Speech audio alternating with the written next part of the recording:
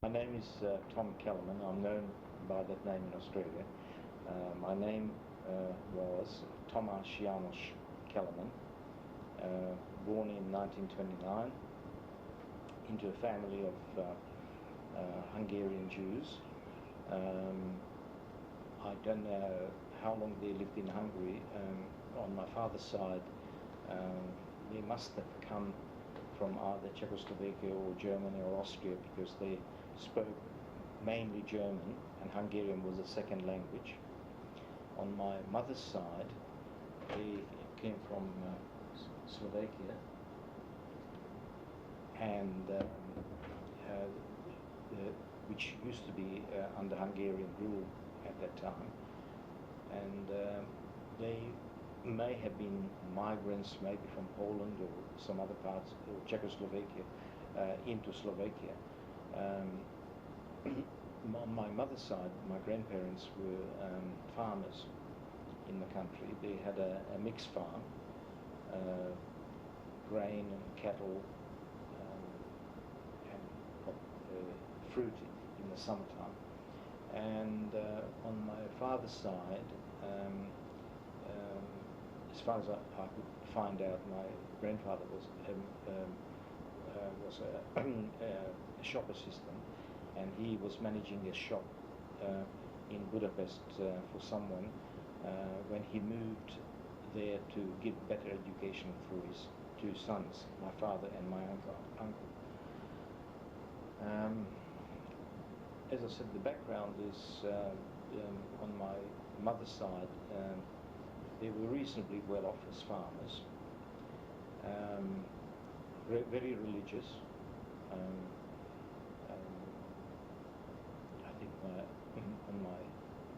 and also on my grandparents on my father's side also came from a very religious background. As they moved into the city, of course, some of that religion tapered off. They were still observant, but they became a bit more liberal. It's something like we would call here the conservative, from orthodox to conservative. My grandmother's family was a very large one. My grandmother was one of 8 or one of even 10. On my grandfather's side, the same. There must have been about at least 8 to 10 children. On my father's side, they only had 2 sons, which is most unusual in those days. And as I said, the reason for them moving, on my paternal grandparents moving into the city, was to give good education, because they realized that with education you can get on in life and you can improve your life. So my father went to a commercial tertiary school, like a college or similar here, a school of economics, and my uncle became a lawyer. On my maternal side, my mother and sister were the only 2 children of my grandparents. My grandfather was an engine driver, and eventually became what they call the chief engine driver, senior engine driver. And he did military service, and after his military service, they took him into the army, from the army to the railways, Hungarian railways.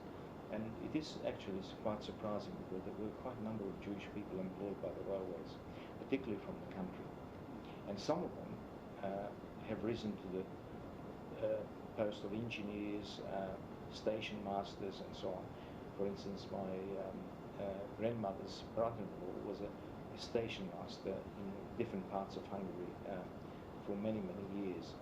And my grandfather, as I said, learned the engine driving in the army, and then later he was with the Hungarian railways, where he was became in charge of express trains going from one section of the empire to the Austro-Hungarian. other side. So he was a well-travelled man, and he spoke only German and Hungarian. And as I said, his religion fervour sort of became less and less once he moved to Budapest. But my grandmother was very, very observant.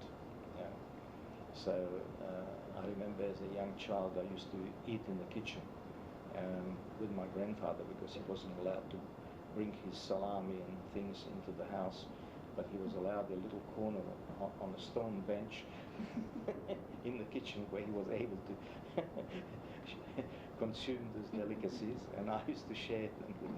So I have lovely memories of that period. I had a reasonably happy childhood. The only thing that probably disturbed everything is that the anti-Jewish laws came into being when I was about 4, in 1933, around about the same time as Germany became Nazi, and the Nazi Party ruled Germany. And my father, being a journalist, lost his job practically every 2 years after that, in 1933, because the government put on more screws and restrictions on employers to employ Jewish people, and particularly they tried to force the Jews out of the media and all the leading positions in commerce and industry. So luckily he had very good connections in the media, so he was able to move from one paper to another paper fairly easily until in 1939 when things got really bad, and he lost his job for the 4th time, and he just couldn't find another one in the area of media, and then he joined the Jewish Council as I think he was working in the area of money transfers from the various Jewish communities to the Hungarian Jewish community. So because he had quite a lot of background in commerce and international banking, he was able to get a job there. My uncle was a judge for a short time after the First World War, and when the communists took power, but as soon as the whites came in, he lost his position, and he was able to get a clearance from the law society in Hungary, and then he was working as a self-employed lawyer and specialized in forest law. So forestry legislations, and how to get permits to. There were a lot of Jewish people who were employed in the forestry and also owned forests, or they leased them from the government. So they cut the trees down and then move on to another section of the forest. So you had to have government permits and so on. And my uncle became a specialist in that field. My mother, when she finished high school, she became a bank clerk, and she worked probably about 4 or 5 years before she got married. But once she got married, she was really looking after the household. My father started to earn a bit more money. At that time he was working for this was just after the First World War. My father was working for the German language paper called Esther Lloyd, and then he joined a financial newspaper similar to our Financial Review. It's exactly the same kind. And he was working there until the first anti-Jewish laws came in 1933. Mind you, even at that time, there were anti-Jewish laws, numerous clauses for students wanting to go to university. So at that time, only 10% of the students could be Jewish at universities. So they tried to cut back on professional training of Jews already from 1920. Luckily, both my uncle and my father, they already finished their tertiary education, so they were not affected by it. But I know quite a lot of young people who had to go overseas. If they wanted to study medicine, they had to go to Italy. And I think the same thing happened in Poland. And wanted to study various other what do you call disciplines, you had to go to either France or even to Holland or to go to England if you could speak the language. And so quite a lot of the Jewish people who graduated from high school in the early 20s, they were forced to go overseas if they could afford it. Otherwise, they had to choose other professions where they could get a position, a seat at the universities, or they had to learn trades. So that was the time when a lot of Jewish people turned towards trades. And all of a sudden we had a lot of fitters and turners and various other tradesmen, electricians, plumbers and so on, who were Jewish. Mm-hmm. Which is quite interesting because previously the Jews were, a lot of them in the country, if they were poor and they were not, they didn't have a shop or didn't have a special professional trades, they were mostly rural workers. For instance, my grandfather on my mother's side, he came from a family where they were very poor rural workers. And he told me that until the age of about 6 or 8, he didn't have shoes. He used to wear the shoes of his older brothers as they became available. And the first proper shoes he got when he had his bar mitzvah. So they were not easy times. You know, people talk about the good old times, but they were not so good. There was a lot of struggle. And so in my first, I have a sister who is 10 years older, and she more or less was like my second mother to me. So my mother was able to leave me in her care, and she loved to be a little mother. And my childhood was quite happy.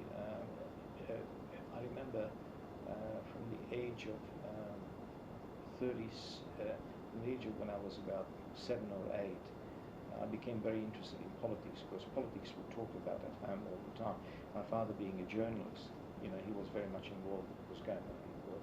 And I remember, apart from Nazi Germany, the Spanish War broke out in 1936, and also the Italian-Abyssinian War, when Italy invaded Abyssinia, which is now Ethiopia. And I somehow became fixed by these two wars going on. Collected all the pictures from the newspapers and used to follow the maps, you know, where the war was going and happening and so on. But apart from that, I did not experience anti-Semitism until I was about 7 or 8. Maybe when I was 8, my grandfather took me to a park in the summertime, and he was already retired. And I used to meet a number of boys who were not only from my primary school but also from other schools around the area. And one day there was some discussion about, it was the first time, about religion. We never discussed religion. We used to just have fun. And one day they say who was Catholic and who was, and I said, of course, I was Jewish. And of course, that immediately I didn't look Jewish, and they never thought that I was Jewish. But the question never came up, and I didn't even think of calling out that I'm Jewish. But when it turned out that I said that I was Jewish, they beat me up. And then they called me Christ killer and all that sort of thing. So it was the first time I experienced anti-Semitism as a child. And I became very aware of it. And then some of the things that happened at primary school, all of a sudden it came to my mind, and I said, no, maybe our teacher is anti-Semitic, because he didn't expressly said anything, but he usually used to pick on me and another boy who was half Jewish. His father wasn't Jewish, but his mother was. And then I started to understand, you know, what really anti-Semitism was. You know, we were different. We were, because of our religion, we were not respected, and we were considered a different grade in society a lower level from them, being Christians. And so then I became very, very conscious of my Jewish background. And religious-wise, apart from primary school having Hebrew classes, I used to go to the synagogue, locals, every Friday night, and sometimes on Saturdays as well. I think it was quite a normal procedure for me to go. My grandfather used to take me on the Friday nights, and my parents used to go on the Saturday morning. And my cousin used to go there. My two cousins used to go there because the family lived fairly close by. We sort of, uncle lived not too far. My other aunt and cousin lived only 3 doors up where we lived. And so we always attended the synagogue together. And it was the main synagogue on Buddha, because Budapest is divided into 2 sections, the Pest and Buda.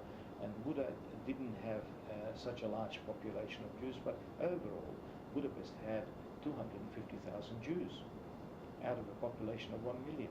So every 4th person was Jewish, racially, one way or another. There were a few converted Jews, a few thousand, but it didn't make any difference because still, when you looked at the statistical figures, 1 every 4th person was of Jewish origin. And and then time came that I had to go to high school. Well, to get into high school was extremely difficult because of the numerous classes. By that time, the numerous classes came down to 5%. So, and it also applied to high schools as well as universities. So in 1939, 1940, we had to apply already in 1938 to get into a high school. I had to do exams, entry exams for various high schools in the area, and I managed to get into one which was called the King Matthias High School, that was in the castle area of Buda. And we were only 3 Jewish students in that class out of 60. Classes were already, fairly large number of children in a class because the war started, and also they didn't have the means of having smaller classes. They couldn't afford to have teachers for two classes, so they put everybody into one for that year into one class. And so instead of having 2 lots of 30, we became one lot of 60. And my teachers were, except for the Hebrew teacher, were Christian. They were, I would say, they were not anti-Semitic at all. And in fact, our form master, on a couple of occasions, apologized to what was happening to Jewish people. So we felt very comfortable with him, and we felt, and he made a point of it in the class, that nobody is to be discriminated, and particularly mentioned that there were only few Jewish people in the school and in the class, and under no circumstances would he allow any manifestation of anti-Semitism. So we were quite relieved. And then when my father worked already a year in his job in the Jewish Council, he was able to transfer me, and we also moved to Pest. We moved from Buda to Pest. So once we moved to Pest, it was quite a long way to go up to the castle. So my father managed to get me into the Jewish Community High School. Well, the Jewish Community High School, because of the restrictions in the Christian schools, the numbers were even larger. Instead of having 60, they had to have a class A and a class B. So they had to have 2 classes. Each one had 60 students in it. And that was the norm. Some years even had 3 classes of 60 each. And that was a humanistic high school, similar to the first one I went to. And I remember that was the time when they brought in the forced labor service, so that Jewish young people had to serve in the forced labor camps, and those Hungarian Jews who were fighting in the First World War in the Austro-Hungarian monarchy, for a while they were still part of the Hungarian army, and some of them even went to Russia in 1941. And they were used in the occupation of parts of Czechoslovakia and Romania, because Hungary made a pact with Hitler that in return for certain for being an ally of Germany, Hungary would receive some of the territory back that they lost after the First World War. So part of Slovakia, part of Romania came back. And Jewish soldiers were actually serving, and to my surprise, with sidearms, which was really a paradox, because the Germans were already actively killing off people in Poland and persecuting Jews in Austria and Czechoslovakia. In Hungary, there were still Jewish soldiers serving in the army. Compulsory, I mean, it was not voluntary, they just had to go. And I remember my father was called up in 1938, and he served with the motorized unit. He was, for some reason, I don't know why, he didn't have a commission in the First World War. He was a corporal. And I remember him in the army uniform. He was away sometimes for a week or 10 days because he had to stay. But there were times when he used to be there till the evening, until 6 or 7 o'clock. They used to come home, sleep at home, and go back to the army depot in the morning. And I think it went on for about 6 months. But I know some other Jewish people who actually served with arms in Russia in 1941, and also in other parts of Hungary in the army. But then, as the laws became strict, excluding Jews, of course they excluded them from the army. And even though there were already forced labor people and Jewish army people, these people who used to wear uniforms and sidearms all of a sudden had to go to the forced labor units.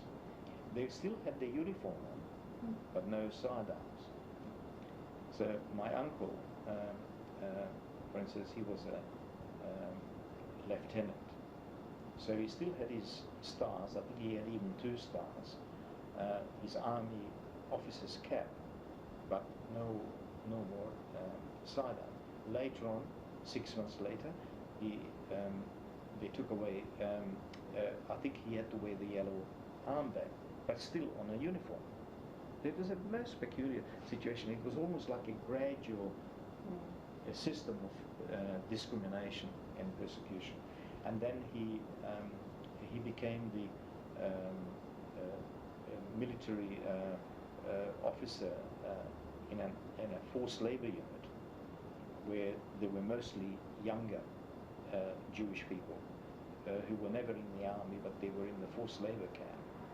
And then he had a superior who was a Christian, so he had to report. He had to actually do all the dirty work and report to the army officer, who was a non-Jewish fellow. He was really in charge, but my uncle had to do all the organization, arrangement, rosters for work and so on, and look after the unit. He had about 100 or 150 young men to look after. And so things started slowly to get worse. The influence of Nazi Germany was becoming stronger. The extreme right-wing Nazi party people were increasing in numbers. The politics were much more daring. They were quite open about what they wanted to do with the Jews. They already started talking about deporting the Jews of Hungary because there were too many of them. Mind you, in 1941, within the borders, there were about 825,000 Jewish people living there, which was almost 10% of the population, because the population was just under 9 million, and 825 were Jews. So we had the largest reservoir of Jews after Poland. Of course, in Poland, they started Poland was divided between Russians and the Germans, but even on both sides there were still, at that time, there were still several million, because the killing really started in 1941. There were a lot of atrocities here before, but the systematic extermination started in 42. And so in Hungary, in spite of all this, the so-called government kept on saying that Jews will be required to work as long as they work and they're good citizens. No harm will come to them, but they will be expected to do contribute physical labor to the country.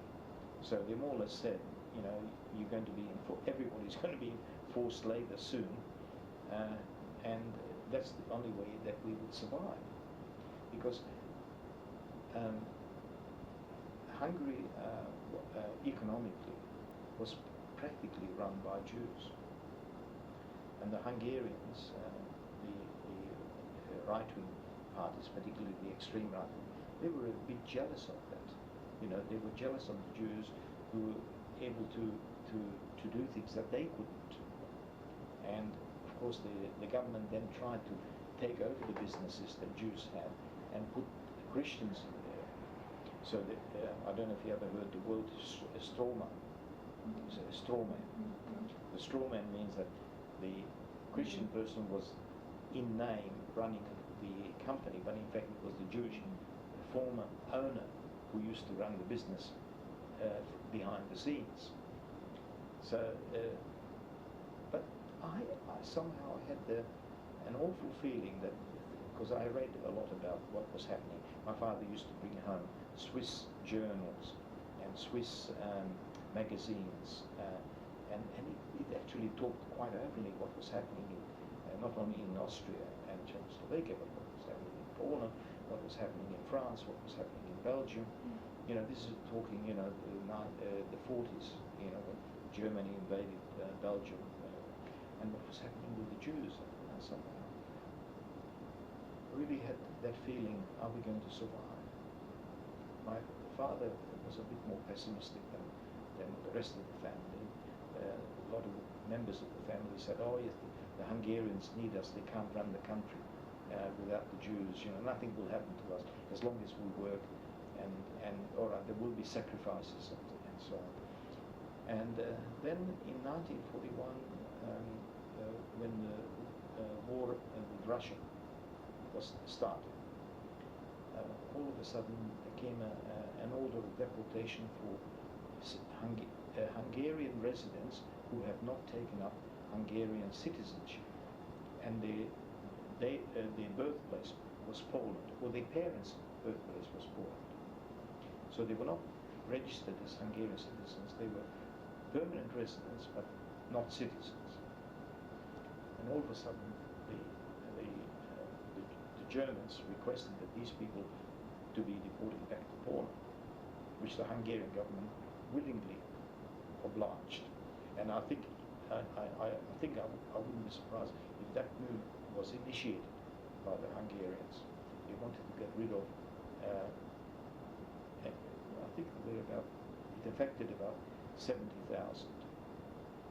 It's still, you know, it's a large number. It was not quite 10% of the Jewish population who've never bothered to take up citizenship, but they were permanent residents and were always regarded as Hungarian citizens. So when that happened, it affected me as well, because my sister had a very good friend, and so that friend was already married, and she had a Hungarian citizenship, but not the father. And the father was a cantor at one of the synagogues, and for some reason the Jewish community blindly accepted this order, because these people were told that they're going to be resettled in Poland and they will work there instead of working in Hungary. And my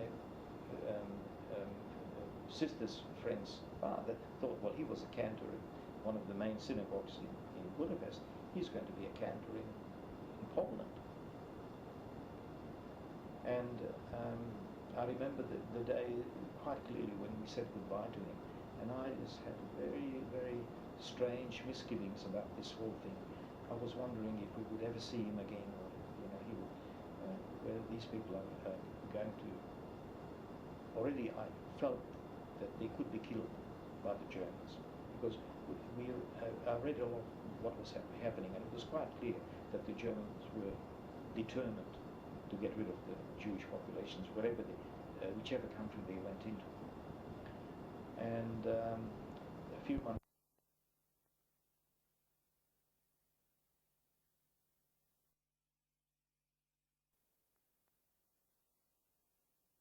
in spring 1942, and the daughter tried to contact the father, and somehow I think they even managed to, through some Hungarian army people who were in Russia fighting with the Germans, they managed to establish contact with this group of people. They were all living around Kamenets-Podolsk region, which is eastern Poland.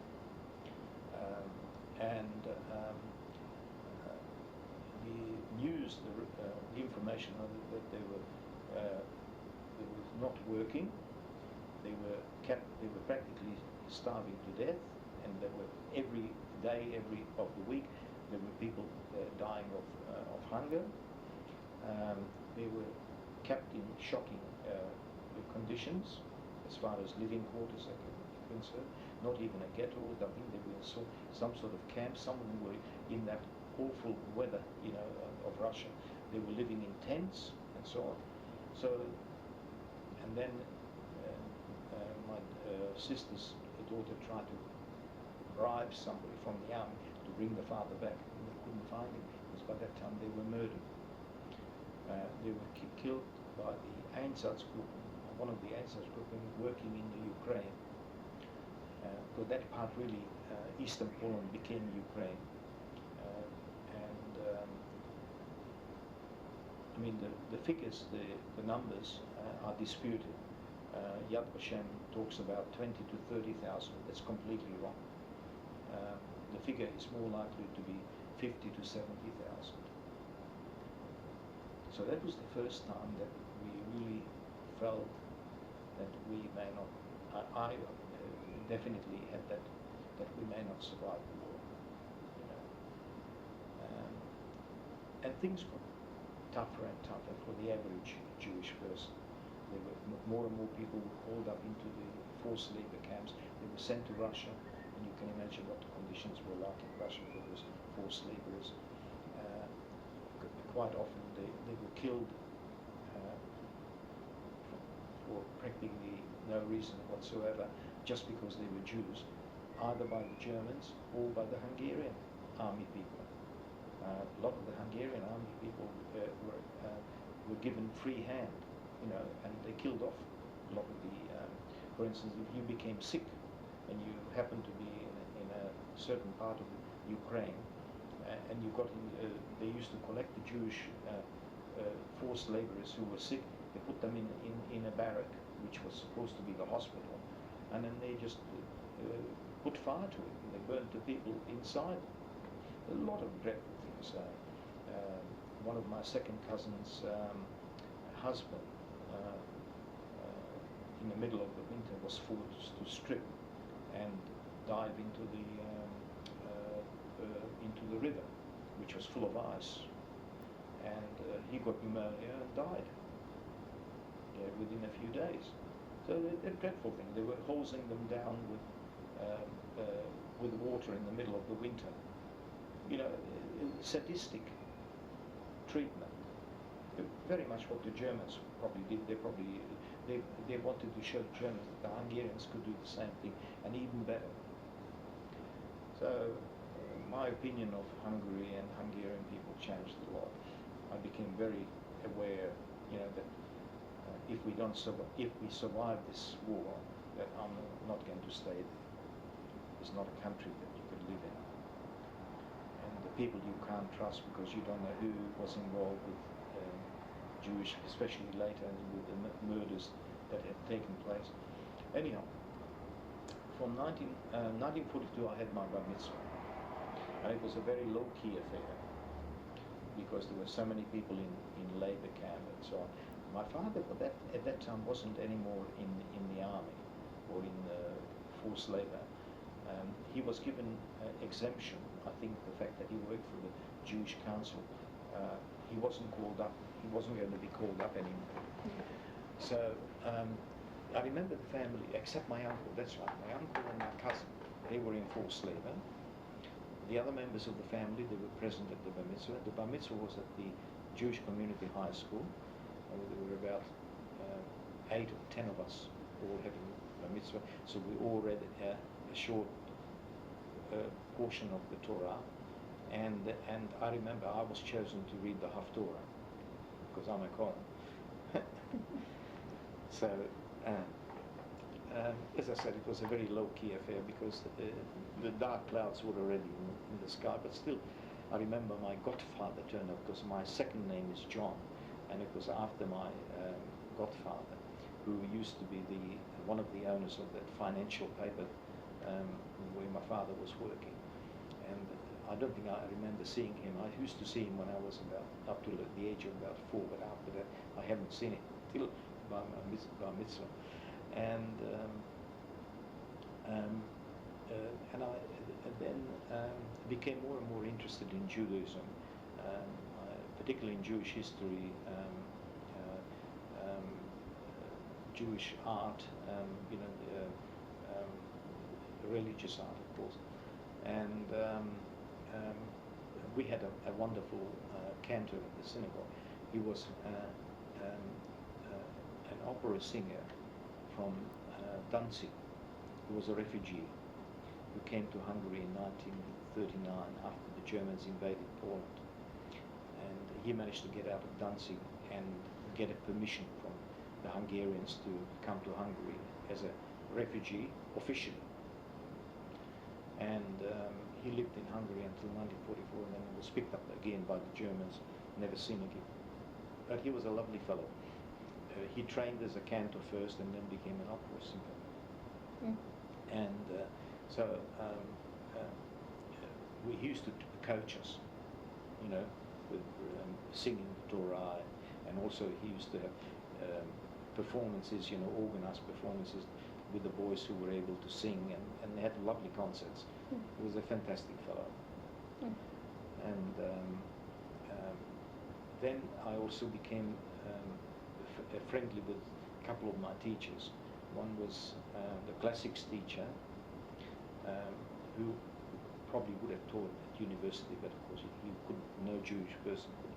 So he was happy to have a job in the high school, and he used to teach Latin and Greek, classical Greek. And he was a fantastic, very clever man, and highly qualified for his job. And then I had a history teacher, a young man, who for a while had an exemption as a teacher, not to be in the forced labor.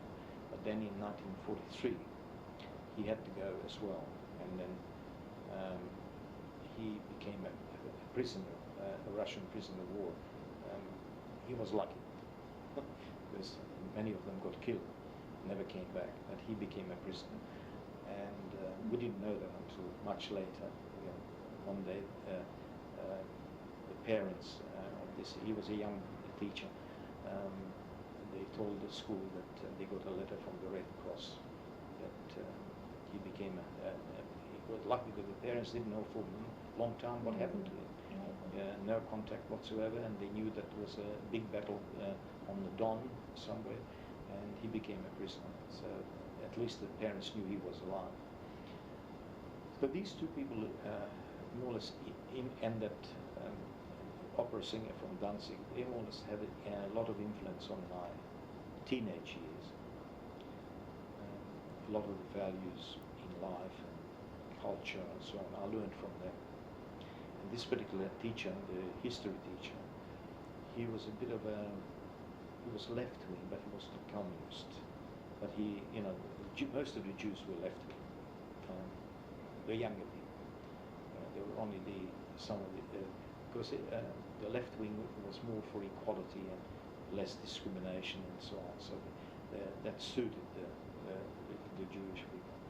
And he was a very clever fellow, a fantastic brain. And I learned a lot from him. And that was 1943. Things were getting worse. We first of all we started to hear about the atrocities in Germany. People managed to escape from Poland, from Lodz, from Krakow, and so on. We didn't know anything about Auschwitz, but we heard about these massive executions by the Einsatzgruppen. I just thought, how are we going to survive? With such still a large Jewish population.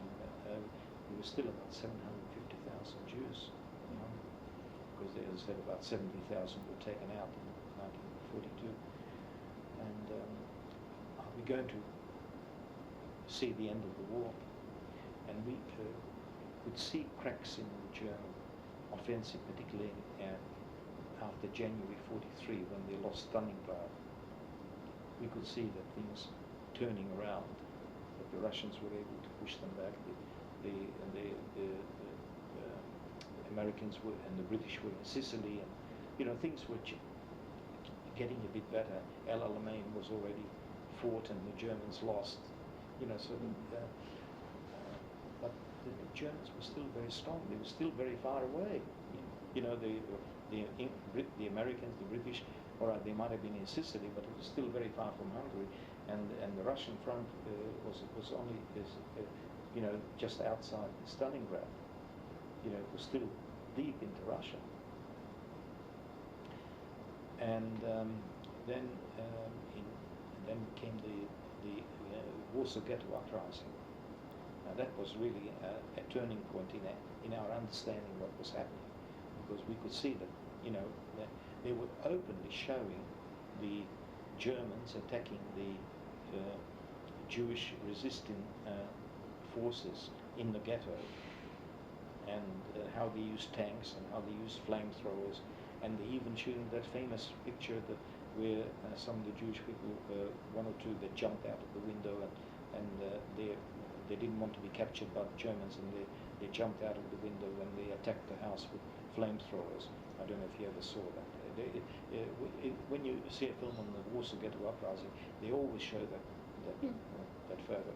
It was taken by German cameramen, and they showed it all around Europe, including Hungary. So then we realized, this is not going to finish well, one way or another.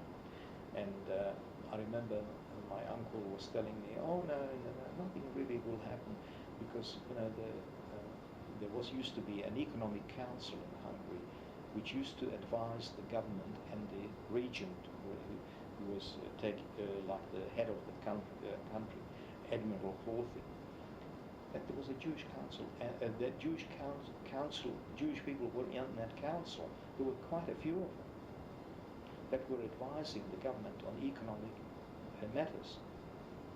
So it's similar to what we call here the Australian Business Council. Lowy's probably on it now. Here, there it was the head of the Jewish community, who was an economic advisor, and a few others were on that council. So they said, if these people are on that council, it means that the Hungarian government has no intention of doing away with the Jews. But what they didn't think is what will happen if the Germans take full control. Because up till then, up to 1944, they were in the country, the troops were going in and out. There was soldiers going to Yugoslavia, to the Balkans, to Russia, through Hungary, to Romania. They were going through Hungary. But the control of the country was still in the hands of the Hungarian government. But then, of course, in early 1944, the Germans wanted Hungary to be completely integrated into the war machine of the Nazis. And one of the conditions was that the deportation of Jews must take place, the whole lot. No Jews to be left in Hungary. And surprisingly, the author, the admiral, who was the head of the country, refused. And he told the Germans that he would not accept that. He said, even though they may not be, he used some expression that they may not be the desirable citizens he would like to have, he needs the Jewish community as an economic force in Hungary. So Hitler decided to occupy Hungary military means, that means taking over the government and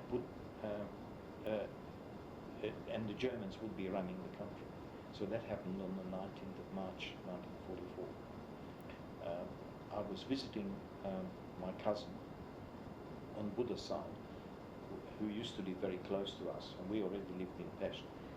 And in the morning on a Sunday, we were going to visit a friend of his who were German refugees, Jewish refugees, and they established a pencil factory in Hungary. So the Hungarian government actually gave them permission to come to Hungary from Germany in the 30s on the condition that they would bring capital into the country and they would start up an industry. So they were settled quite nicely. They had a villa on the side of the Castle Hill, and we were going up there. And that's how the streets were completely deserted. We didn't quite understand why. And we saw aeroplanes, German markings on it, circling. We didn't listen to the radio in the morning. It wasn't like today, that you listen to it all the time. On that Sunday, we didn't, and my grandparents didn't listen either. So we were walking with George, and I said, "That's funny, usually people go to church, people go for a walk. It was a nice spring morning. Somehow something is funny, and these planes are circling. What's going on?" And as we went up there, the father said to us, "Didn't you hear what happened?" And I said, No, we only saw these planes." He said, "Well, the Germans have taken over Hungary. They marched in on the border early in the morning, about 3 o'clock or 4 o'clock, and of course by 7 o'clock they were already in Budapest. And we were in Buda, so we didn't know what was happening. And they suggested that we should go home and we should, not be in the streets and so on. So we went home. And those people were picked up. We found out later they were picked up by the Gestapo after lunch or around lunchtime. Never seen again. Completely disappeared. Nobody ever knows what happened to that family. They probably finished up in Auschwitz or killed somewhere. Yeah, and that happened to a lot of other people who were allowed to come to Hungary as Jewish refugees, and then they were picked up by the Gestapo on the first day that the Germans occupied the country. And I remember going home, and I took the tram from Buda to Pest, and as we got into Pest, we could see German tanks, not many, a few, motorcycles with sidearms, and German soldiers with machine guns at the ready, and the other thing was outside one building, an apartment building, we saw trucks, 2 or 3 trucks, German trucks, and people being taken out of the apartment, put inside. Obviously they were the Jewish hostages, because they took hostages immediately the first day. Within a few hours they arrived. They had lists. They knew exactly who they wanted and so on. People who were prominent in industry, still, because they couldn't do away with all the Jews in management, and people who had some influence. They might have been intellectuals and so on. They were all collected, and they became hostages. So we went home. My father came home from work, because on Sundays the Jewish Community Council was working. Sunday was a normal working day, and he told us what happened. That the Germans, a couple of German SS officers came to the Jewish council, so, obviously with an escort, SS escort, and they ordered the Jewish council to be ready for the next day to have a meeting. And all the Jewish communities around Budapest and the suburbs, and representative, those who could get to Budapest overnight, to come to that meeting. That was an order. You can imagine the panic. Next day, Monday, we went to school. And of course, the teachers they didn't know what to do. And they were afraid that we would be, the students, would be taken, and the teachers could be taken as hostages. So they decided to close the school down. So we were sent home after a few hours. I think we were given some homework or something to do something, and they said, come back on Wednesday when we know more or less what's happening. But of course, when Wednesday came, we went to school, and they said, we're finishing the school year, no more school. We were only there for about an hour.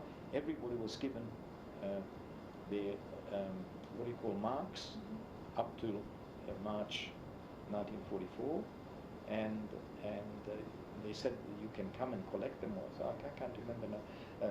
We were actually not even in our own school, because the Hungarian army took over the high school, and we joined forces with the trade school, the Jewish trade school. So they went in 1 week. They went in the morning. We went in the afternoon, and then so we used to do that since 1941.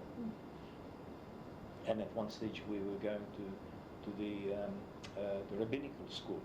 The same thing happened there, that we shared it with the rabbinical students in 1941 and 42.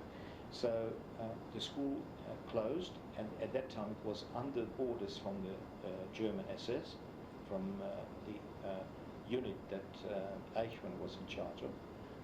And then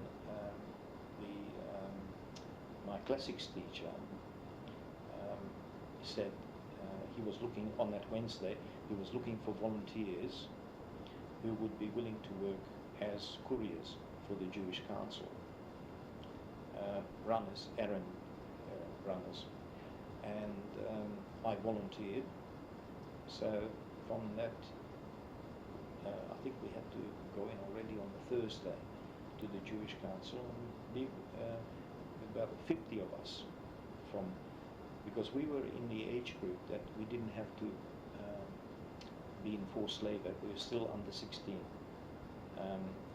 Originally it was 18 to be in the, then they brought it later, and when the Germans marched in, it became 16. But we were still, I was only 14 and a half. So we were under that age group, so we could become couriers. So, oh yes, and another thing too. The Hungarians also started, young Jewish teenagers had to be cadets. In every school they had a cadet training scheme. And of course we were Jews, so we still had the cadet camp, but we had to wear a yellow armband. This is before the Germans came in. And we had to go once a week under armed escort. There were two, a sergeant and two soldiers used to escort us to an army depot, not very far from the school, about half an hour from the school, and we had to do labouring jobs. And the labouring job consisted of picking up gravel on one side of the yard and taking it to the other side. And next week we used to pick it up from that side and take it back to this is to make us work. This is what we call apprentice forced labourers.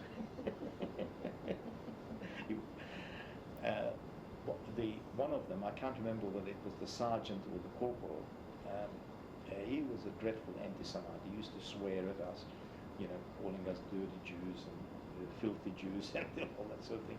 And then one day he did something. He urinated into a puddle of rainwater, and he made us lie down and try to force us to drink the water. you know, to, you know, just to, what would you call that? To torment us, you know, and to, that our dignity, you know, would be taken away from us. You know, that was the aim. So we already, you know, we could see what the Hungarians could be like, you know, and so we didn't need the Germans. The Germans were, I think they were very happy to have the Hungarians as their allies, because I think they did in some respects better job with the Jews than the Germans themselves. Anyhow, so I started work with the Jewish Council as a courier, and my boss was this classics teacher, whom I sort of admired, you know. It was like a student looking up to his master and teacher, and they were actually interesting times. My first assignment was a number of us were sent down to the not immediately, but after a couple of weeks, to the housing department, because the Germans demanded that Jews eventually will have to be. Can we have some coffee down? You're taping it? Sorry, yeah, we're taping. Can you have some coffee down? I'm about to. And the errands. I remember the first errand we had. The Germans made demands on the Jewish community from day one. One of the demands that they made was that we had to pay for the expenses. The Jewish community had to pay for the expenses of the SS unit that was under the command of Eichmann. And they were living up at that time. They were living up in Buda, on top of like a holiday resort in a luxury hotel. And because they were expecting air raids, we had to take up all kinds of shovels and picks, all implements to dig air raid shelters in the courtyard of the hotel. And we had to do that in the afternoon. I don't know why it was in the afternoon. By the time it was already quite dark, by the time we went up on the cogwheel train, and I remember we occupied the whole carriage of the cogwheel with all these implements, and then we had to schlep them in, load it on. We came with a truck, loaded it onto the cogwheel train, and then when we got up there, we had to unload there and take it inside the grounds of the hotel.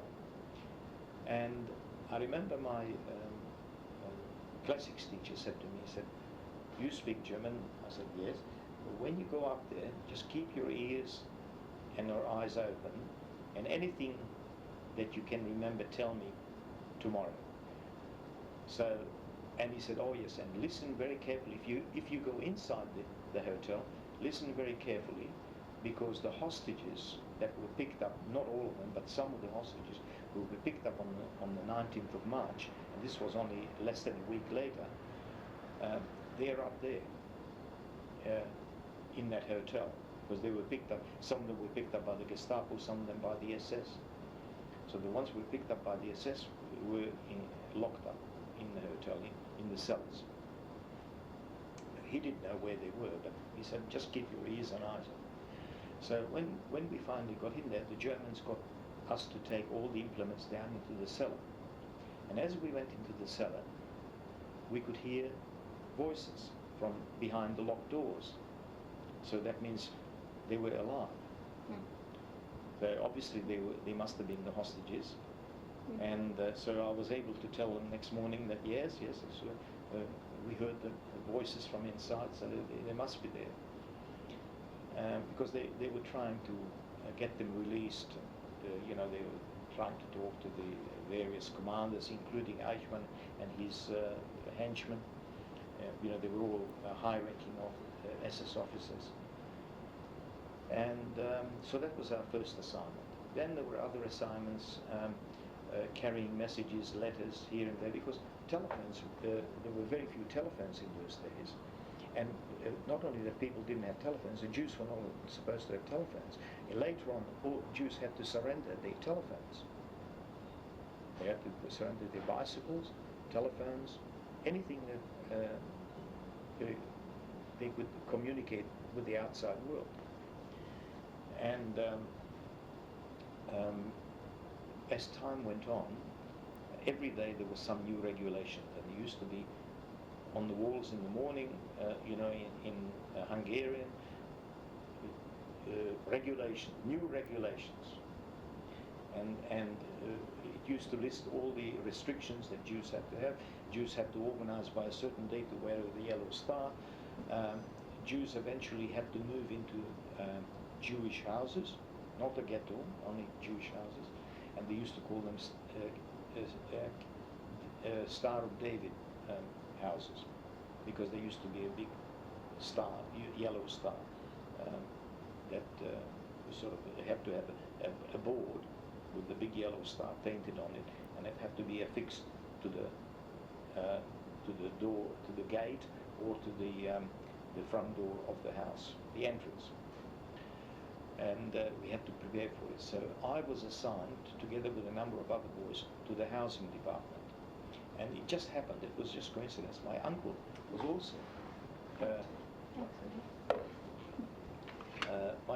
also working in the housing department.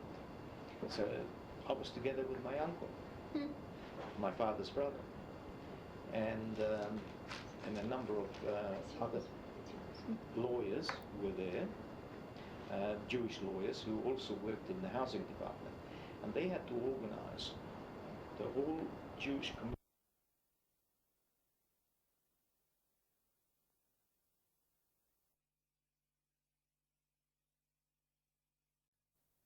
So I was doing actually clerical work, and partly had to be outside, going into houses that were where we had to give notice to people that they had to move by a certain date, and if they had family or friends to move in a Jewish designated house, then of course they could make their own arrangements of moving. But if they didn't have such connections or couldn't do it, then the Jewish council had to allocate a room. The principle used to be one family per room. Had to allocate accommodation in a Jewish house for them.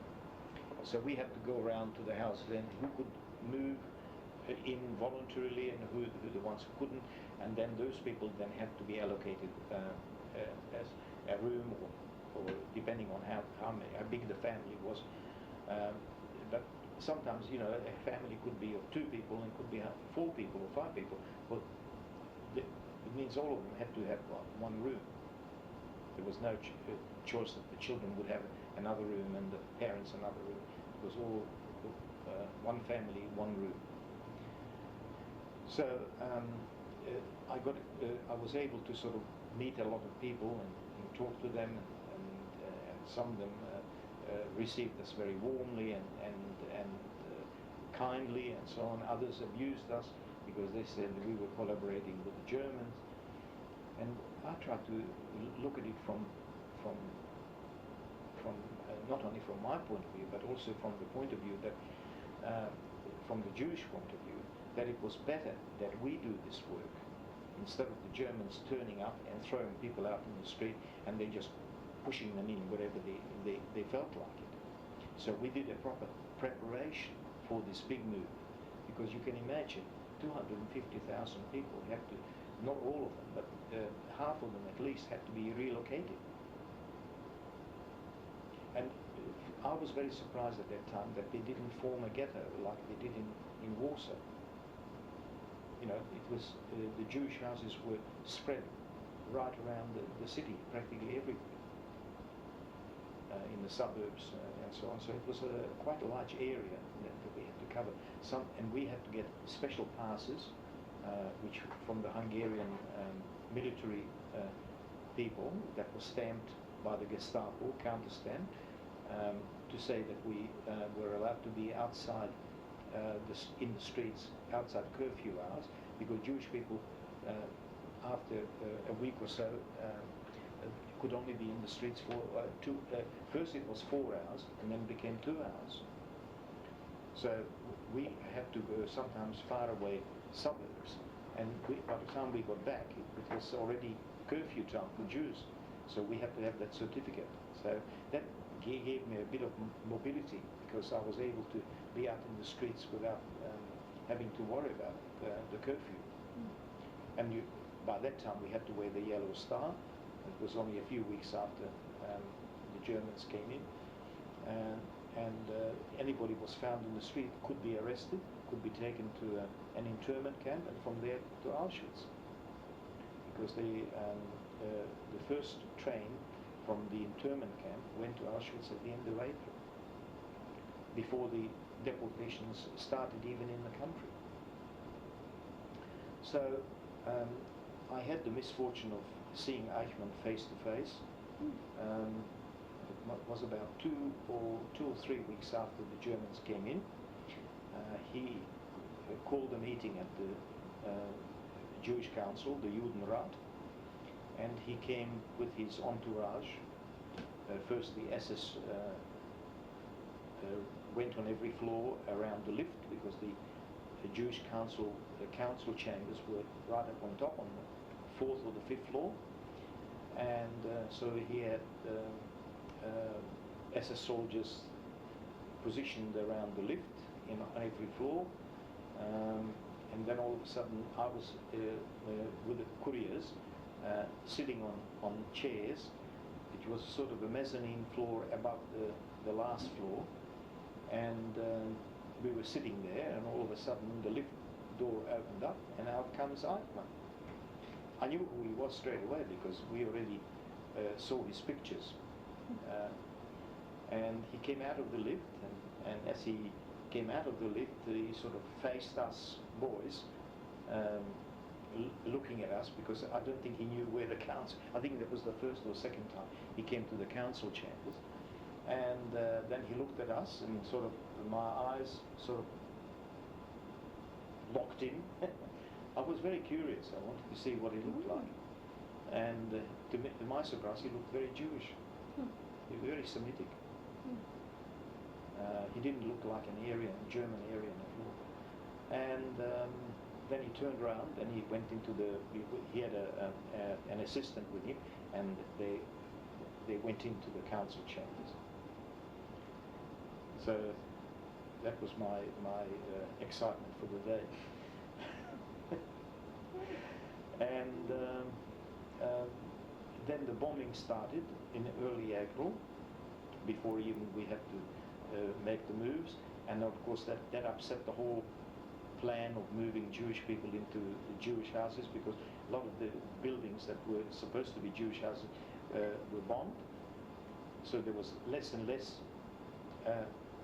buildings left for Jews. The government wouldn't give us any extra houses, so we had to fit in the Jewish people of Budapest into the existing, whatever was still available. And the bombings were quite heavy, because though they were supposedly trying to look for military targets, railways and factories and so on, quite often the bombs missed. And instead of falling onto the railway line, they fell on residential streets, destroying whole row of houses and so on. So apart from worrying about the Nazis and the Germans, we also have to contend with the areas. Sometimes the areas were at night, sometimes were early in the morning, and they came from Italy.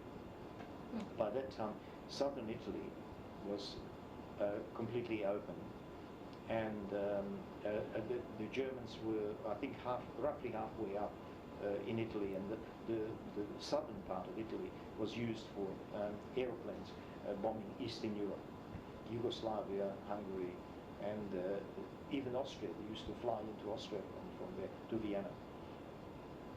And Budapest was considered a transit point, so it was heavily bombed right up to practically until the Russians came to Budapest. Anyhow,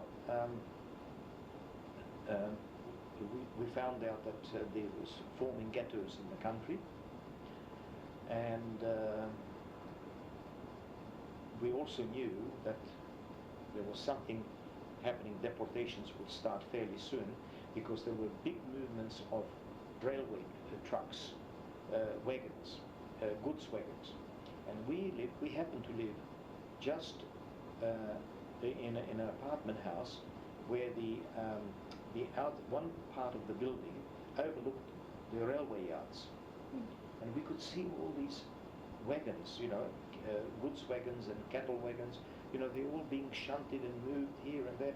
So there's something going on, because it was feverish activity. And as it happened, they got them ready in early May, and on the 15th of May they started emptying the ghettos. They started first with the northeast of the country, and then they moved to the eastern part, and then to the southern part, and then Hungary was divided into 5 deportation zones. And as I said, they started first with the north and the northeast, because that was closest to where the Russians were coming from, in the direction of the Russian front. So they wanted to take the Jews out of there first, and then they moved to the southern part, and then to the west, and then eventually to the outskirts of Budapest. And we were to be in the last section. We were going to be in Budapest. We were going to be deported last. We were caught rats in the trap. And we knew what was going on. Especially because I worked in the Jewish Council. My father knew what was going on. My uncle knew what was going on. And then there was a couple of interesting things happened. All of a sudden we heard that there were negotiations with the SS, and some Jews will be allowed to leave. And I don't know if you ever heard of the Kastner transport. Kastner was, I think he was a journalist, as far as I know. He might have had some other training as well as university, but I think his main job was a journalist. And he lived in Budapest for some years, but he came from Transylvania, from a big town called Kolozsvár, in Romanian with Cluj. And he managed to get most of his family and some close friends out of the ghetto in Kolozsvár to Budapest. And they were put into a school in Columbus Street. I remember that name because it was an unusual name, Columbus Street. And it became a sort of a transit camp for these Jews that were taken out of the ghetto in the country. And in June, the same people, plus a number of other people, a total of about 1,000, close to 1,700 Jewish people, were allowed to leave Budapest. Supposedly they were going to Switzerland against the payment of the equivalent of $1,000 in gold or jewelry, or in American currency, if anybody had American currency or English currency, to the value of $1,000 per person. Now that was a deal that Kastner made with Eichmann, because Eichmann already in May started negotiating with a committee, a rescue committee, to try to get these trucks, thousands of trucks for the German army, and if they could get the trucks, they would allow 1 million Jews to leave the camps, wherever, irrespective where, from Poland, from Russia, or Czechoslovakia, anywhere, they could get 1 million Jews. And there was a German Jewish fellow, Brandt, Joel Brandt, who was negotiating with the Germans. He actually was a German Jewish refugee. He was given permanent resident status in Hungary. And he and Kastner were negotiating with Eichmann. And the idea was that Brandt had to take the message from Eichmann to the Jewish people in Palestine and to the Allies to see if they would be willing to make a deal with the Germans that would enable a million Jews to survive. In the meantime, whilst the negotiations were going on, the deportations went on relentlessly. Every day there were at least 10,000 people or 12,000 people were taken out of the country on a regular basis. Doesn't matter whether it was Saturday, Sunday, whatever. 7 days a week, trains were rolling out of Hungary. As I said, it was a very big logistical exercise for the railways, but they were prepared for it already from the time that the Germans came in. Anyhow, my English teacher, I used to learn English at school and also privately. My English teacher was on that train, and I remember clearly in June we said goodbye to her. The pupils, the students who learned English from her, we all went to say goodbye. And she was crying, we were crying. She was crying because she thought, what will happen to us? And we were crying because we thought that the Germans will not keep their word and they will take them to Auschwitz. By that time we knew about Auschwitz. We found out about Auschwitz at the end of May, early June. And that was also interesting how we found out about it. We had a neighbor who was from, they were actually country people, but because of his job, he lived in Budapest. But all their relatives lived in the country. And one day in early June, he got a postcard. Bald-Zee. And this is from the people who were already deported. They lived in the northeast of the country. And in that postcard it said, we are well, we are going to work. This is what the Germans told them to write. Everything is okay. We are well, healthy, and we're going to work. And tomorrow we're going to see Uncle so-and-so. And Uncle so-and-so has been dead for the last 15 years. So the neighbor knew that these people were aware that they were going to die the same day or the next day. So that was the clear indication that these people are going to be killed or were killed. By the time we got the letter, they were there. So these were people who were fairly elderly. They were in the early 60s. So they were in that section after having been taken out of the wagons, that where they knew they were going to be killed, because there was such congestion in Auschwitz at one stage that they couldn't gas all the people in one day. Some of them had to wait many hours, and some of them even had to sleep in the open till the next day when their turn came. So this card indicated quite clearly that these people knew they were going to die. So that's how we found out about Auschwitz.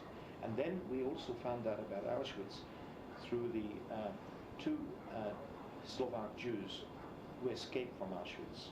I don't know if you heard of Rudolf Reba and his companion. They escaped from Auschwitz.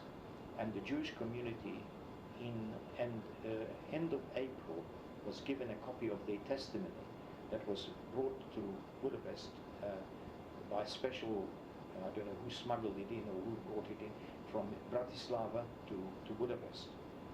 And it warned the Hungarian Jewish community that they are actually preparing, the Germans are preparing to receive the Hungarian Jews in Auschwitz to be killed there. And this particular document was then passed on to the Switzerland, to the International Red Cross, to the Allied governments through Switzerland, to the World Jewish Congress, to warn them what is going on in Auschwitz. And that's when the word Auschwitz became known Most of the people didn't want to believe it. Most of the people in Budapest, they said, "Aber was," you know, they said in German, "Aber was," oh, this is what you call it, it's somebody's imagination, they used to call it. They couldn't believe it, that this is happening, what was happening. Anyhow, there were some people who believed it, but they were in minority. So things went on like this till July, August, and all of a sudden in July, August, sometime in August, the front was getting a bit closer from the east. The Russians were getting a bit. There was not much movement happening in Italy, and the Jewish community had this rumor going right through the community that the British and the Americans will save us. And how they would save us, that they would land in the British would land in Yugoslavia with the Americans. They would cut across Yugoslavia and they would occupy Hungary before they would get to Austria. Of course, it was a nice dream, but it never happened. But they had this idea that we would be saved, or at least the Jews of Budapest would be saved. But in August, the Nazi Prime Minister was asked to resign, and a military person, general by the name of Lakatos, he was Géza Lakatos, he was one of the top-ranking generals in the Hungarian army, became the Prime Minister. And everybody knew that Lakatos was not a Nazi. So there was something happening. So what actually happened is that they were negotiating with the Allies and the Russians. They were separately negotiating with the Russians and separately with the Allies through Switzerland. The Russians, I think they actually flew a Hungarian officer, high-ranking officer, to Moscow to negotiate with the Russians, to try to get Hungary out of the war, similar to what Romania did. Because in Romania jumped out of the war. One day they were fighting with the Germans, the next day they were fighting against the Germans on the side of the Russians. This happened after the 20th of August. And that was the time when the government changed in Hungary. So we had high hopes. The Jews from the country were all gone. There were none left. On the 8th of July, the deportations were stopped in Budapest. That means that on the first they deported, the regent waited until all the Jews from the outlying suburbs were deported, and when that was finalized, there were only the Jewish people in Budapest, 200,000 still there, and that they stopped the deportations, and that's when they started negotiating with the Allies. There was a lot of pressure put on the Hungarian region by the Swede, by other the Vatican, and as well as the what do they call it, the German, the American Refugee War Board, or War Refugee Board, and they actually sent a message through Sweden to the Hungarian region, threatening him that he would be put on trial again as a war criminal for war crimes and crimes against humanity and so on. And he actually accepted the demand from them and stopped the deportations. But it was interesting that he waited until all the Jews from the outlying suburbs were deported. So only allowed the people... Can I get that? So with these deportations, they stopped on the 8th of July. Just before that, I would say it would have been on the 5th or the 6th of July, I had one of my worst experiences as a courier. During the months of, after the Jews were moved into the Jewish houses, which happened, I think in May, or around about May or even early June, when I finished that job, I was doing all kinds of errands for the Jewish council. and sometimes I went to the head of the Jewish council to his home and picked up items or letters or something to be delivered somewhere else. Just normal courier work that today anybody would do these days. I also had jobs, particularly certain times of the day when either early in the morning or later in the afternoon, when my classics teacher, which I only found out after the war, that he was involved with the resistance. He was part of this rescue committee, Jewish rescue committee, and it was part of the Hungarian general resistance against the Nazis. And of course the Jews were part of that because we were all in the same boat. Anybody who was against the Nazis and Jews, of course, they were together. There wasn't much of a resistance in Hungary, but there was a little bit. I had to take messages that my teacher gave me, never in writing, always some messages, to some people who lived in other parts of Budapest, in non-Jewish houses, and most of them were Jewish people who lived with false papers, documents there. So sometimes I had to go to the 10th district or to the 8th district where there were hardly any Jewish houses. And these people particularly lived in those areas, so there would be less chance of them being recognized and so on. So I never knew what the messages meant because, as he explained to me later, he didn't want us to know what was in case we got caught, that we didn't know what anything meant. So we did that from time to time. And on one particular occasion, as I said, in the first week of July, 5th or 6th of July, we knew that there were deportations going on around. And one particular community they were trying to get in touch with on the telephone, from the Jewish council to that Jewish council in the outlying suburb. And they couldn't get in touch with them. So they asked me, would you go and try to get in there and see what is going on? But don't put yourself in danger. If you see gendarmes in the street or any of these, if you see that there is a dangerous situation, don't go right in, just observe what is going on. So I took the tram, because it used to be, to get to these places, you had to, the trams used to go to the end of the line, and then you used to cross like a little, like a street, cross a street, and you were in that outlying suburb. It's like going to Parramatta, you get out of the train, and you're already in Parramatta. So a similar situation. So I went with the tram, got out, and I could hear this unbelievable shouting, shouting. And I hadn't been there before, so I didn't know the area. And as I looked across the street, on the other side of the street, it was the end of the railway station.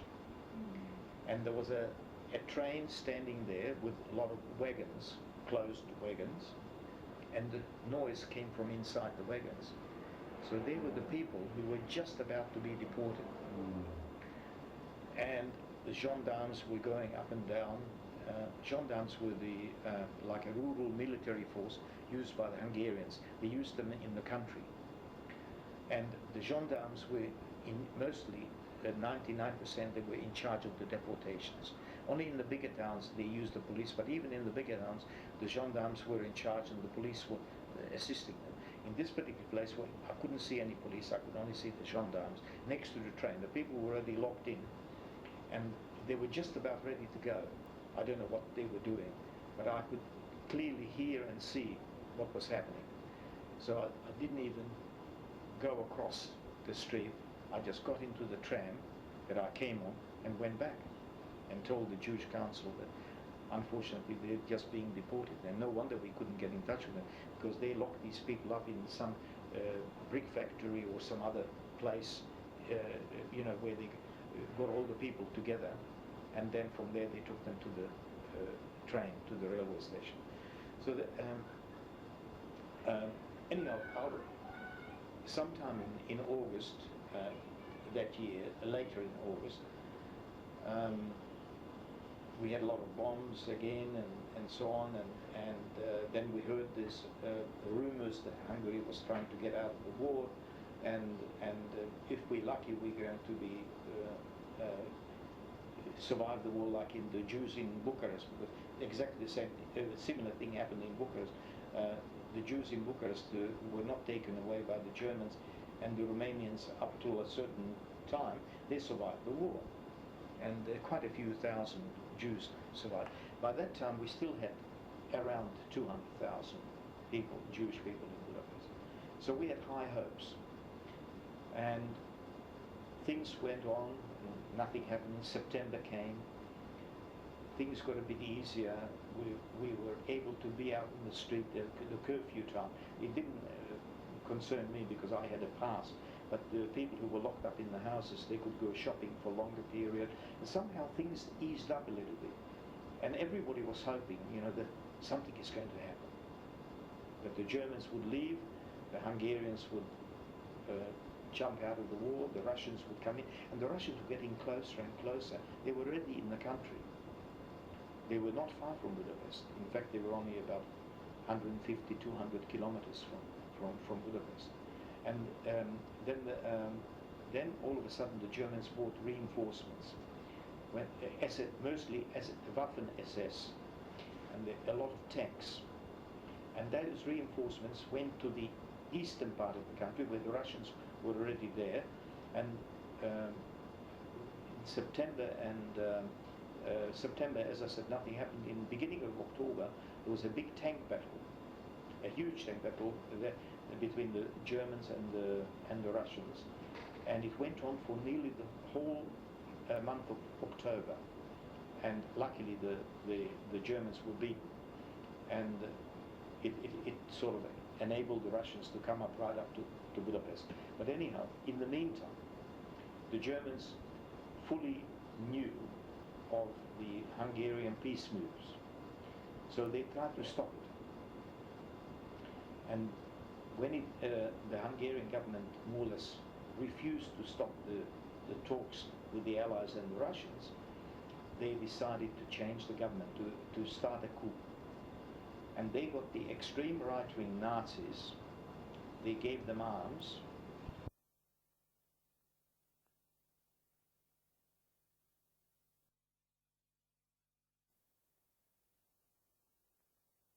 was the Hungarian regent, when he heard that the Germans were going to try to change the government, he came on the radio and he made a proclamation that Hungary is no longer at war with the Russians and their allies, and Hungary is seeking peace, and asked the Germans would they please leave the country, which was a naive idea, because the German troops were everywhere, and especially that they were reinforced in September.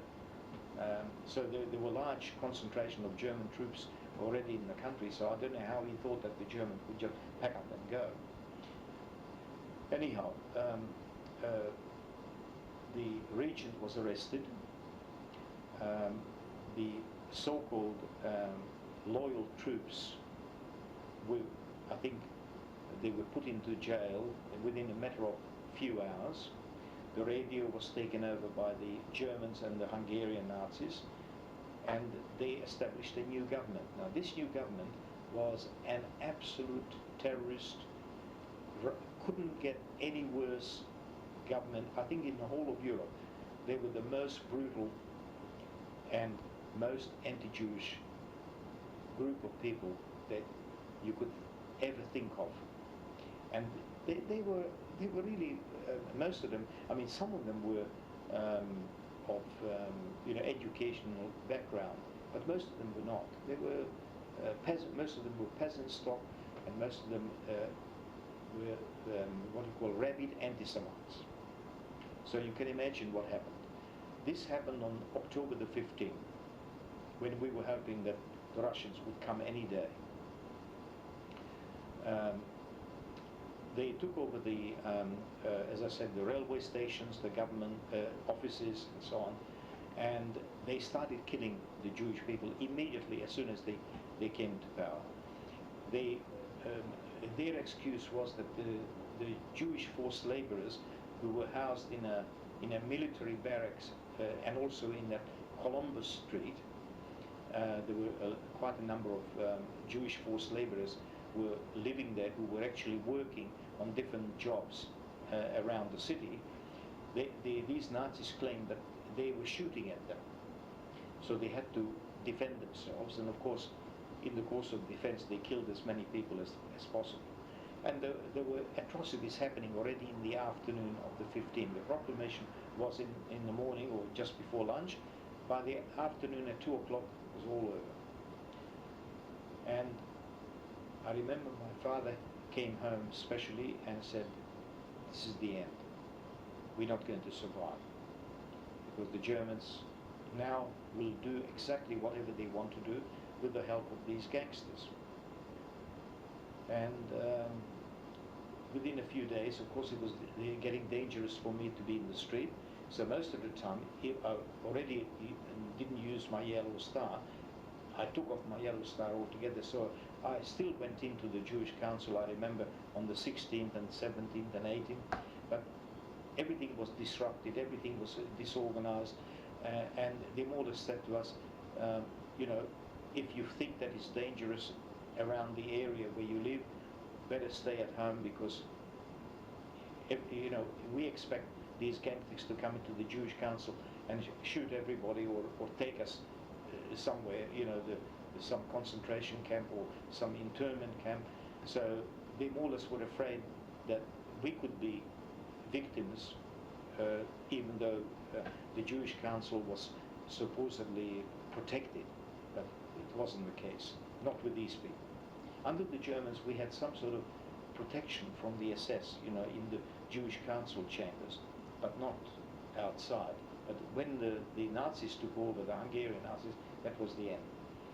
So at that time, in that house where we lived, it was a Jewish house, there was a lady there, a doctor, a medical doctor, who worked for the International Red Cross. And the International Red Cross already established some children's homes where they were looking after children who the parents were very sick, Jewish children, or one or two of members of the family were deported, or they were in forced labor, the husband was in forced labor, and the mother had to do labor work and couldn't look after the children or something like that. There was no extended family, so the International Red Cross established a number of homes to look after these children. And this lady was working as a doctor for the Red Cross. And she approached me and said, look, we're going to have to establish a lot of children's homes. We can see that things are going to get worse. And you're working for the Jewish Council, why don't you come over to us and work for the International Red Cross? So I said, yes, fine. So then I became a courier for the International Red Cross Jewish section. The Red Cross, the International Red Cross, had two sections, one Jewish and one non-Jewish. And the Jewish section actually was run by Jews. So all the management was in Jewish hands. So that's what happened in October, after around about the 20th of October. And on the 20th of October, all of a sudden in the morning, our house was surrounded, the Jewish house. The Nazis came in. I think there were a few police with them. They brought a few police from the police station, which was in the next street. The police were usually quite decent. They did not carry out any atrocities. They did not. They actually were quite friendly to us. But anyhow, the Nazis were in charge. These were all militia that had special armbands, special hats, leather jackets or leather arm holsters and God knows what. They had boots. They were sort of They were like a terrorist outfit. And they came into, we all had to line up outside the door of the apartment. Everybody who lived inside an apartment had to come out, had to line up, and they checked all the identity papers. And for some reason, even though my father had a certificate that he worked for the Jewish Council, they didn't accept that. And they told him that he's got to be downstairs in the courtyard in half an hour with a rucksack, you know, and some warm clothing and maybe food for a day or two, and so on, and he's going to go for labor service. Now, they accepted my certificate. The funny thing is they accepted my certificate, maybe because I didn't look Jewish, maybe, I don't know. It was like a lottery, whose certificate they would accept and whose not. But they accepted, and they only took men at that time, only men. And young boys from the age of 12 could be taken for labor service. They made a new regulation. It was 16 before, 18 to start with, then became 16, and now it was 12. So I was already 14, so I was in that group, but for some reason they accepted mine. And so we quickly got things together for my father, got a rucksack ready, and I remember I said goodbye to him the last time. I ran down with him to the stairs, and I said to him, Dad, try, we must survive this. You know, it's only going to last a few months, because we knew that the Russians were coming. And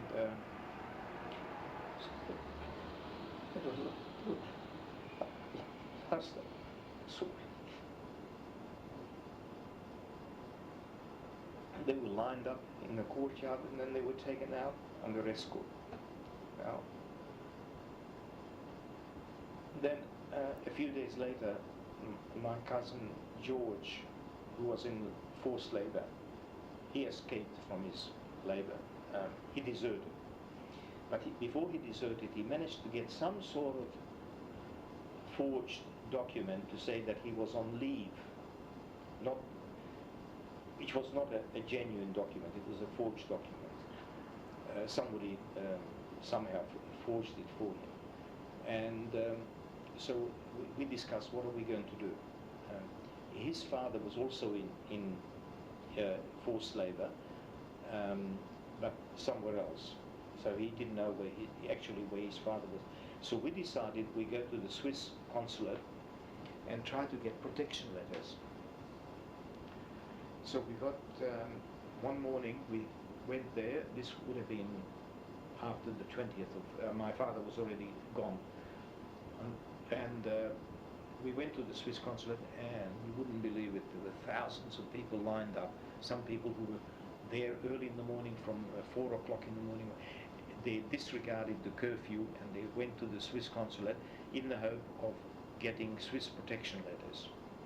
There were already Swedish protection letters, but it was very hard to get the Swedish ones. You had to have a lot of connections. And we didn't have any connections with the Swedish legation, so we only had it with the Swiss. So a lot of these neutral nations started issuing protection letters after the Nazis took over. So that was after the 15th of October.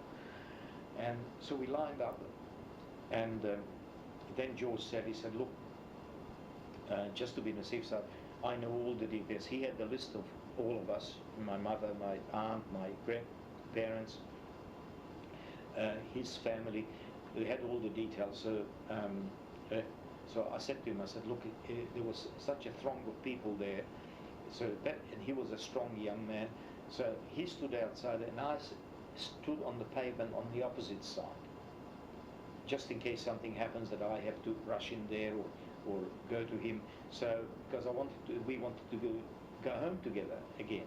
So that was early in the morning, as I said, and as the day went on, the more and more people came, and it was like bedlam. Police was trying, not Nazis. Police was trying to keep order. They're trying to keep the order of the queue and the people on the pavement. And all of a sudden, a German car arrives, And who comes out of it? Cameraman, German cameraman, SS, not even ordinary German, they were SS.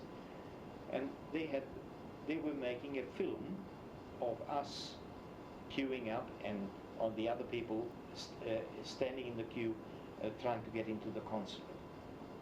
And I never forget this SS cameraman walking in the middle of the street, taking a film of us, and with a smirk on his face. And then he finished his filming. He hopped back in the car with his camera. I remember he took the stand. It was one of those things that it had a stand, but I don't know, he had to unscrew it or something, and he was carrying the camera on his shoulder. You could have it either on the street, on the stand, or you could carry it. And of course he was carrying it because it was easier for him to take the photo that way. You get better close-up. I don't think they had Zoom in those days. So when he finished, and there were 2 or 3 of them, they finished, they left. Another 15-20 minutes later, trucks arrived. And these were Hungarian trucks. And out come the Hungarian Nazi militia soldiers with the ones with the special armband, and they were different from the army. They were more like militia. And they run to each end of the street. It was a fairly narrow street, and close off the 2 ends of the street. And everybody who was standing in the street on the pavement were pushing them with rifle butts onto the trucks, forcing them on. First of all, people were trying to run, but when they ran to the end of the street, were the Nazis there, and they were threatening to shoot. And he said, "Get onto the trucks or we shoot." So I thought to myself, oh yes, and then there were the people who were queuing up outside the consulate. So all of a sudden the doors of the consulate opened, and the people who were on the pavement, guarded by the police was standing around, they were all rushing in to get inside. You can imagine the rush of these people trying to get inside the consulate. That was the right thing to do, because by getting them inside the consulate, they were on neutral territory, and the Hungarian militia and the army legally were not supposed to touch them. So they got inside. And I just looked left and right, and I could see people being dragged onto the trucks. Now, what am I going to do? I didn't want to do it, because you never knew what would happen. Those people could be taken to one of the places in the suburbs or something and shot, or put in the cellars of the Nazi headquarters in the area, or another part of Budapest, and they could be killed, because we already knew what was happening for the last few weeks. So all of a sudden I noticed behind me that there was a narrow lane, a very narrow, like a gap, narrow between 2 houses. And somehow the other people didn't even seem to notice it. I noticed it, so all of a sudden I stepped backwards, and I kept walking backwards in this narrow gap. And when I came to the end of it, I finished up in another street. It was like a narrow lane. And when I finished up in a narrow lane, you wouldn't believe it, an ordinary market was taking place. There were still peasants coming in from the country, selling their wares, food, that they grow in the country. They were selling it, and it was a normal market situation. So I sort of mixed with the people in the market, looking at the stalls and so on. I didn't have any money to buy. I wish I did, because they had eggs, and they had all things that we were already very short of. And they had fruit, and it was a normal market, but in a fairly small square. And so I managed to then went to the other end of the marketplace, where it looked quiet and there were no Nazis around, and somehow I walked home. And so I said at home, he said, look, don't worry, George, my cousin, is safe. He's inside the consulate. I managed to get out, and let's hope that George will come home tomorrow or the next day, because we didn't know what happened, because then the Nazi militia put guards outside the consulate. So anybody came out, they grabbed them and put them also into the trucks. You know, I mean, luckily people were clever. They stayed inside, most of them, 99.9%. There were only a few that they could catch. The next day or the day after, I can't remember, George was there, might have been for 2 days. The Nazis left, the police came back as normal, guards, and the police, as I said, were quite decent. So George came home with a pack of, whilst he was inside, they typed out all the protection letters. We had one set in German and one set in French. And that was to cover the whole family. My grandparents, my aunt and uncle who was still in labor camp, George himself, our family of 4, including my father who was already in forced labor. They were supposed to be digging trenches against the Russians. We didn't know where, but that was the purpose of his forced labor, that to stop the Russian tanks coming into Budapest. And so all of us, my sister's husband, we all had, the whole family was catered and supplied with protection letters, both in German and in French. And we tried to find out where my father was, but it was impossible. Through the Jewish Council, I tried to find out where he was taken, but not impossible. No way to find out. And then I started working with the Red Cross, and I was taking messages from the head office, which was in the middle of the city, and had to take messages and sometimes small parcels between the head office and the various children's homes in different parts of Budapest, in different districts. And then as days went by, we noticed more and more columns of people being marched under military and mostly militia escort, Nazi militia escort. They were taken out of the houses, and we could see women, children, sometimes men, because most of the men were gone, but there were maybe a few still around, and particularly the elderly men who were not in forced labor. And we found out that they were taking them to an old and very large brick factory on the other side of Budapest, in Buda. They used to call it Old Buda.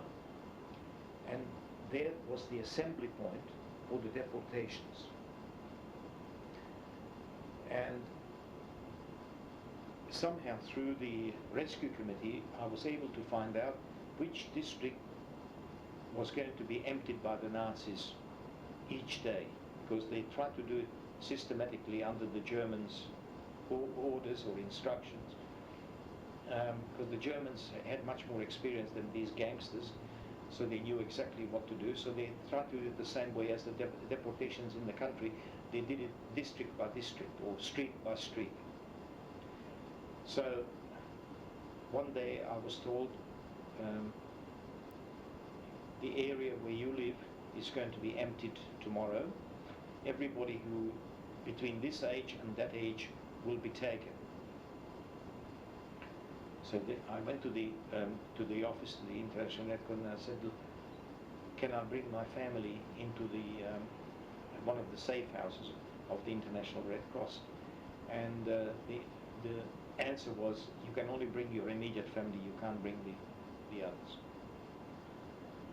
So my sister was there, my mother, but my aunt and my grandparents, they were still there. George was back somewhere else. I don't remember exactly where he was. He was in some sort of a he actually went back to his forced labor camp, which was on the outskirts of Budapest, and my uncle was also still there. So they were all digging trenches against the Russians. But we all had our protection letters with us. Anyhow, so the next day, this is a day before. My mother, we had a conference, what to do, what not to do. My mother said, look, there's no way that I can leave my parents. You are, and I'm 48, maybe they don't want me anymore. 48 was considered old those days.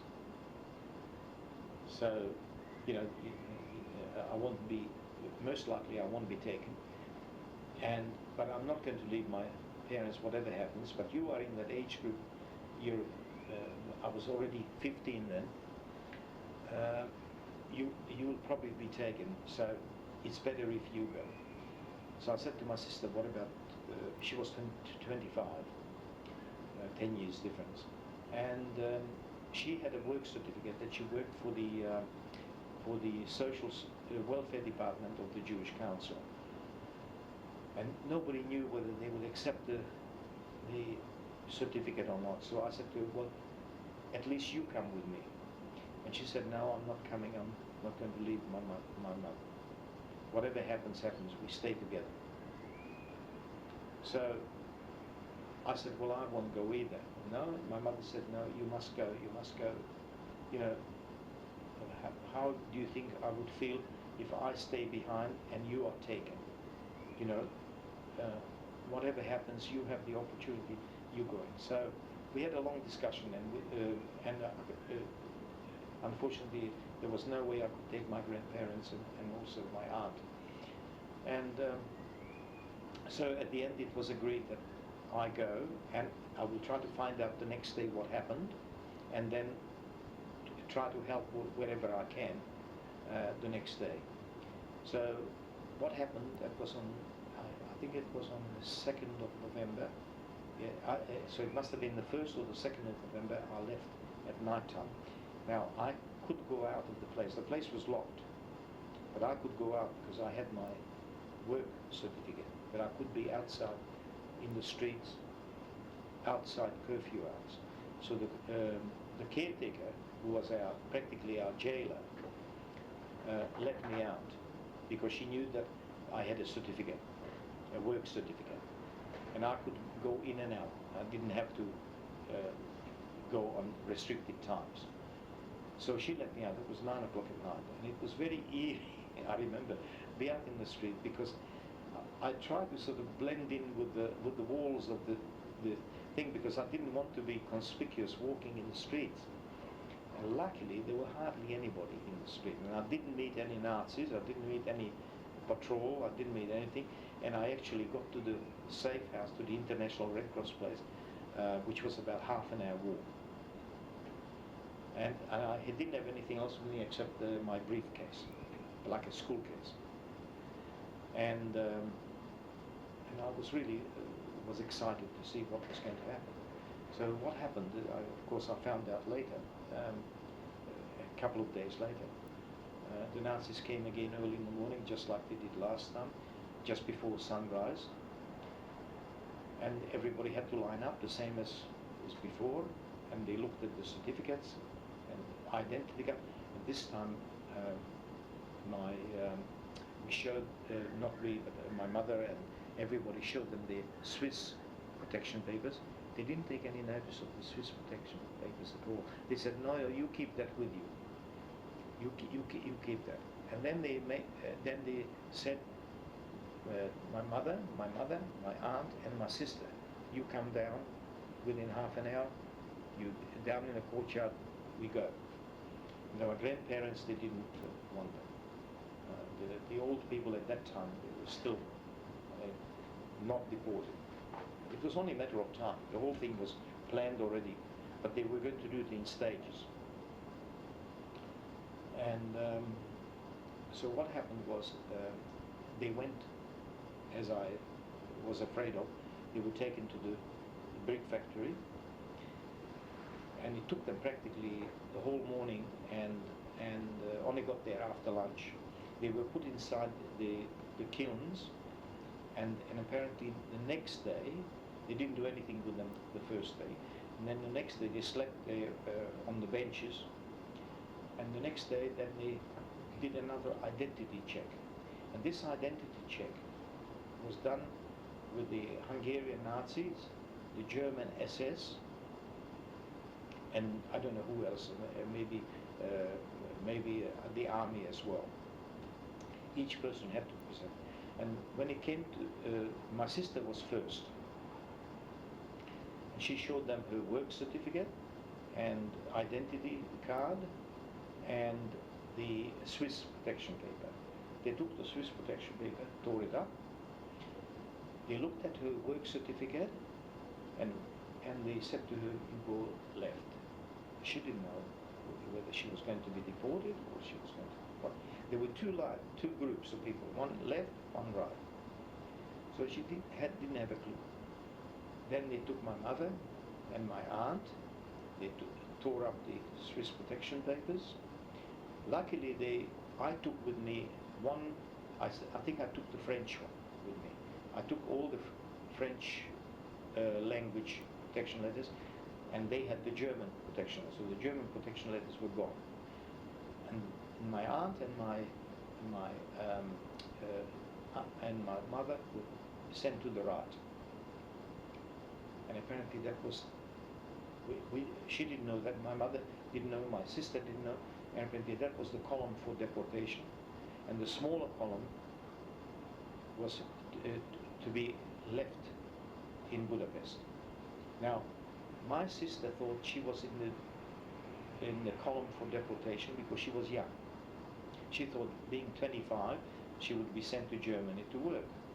My mother and aunt, they were quite glad to be on the right because they said they thought that they were going to be left and not deported. And they told my sister to come over. They gave signals to come over. My sister did, and the Nazis caught her, and they said, "You're not to go there." And then she said, "But I want to be with my mother and aunt." No, you can't, you stay there. And she pleaded with them, and apparently, no, well, she had to go back to her column. And even at that time, nobody knew which column was going to be for deportation, which column is to stay. So, my mother, she thought that my sister was going to be deported, so she took her ring off, the wedding ring. She still had a wedding ring. You were allowed to keep your wedding ring. All other jewelry had to be handed in already to the Hungarian National Bank in April, early April. But you were allowed to keep your wedding ring. So she took the wedding ring. Well, somehow she passed, I don't know how she managed to pass it on to my sister, because my mother thought my sister is going to be deported. So she gave it, because with the ring you can buy food, or you can, God knows what you can do. You know, it was a gold ring. I'll put it here, because my sister gave it to me before I when I went to Israel 1 year. That's the only thing I have. Anyhow, what happened was, it was exactly what they thought, exactly the opposite happened. My sister, because of her work certificate, she was allowed to go back to her workplace under escort.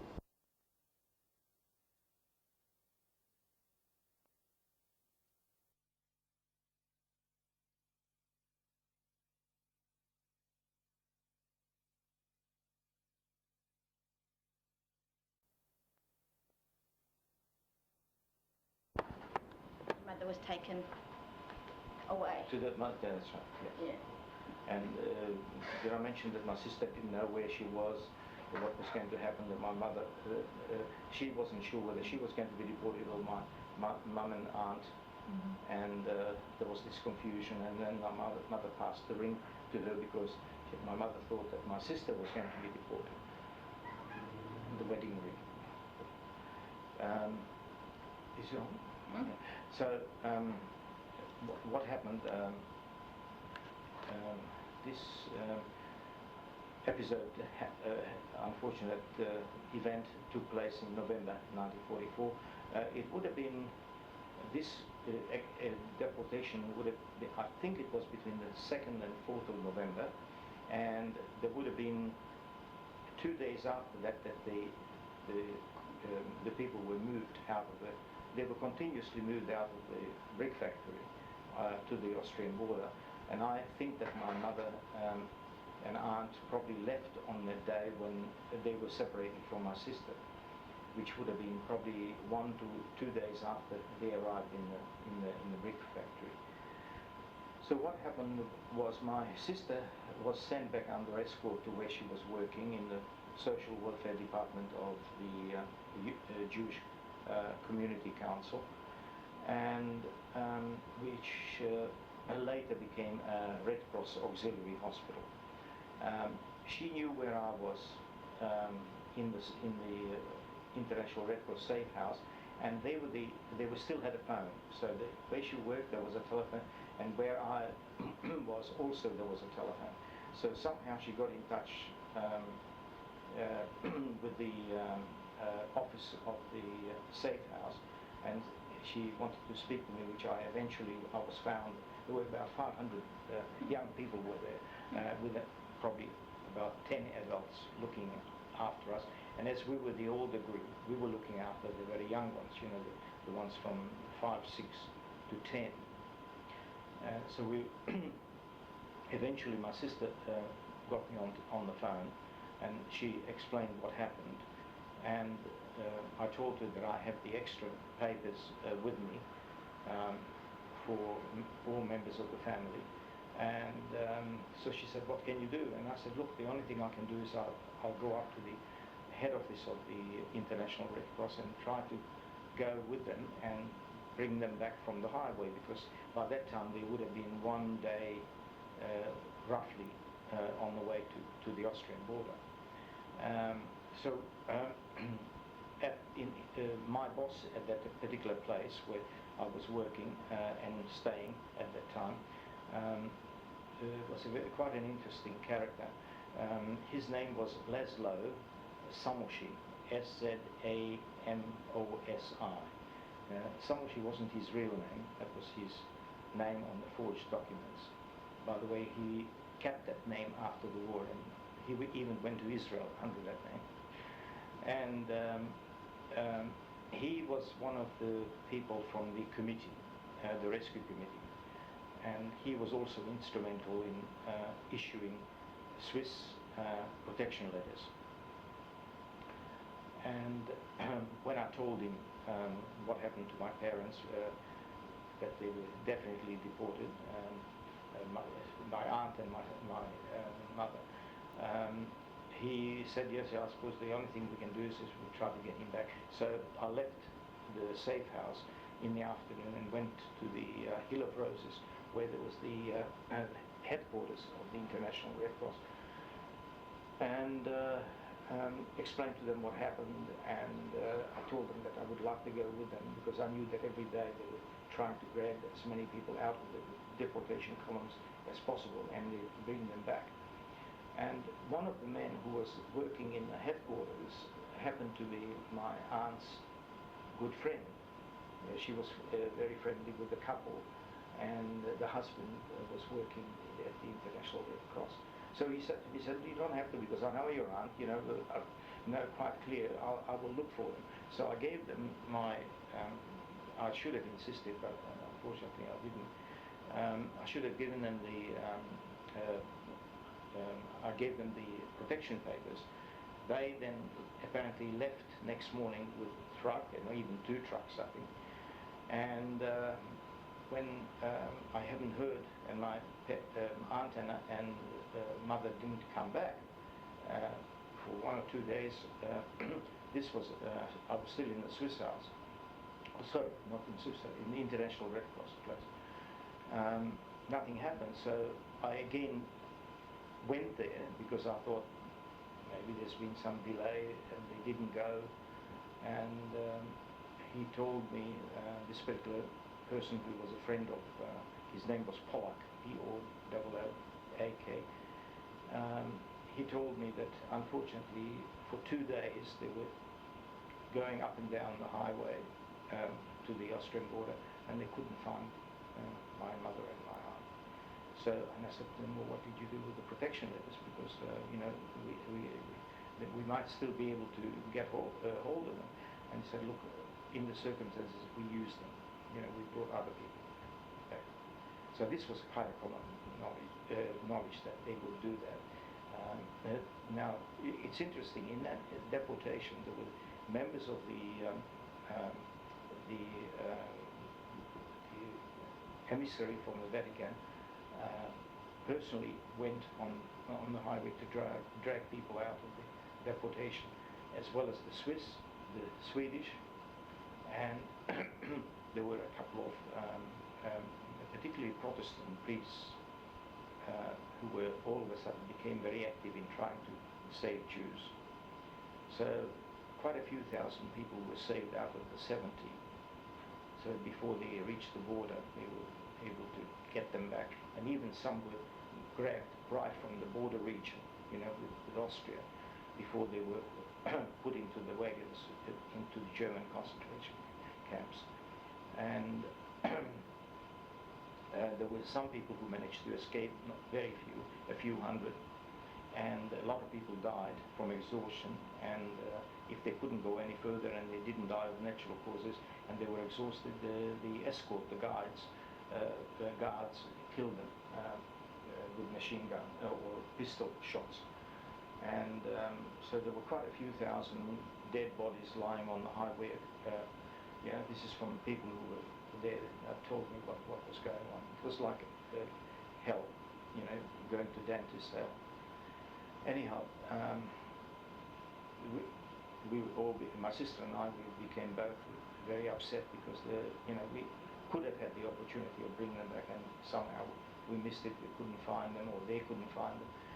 And I blame myself up to today, that I should have insisted to go with these people. As a worker for the International Red Cross, I would have been able to go one way or another. Yeah. And unfortunately, I missed that opportunity.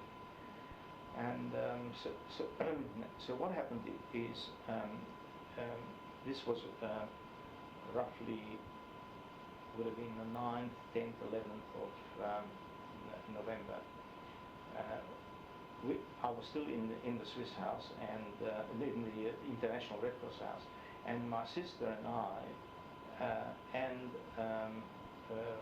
the men who deserted from who just came back at that time from the forced labor battalions. They deserted.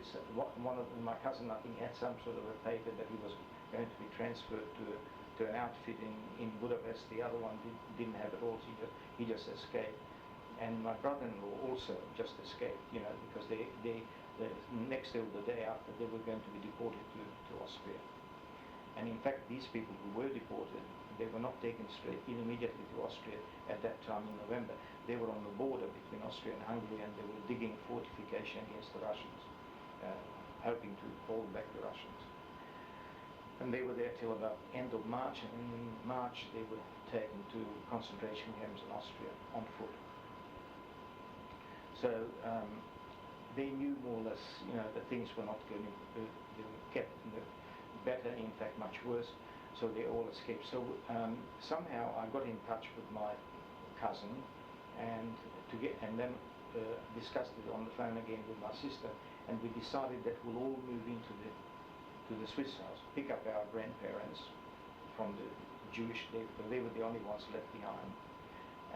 We picked them up, and because we all had protection papers, and we'll move into one of the Swiss houses in the international ghetto. So actually, it happened. We went to the Swiss house. We got allocation of part of a flat. Now, in the Swiss house, congestion, just like in the Swedish house, was just unbelievable. There were at least 10 to 12 people per room. So the furniture was shifted, pushed against the walls, and people were sleeping on the floor, on blankets or anything that thin mattresses or whatever they could fine.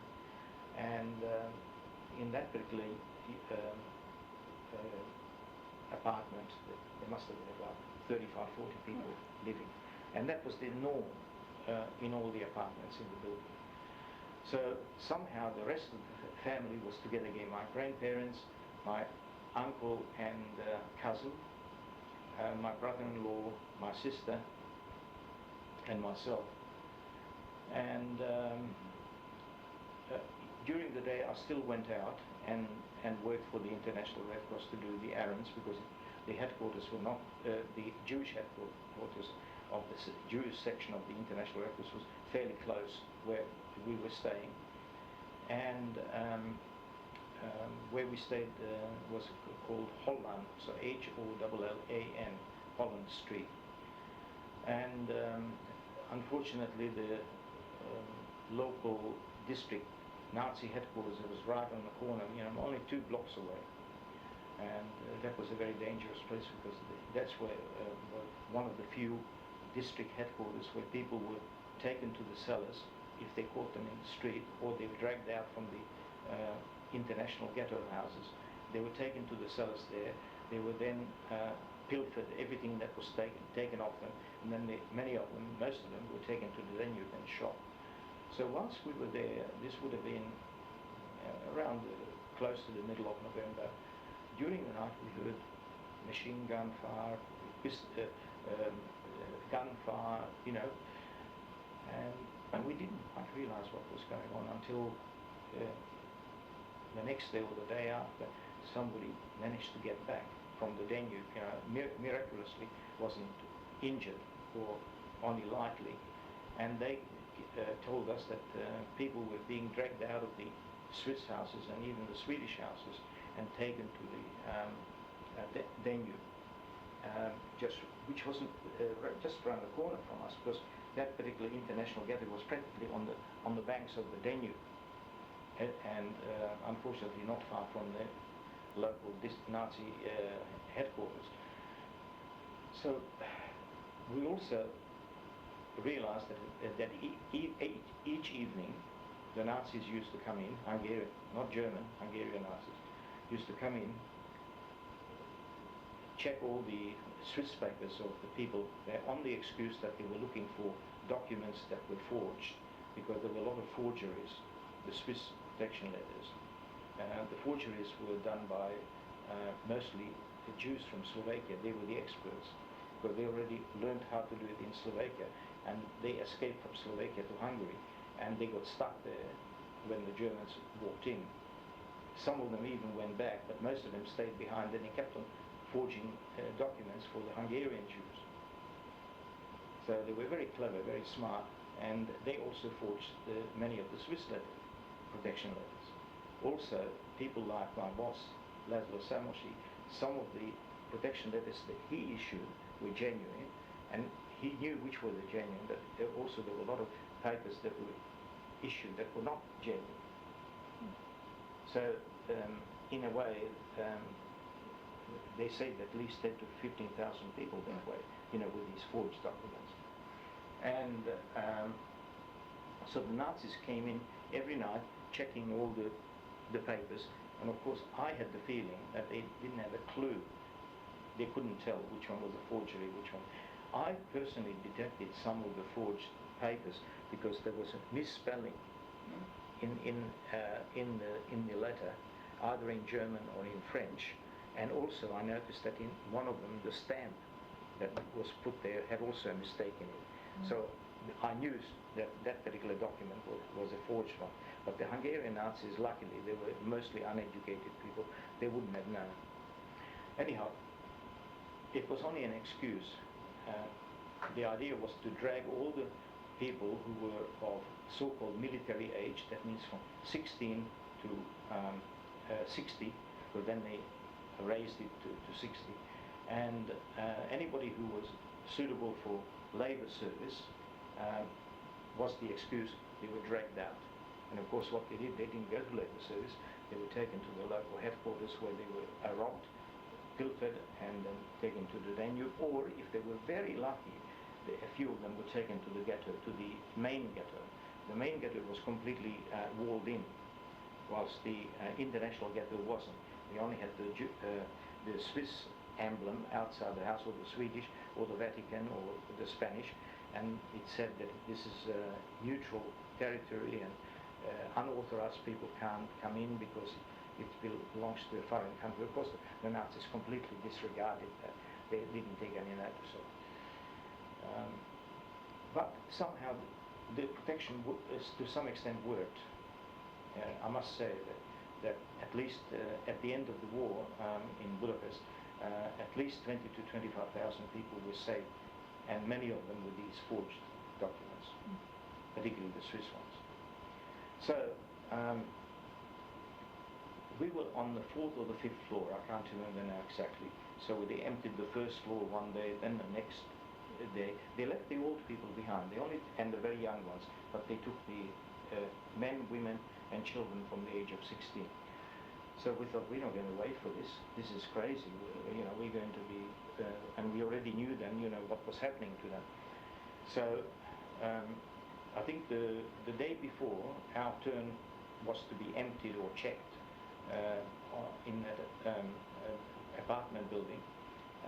We all left in different directions.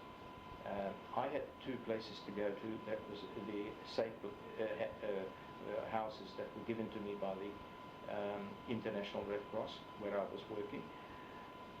My sister went back with her husband, went back to the auxiliary hospital of the Red Cross, which was used, which was actually a workplace. That was the social welfare department of the Judenrat, the Jewish Council. My cousin and my uncle on my mother's side, they were given some safe haven in the bank cellars where he was working until he went into forced labor camp. Because my uncle was working for the Anglo-Hungarian bank, and even though he was Jewish, he was like an acting branch manager. He had superiors who obviously not Jewish, but once the German walked in, of course, he had to leave his job. But he had very good connections. He knew the people, and he knew the caretaker in the head office of the Anglo-Hungarian bank. So the caretaker said to him, if come and see me, and I'll hide you in the cellars, which happened. That my cousin and then they were down in the vault, but not where the vaults were. But I don't know. Probably some documentary storage or records were kept down there, and they were gone. My grandparents, we left all the food that we managed to bring from the Star David house. We left it with our grandparents. There was enough food there probably to last at least 6 weeks or 8 weeks. Unfortunately, we didn't have more. But what happened, the Swiss consulate Jewish section also supplied these Swiss protected houses with food every day, but not very much.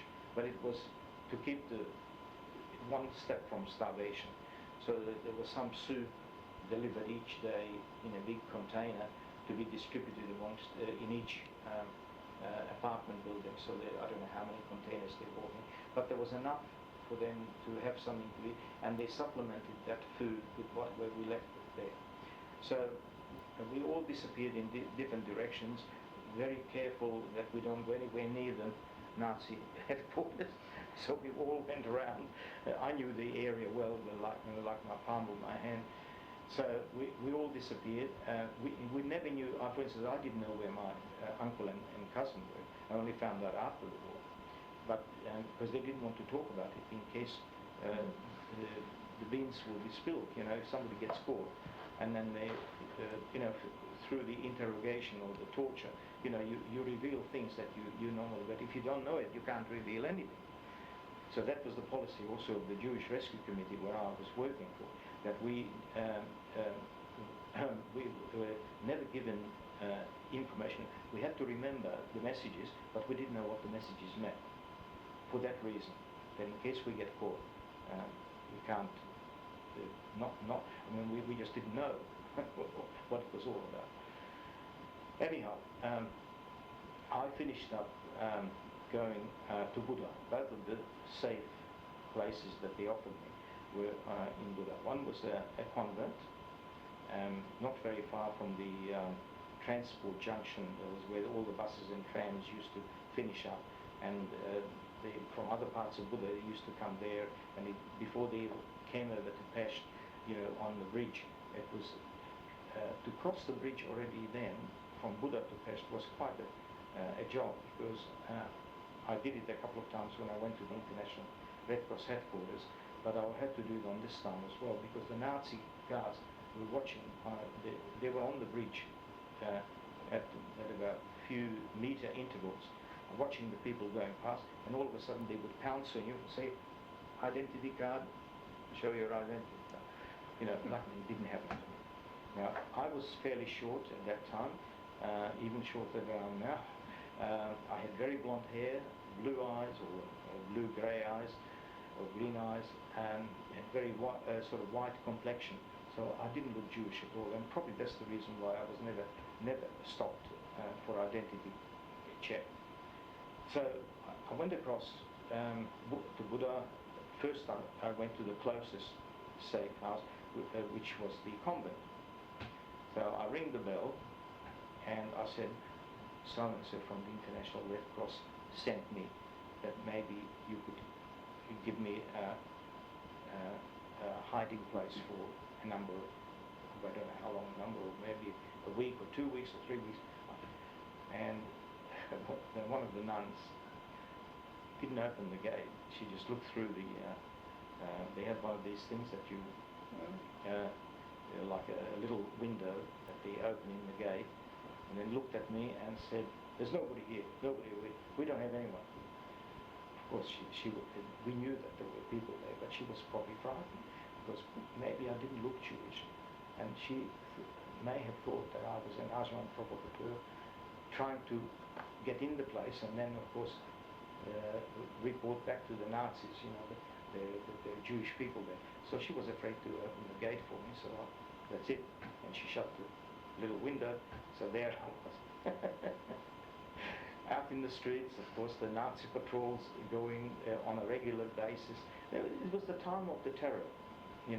These people who came to power on the 15th of October, they were extra right-wing, like criminals. And many of them were criminals who were allowed out of the jail on the condition that they would join the Nazi militia. So you can imagine the kind of people these people were. They were brutal, the scum.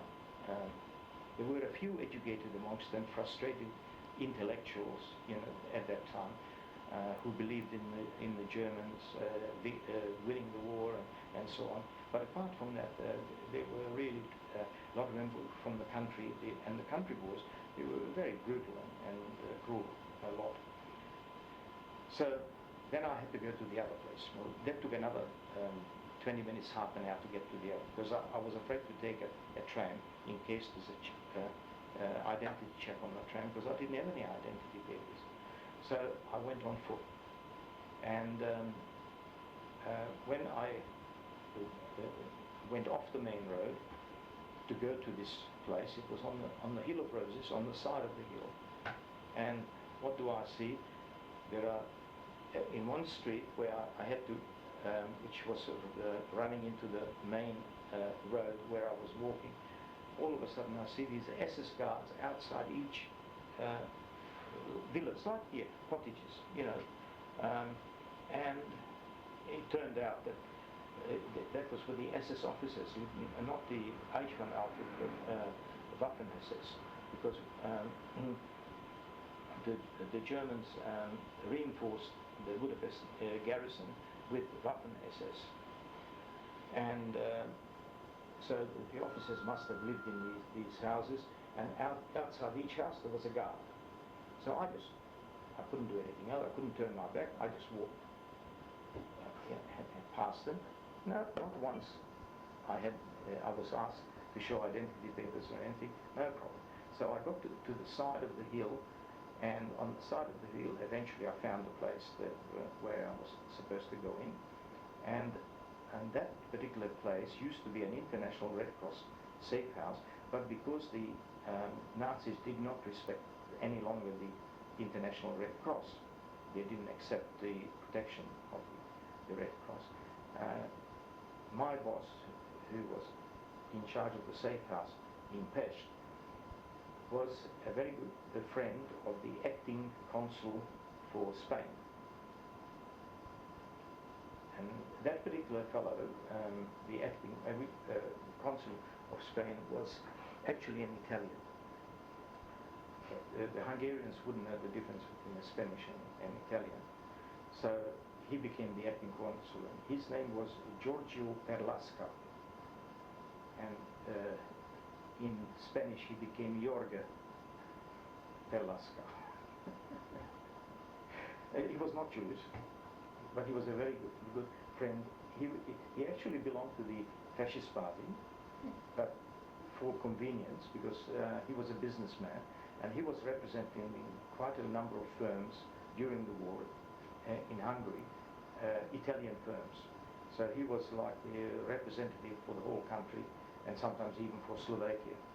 So, and when he saw the atrocities that happened after October 1944, he decided that he will help with, and he became the acting consul for Spain.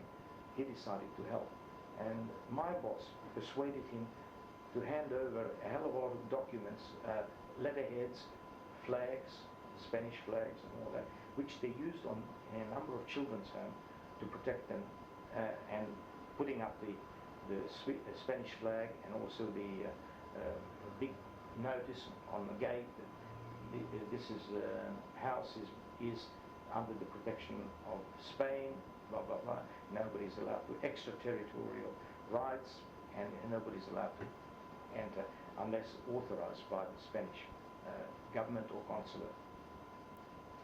So when I went there, I was actually amazed. I see the Spanish flag in the garden on a flagpole. And well, every house had a flagpole in those days, so for whatever occasions during the year, so you had to put flags out. So this one had the Spanish flag. And what happened was the manager of this particular safe house was the manager for two buildings. One was where I was, and one was on the other side. That was for babies. See, what happened, a lot of the young mothers were deported as well. They couldn't care less, the Nazis, whether they had a baby or didn't have a baby. And quite often there was nobody to look after the baby. The husbands were already in forced labor. The women were deported after the 15th of October, probably most of them in November, into forced labor, or deported to Austria. And so the International Red Cross Jewish section, where I was working, we used to collect these babies. We just used to ask if there were any abandoned children, or for any age up to the age of 14, or even 15, in the Jewish houses, and we used to take them in and bring them into the International Red Cross safe houses. Well, as I said, some of them became Spanish. So the manager was a Jewish guy. He was a professional. I think he was an engineer. His name was Grossman, but I didn't know his name because he had forged papers. So he originally was from Transylvania, and he had forged papers that he was not Jewish, and he in fact he masqueraded as a Protestant priest. So he had a clerical collar, a shirt with a clerical collar. And he looked part. He didn't look Jewish. So, as far as the authorities are concerned, he was a non-Jewish fellow in charge of this safe house for the Spanish government. And he was very smart. He was in charge of the babies, where the babies were, where there were a lot of younger women and middle-aged women who managed to escape from the deportation, and they were looking after the the young children. This one house was up to from the age of babies right up to the age of 5 or 6, and then we were in the other house where we were from the age of 6 to age of 50.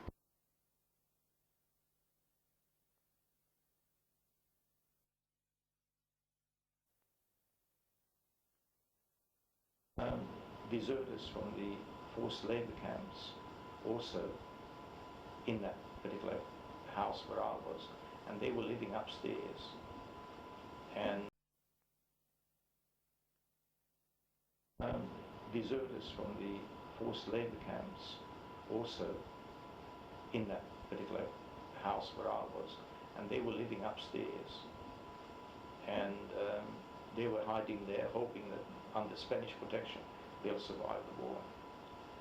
And I can't remember how many, but there must have been quite a few of them. There were about 30 or 40 of them.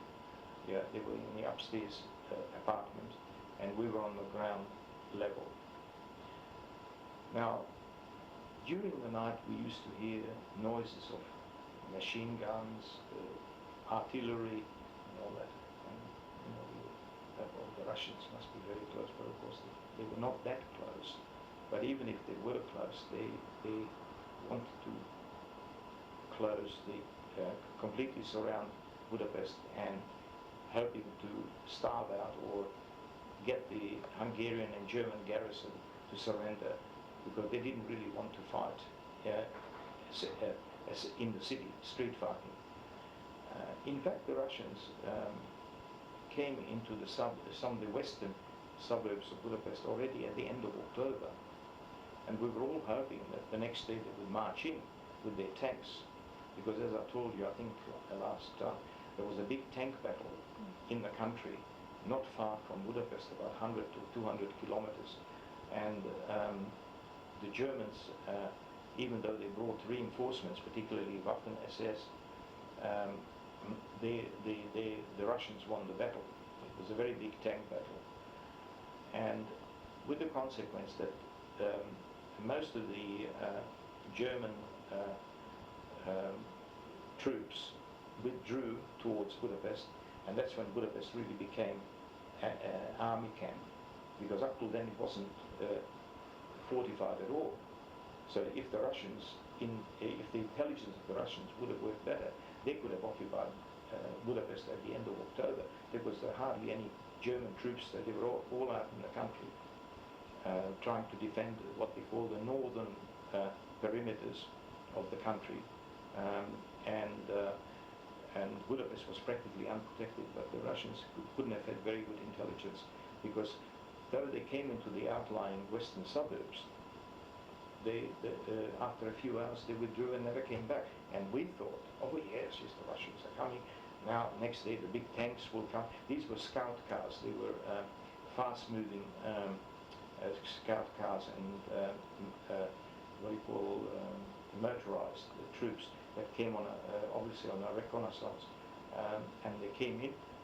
The population, even the Hungarians thought, oh well, this is finished. No more war. In the next few days we'll be under Russian occupation, but it never happened. The Russians sort of employed salami tactics. They took a certain territory and then they consolidated themselves, then they moved a bit forward. So they did it very, very slowly. They could have easily done it, but by that time, of course, in November, the German SS troops, particularly the SS troop and the Wehrmacht, that were fighting in the country, they all withdrew from that area, which became Russian occupied, and they were strengthening the defenses in Budapest. So the Russians missed a terrific opportunity at the end of October. So, but at that time when we were in Buda, we were up on the hill, and probably the sound carries quite easily, especially at night. So we thought that the Russians were only in the next suburb, but of course they were not, they were much further. But we were hoping that soon we would be liberated by the Russians. So what happened? I was there from about, would have been, I can tell you that probably from the end of, towards the last week of November when I went there, and I think I was there right up to day before Christmas, 23rd or 24th of December. Now in that time I used to go out and do whatever I could, without the yellow star of course, do messages for this particular fellow. I didn't go, when I was in Buddha, I didn't go in anymore to the headquarters of the Jewish section of the International, because for that I would have had to cross the bridge, and I was told that it's too dangerous, not worthwhile, there's plenty of work, and I was the contact between the various children's homes in Buddha, which included the Castle Hill, the number 1 and number 2 districts of Budapest, all on Buddha, and there was an old-aged home here, not far from us, which was like the Montefiore home, and the other places were all either protected by the Spanish government or the International Red Cross. And not far from us, 2 blocks down, was the head office of the Swedish Red Cross. And the Swedish Red Cross did a lot to try to help as much as possible. In fact, they were very good at what they were doing. The interesting thing about the Swedish Red Cross, that they would try to help the Jews as much as possible, and also later in the ghetto, they did a lot of, they provided medicines, food, and all kinds of assistance that they could, medical help, and so on. And but they also looked after the German interest. So when the Russians came, they were protecting the Germans, particularly the Wehrmacht. So the Swedish Red Cross played a truly neutral role at that time. And so sometimes I had to take messages to them and brought messages back. Every time I had to walk past these SS guards, who probably knew me by then, by sight, but nobody ever asked me for anything. So I was very happy. I was getting very confident. You know, for me it was like an adventure, you know, to get past the SS without being challenged. And one day, it was Hanukkah was early. I remember we celebrated Hanukkah, and we sang Hanukkah songs, and I think that as a special Hanukkah, I don't know where they got it from. They managed to get some oranges or mandarins. I think it might have been mandarins. I don't know how the hell in practically the city was completely surrounded, but somehow they produced something. So each child was given a mandarin. So it was something out of this world. That was a Hanukkah present in the celebration. And shortly after that, all of a sudden, in the middle of the night, banging on the door, we could hear it. That they must have been using rifle butts. I was asleep already, and I happened to have a sore throat, so I had what do you call it, a scarf or something around my throat, and the manager gave me some tablets to take at night, and this was in the middle of the night, must have been 1 o'clock or 2 o'clock. Right? The manager went out, of course, and he said, "What do you want?" And he said, "You can't come in here, this is international territory," and blah, blah, blah. And of course the Nazis said, "Go to hell, you know, you better step aside, or otherwise we'll shoot you." And they came in, and luckily he was holding them back long enough for the forced deserters from forced labor.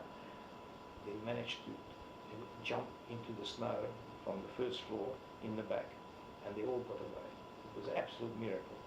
If they would have been found, they would have killed them, and they would have killed all of us. So while all this discussion was going on with the Hungarian Nazis, the deserters managed to get away.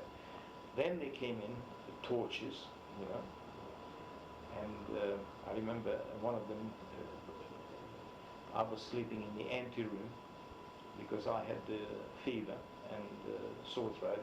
They put me on my own into the one of the, like a small a fairly small room, was before the main rooms.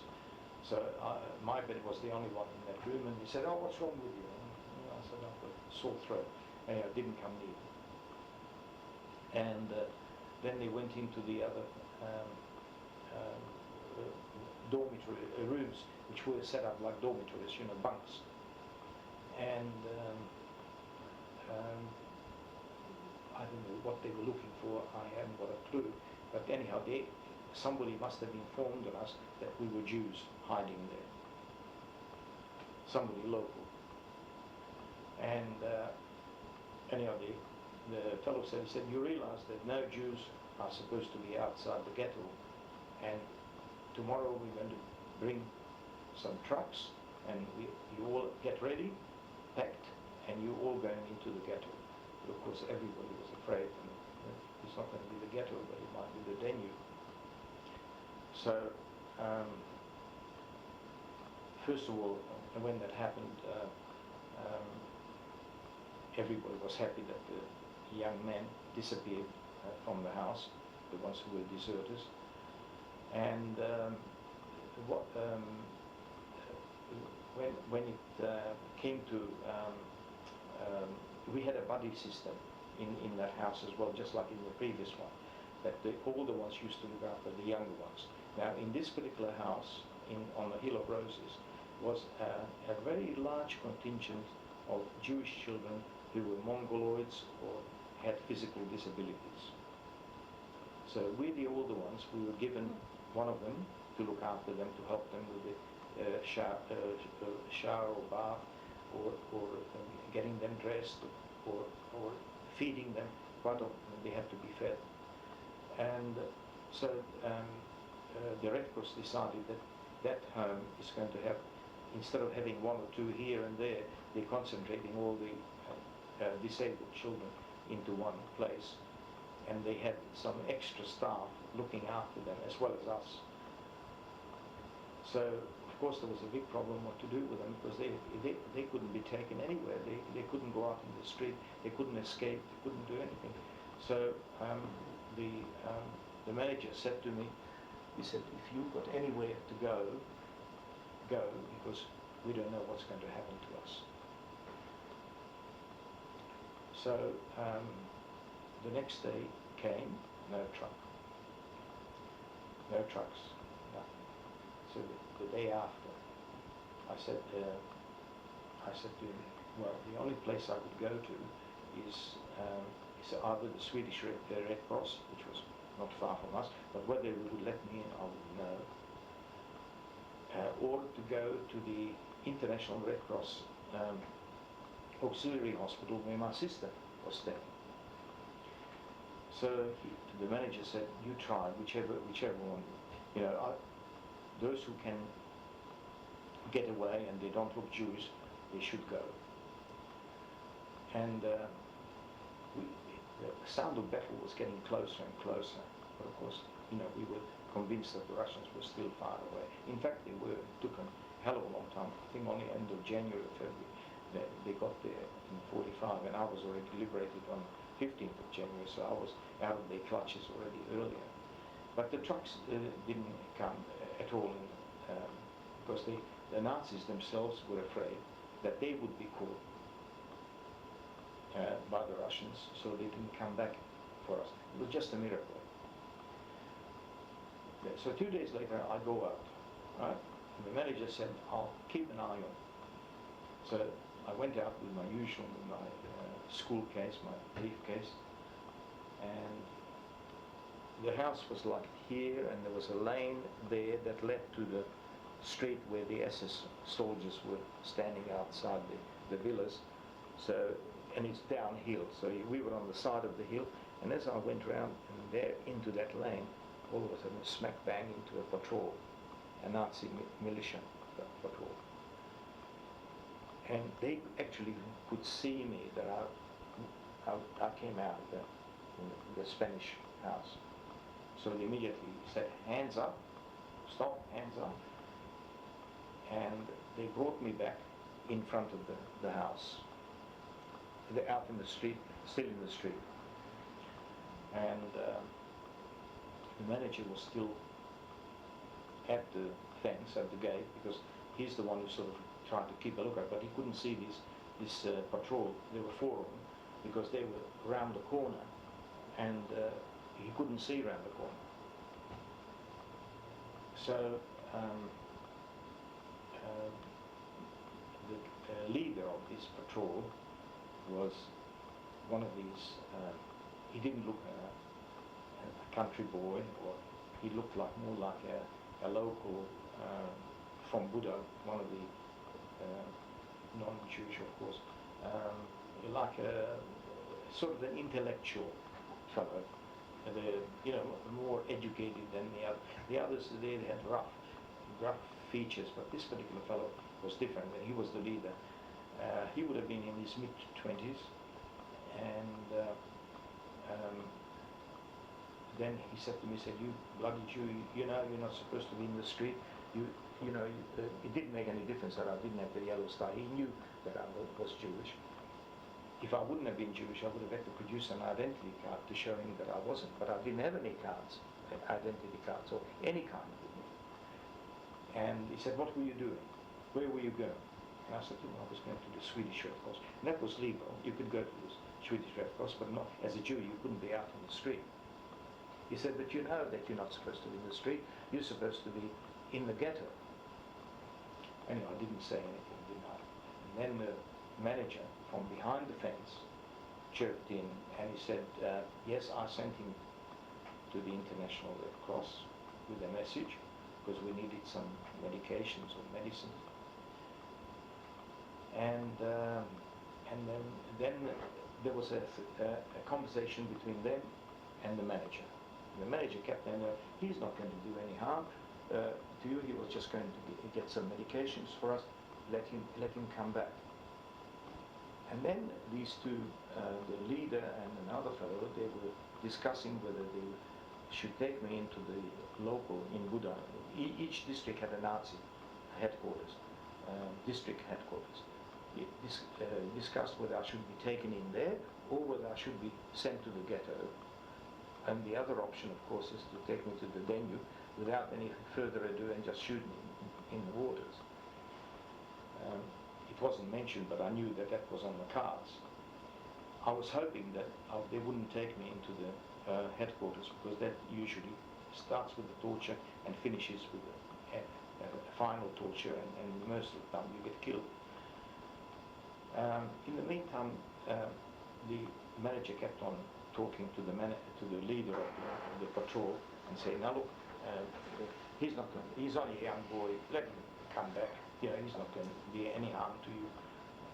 So I don't know what happened. He must have had the gift of the gab. He spoke with a very strong Transylvanian accent. And Transylvanian accent is considered a very true Hungarian accent, country accent. It's like a dialect. And somehow he convinced the guy. So the fellow said, "You can go back." So quickly I opened the gate, I went in.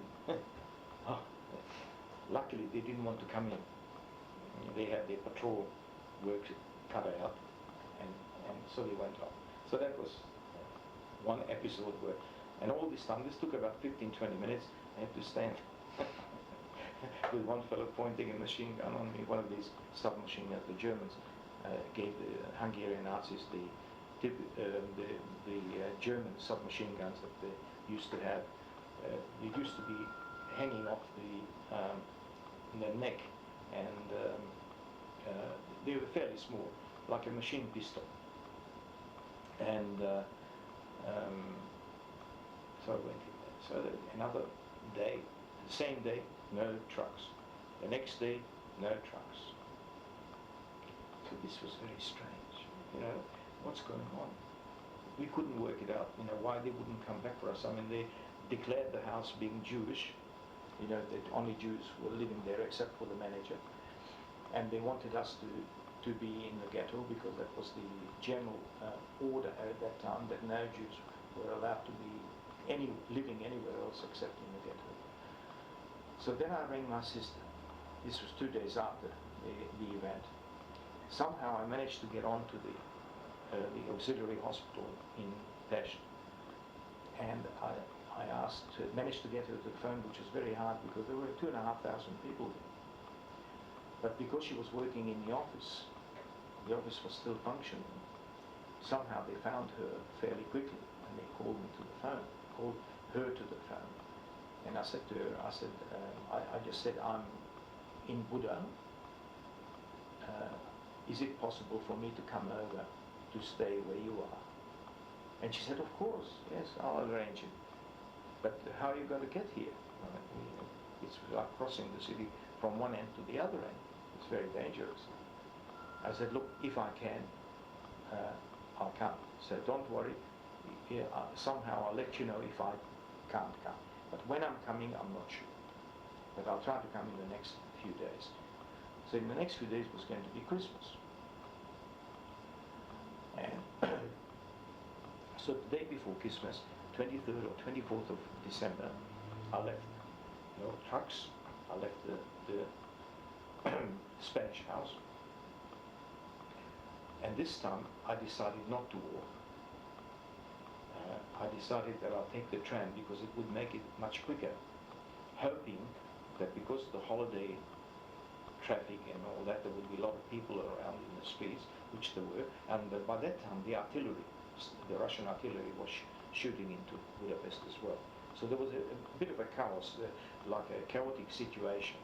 You know, the trams were still running, the artillery was shooting in haphazardly into Budapest. You could hear the sounds of battle, machine guns, mortars, God knows what, artillery. It was all around. In fact, a day later, they closed the ring. It was completely surrounded. So they were fairly close. So we thought, you know, within a few days, maybe it's all over. So I'd gone on the tram, and Jews, if I would have had my yellow star, I wouldn't have been able to travel on the tram in any case, because no Jews were allowed to be outside the ghetto. But even before, Jews were not allowed to sit inside. They had to stand outside. There was like a platform outside the carriages, and Jews could have to stand there, and only the non-Jews were allowed to sit inside trams. But this was even, that didn't apply anymore, because it was things were much worse than when this rule was being observed. But this time I stayed on the platform. I didn't want to go in, because I thought if I have to try to escape, it's easier for me to escape from the platform than from inside the carriage. And also there was another thing too. All the employees of the tram organization, the drivers and the conductors, were well organized by the Nazis. So a lot of the people were doing militia work outside their working hours. You know, I told you that the police was sometimes quite helpful, and they certainly didn't support the Nazis, but the tram people and ambulance service. The ambulance service was definitely not Nazi, but the people belonging to the trams, they were all ardent Hungarian Nazis. So anyhow, I stood outside, the tram goes in, and all of a sudden we go to the bridge head to cross over to Pest. At that time the bridges were not blown up yet, because there was a time when they blew them up, when the Russians were already inside. 2 weeks later or 3 weeks later, they blew up all the bridges. So we go to Elizabeth Bridge. And Elizabeth Bridge, there's a checkpoint. I look out from the platform and I couldn't believe my eyes. German military police, Hungarian military police, Hungarian Nazi militia police, every possible organization of the Hungarian and Germans were there trying to catch people. Now, they were trying to catch deserters, people who were deserting from the Hungarian army. So there was a big identity check. They used to get on the tram, check everybody's identity, drag a few people off whose papers were not in order, and then the tram was allowed to proceed over the bridge to Pest. So we were in the third or the fourth tram on that checkpoint. So the first one gets checked, the second one checked, and then I can't remember whether it's the third or the fourth. We pull up, the tram pulls up where the people go on the tram to check the ID papers, and all of a sudden the fellows just go. One of the military policemen. So you have to have luck. I didn't have any papers on me, nothing. I didn't have any kind, not Jewish or non-Jewish. Because everybody said, with your looks, you don't need any papers. But it was a mistake, because it still, they could catch you, not having the papers. So anyhow, I went over to the other side, and I walked. When I got to the East Railway Station, I had to get off, and from there I walked about 15 minutes until I got to the auxiliary hospital, where my sister worked. And it was a big red cross, and the emblem of the International Red Cross on the gates, on the roof, on the flags outside the building. It used to be a Jewish school. It was a trade school previously, before it became an office, and then it became a hospital. And this was the only Jewish hospital outside the ghetto. The other hospital was just at the entrance of the ghetto, where I used to go to high school. That high school became a hospital as well for the ghetto, and this was the other one. So the Nazis, of course, knew that there were Jews inside, and when I got there was a Hungarian militiaman outside the gate. And I said, now how the hell am I going to get inside the place? I'm a Hungarian militia, a Nazi militia fellow outside. He was going to ask me for identity papers and so on. And nobody was, and the place was completely closed up, only this fellow outside the gate. So it was like a bit of a green patch, and then there was a fence with a gate, and this fellow was outside patrolling up and down. I thought, oh, well, this is, I came all the way now, where do I go now? The only place I could go to was back to the ghetto, to the main ghetto, because there was no other. And even to get inside the ghetto is difficult, because if you just happen to arrive at the ghetto, you could be, even if you're at the entrance of the ghetto, you could be arrested for not being in the ghetto. You know what I mean? Mm. So I sort of was on the other side of the street, trying to not to look conspicuous, just to sort of walking up and down. But of course, this fellow noticed me. And after a few minutes, he called me over, and I said, no, what shall I do now? These guys used to have either a pistol or a machine gun, so running away is no good. So I thought, I'm going to face the music. I'm going to tell him that my sister is inside, and I came to see my sister, not saying that I came to stay there, but I came to see my sister, and she's working inside the hospital. When I crossed the street and come close to this fellow, he said to me, what do you want? I said, I've got to get inside. My sister is there. She's living here, and I came to see her. He said, get in quick.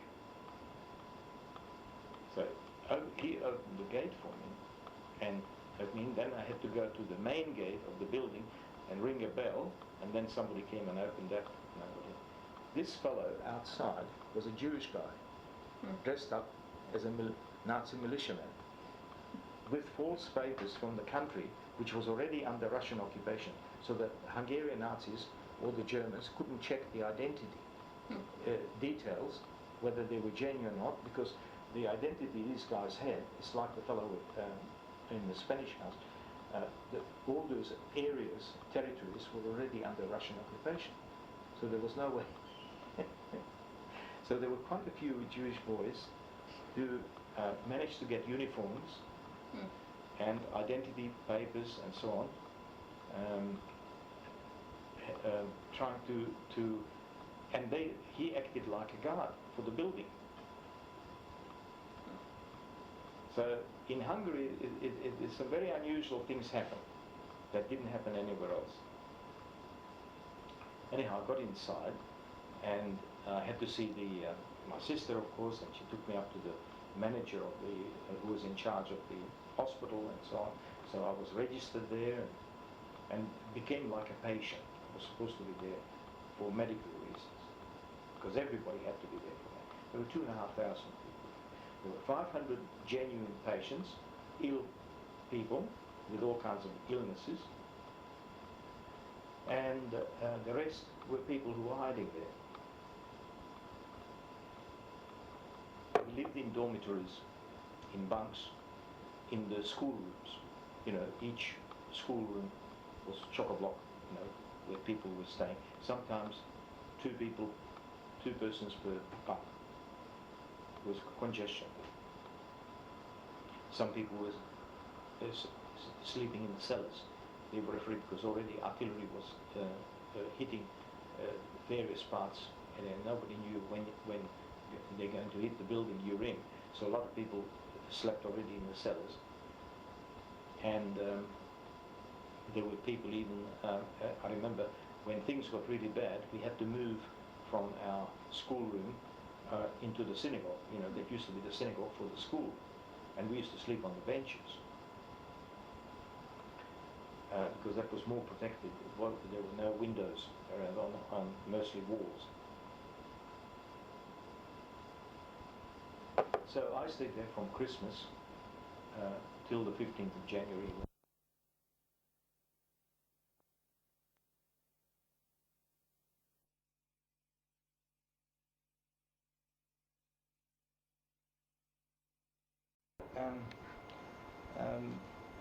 One of the main reasons is the anti-Semitism that was never lost its shine in Hungary, and after the war I think it became even more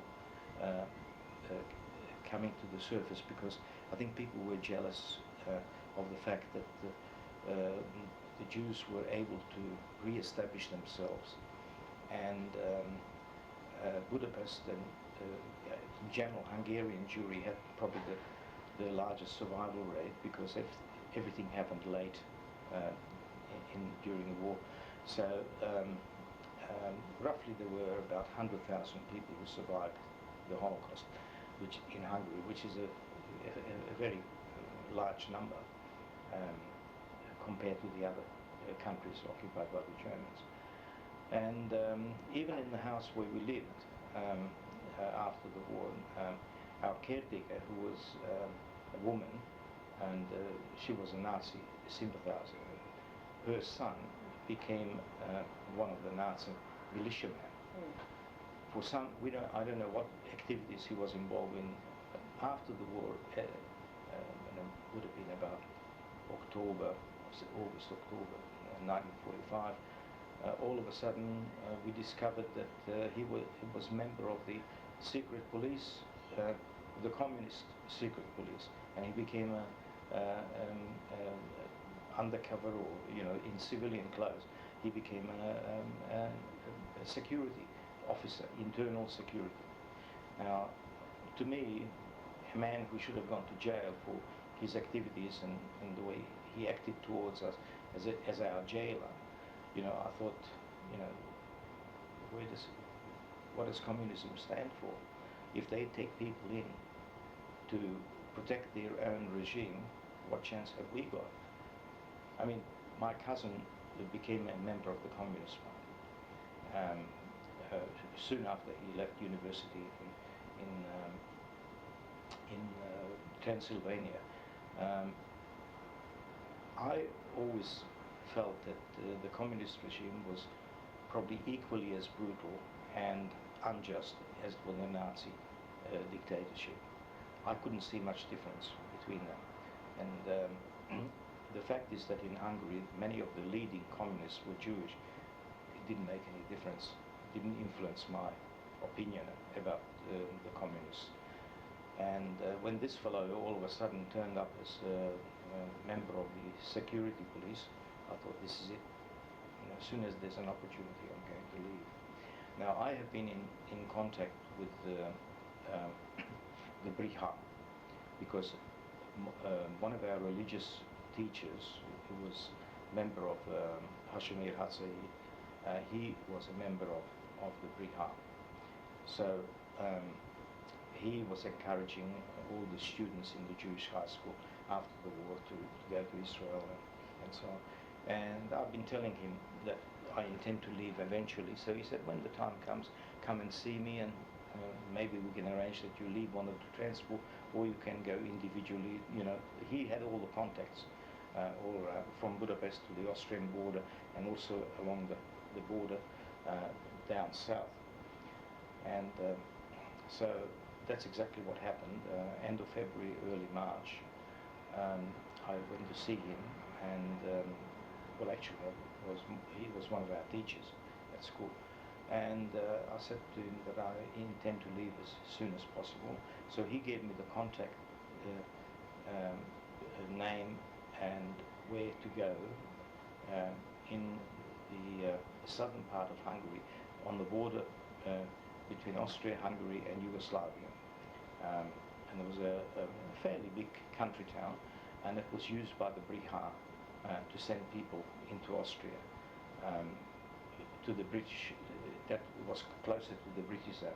So first we would have to cross the Russian zone, and then that was about a 5-hour walk or 6-hour walk from the border, Hungarian border. And then once we crossed that Russian zone, we were in British-occupied Austria.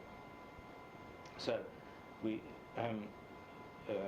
this particular person who worked for the Briha, he arranged the smuggler to take 4 of us across, actually 3 and he himself, so there were 4 of us going. The other 2 people happened to be my neighbor's nephew and his wife, our fiancé. I'm not sure if they were married or not. And this neighbor of ours also encouraged me to go overseas, because you know, you don't want to live in this country. You know, this is not a country for young people anymore, especially not for the Holocaust survivors. So we went to the country town by train. Then we. Your sister stayed, yeah? Beg pardon? Your sister stayed. Sorry? Your sister, she stayed. My sister stayed. The reason for that is that they re-established themselves about August, September 45, and she was already pregnant, and the baby was born in January, beginning of January 1946, so she didn't want to take the risk of walking all night with the baby into Austria. So she and her husband stayed behind, and they were also able to get back their flat or apartment, which was very difficult. Even though you might have been a Holocaust survivor, it didn't necessarily mean that you got your apartment back, because then you had to go to the communist housing department and plead your case why you want your apartment back. It was a ridiculous situation. We were lucky that the people who lived in our apartment while we were scattered all around and we only came back, they were gone from our apartment because they went back to a country town where they came from in the last couple of months of the war. So they actually that was where these people were. They were on the highway to Vienna. So we were lucky to get our apartment. A lot of others, my uncle didn't get his apartment back, and my cousin, you know, the one I showed you, he and his father, they didn't get the apartment there, so they all, that's why they all stayed at our place. And anyhow, we met the fellow who was to arrange our crossing to Austria, and he organized the smuggler, because there was a lot of smuggling going on between Austria and Hungary. And after a couple of days, the smuggler was going back to the British zone in Austria. So he took us with him, and there were no trains running that, but the smuggler said the easiest place to walk is next to the railway line. Well, he couldn't have chosen the worst possible night. It was full moon. And as our shadows must have been seen from all the little farms and as we went towards the border, and the dogs started to bark, and it was. I had a very eerie feeling. I said, we were worried about the Russians, that the Russians would, and then you never knew what would happen. If you were lucky, they send you back. If you're not lucky, they take you into prison, and if you were more unlucky, they send you to Siberia. So luckily we didn't come across any Russians, but when we got to the border between Austria and Hungary, all of a sudden in German, a couple of guys jumped out from behind some stones. I think it was the marker for the border, and halt, Hände auf, Oh my God, now the Nazis are gone. Who are these? And they were Austrian border guards working for the Russians. But that particular little town was used by the Brihar quite extensively. So I think they were used to having people trying to cross it into Austria. So the smuggler told us before we left, it's better bring some either cigarettes or strong spirits made from plums or some other apricot brandy or something like that, because if we need it, we can bribe our way out. So we had first of all they made us unpack all our items from the what do you call backpack, and so we spread everything out on the ground, and they went through it, and of course when they came to the drinks, we said, here you are, and that immediately softened them up, and they didn't. I said, we told them they were Volksdeutsch refugees from, and I could speak German, so, and said we are Volksdeutsch refugees from Yugoslavia, because in Yugoslavia and also in Hungary they expelled all the ethnic Germans, because there were a lot of them in both countries. So whilst we were packing our things back, there's a whole group of people, 25 of them, on the same track as we. So they caught up with us, and the border guards also. So I started talking to the leader and said, what is it? I said, we from Romania. There were Romanian Jews who were also coming out, and it was all Brihar work, and they said it was one of the safest places to cross. So then of course we joined forces. So instead of 3 plus the smuggler, there was 25 plus the 3 of us and the smuggler. The smuggler was not very keen to walk with us. He walked ahead, and eventually he disappeared. So we had to pay him beforehand. It didn't matter. Look, we already knew which way to go, and even the Austrian border guards told us what time the Russian patrols cover that area between the Russian zone and the British zone, and they said as long as you cross the main road, you'll come to a main road, and if we cross that before such and such a time, the Russians most likely won't be there, so they'll come after. So then we had to really practically run, along this track, and we came to a little stream. We all had to go in, the water up to here. It was still very cold because early March, it's like winter. Quite often it still snows. So anyhow, we got all muddy and everything else, but there was nothing we could do. There were some babies amongst the very small children in the Romanian group, and they carried them on their shoulders or in their hands, and it was unbelievable. At one stage there was another smuggler coming from the opposite direction, and of course when he saw this big group in the moonlight, he got a bit worried who they were, and we stopped, and then we could hear him that he was crawling on his stomach on the other side of the railway.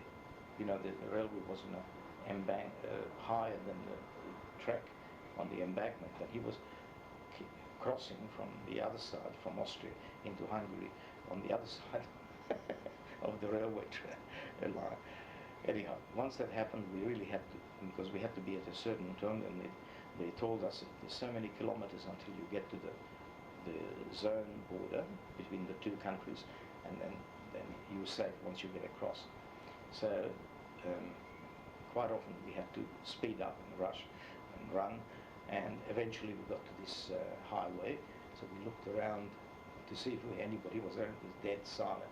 It was about 4 o'clock or 5 o'clock in the morning. We started walking shortly after 8. Yeah. And then we crossed the highway, running like mad. Once we saw that there was nobody around. And then once we were on the other side, we were in the British zone. So we breathed easy.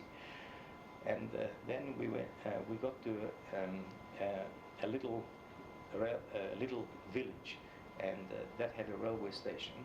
The little village was called Feldbach, Feldbach, and we walked to by the time we got to the railway station, it would have been about 6 o'clock, and it was still dark, and when we had some money with us. We actually had some, not Hungarian money, but we managed, before we left, Briha provided us with some money that we could use in Austria. I can't remember now whether it was Austrian money or whether it was occupation currency, because wherever the occupying forces went, the Allies, they issued their own currency.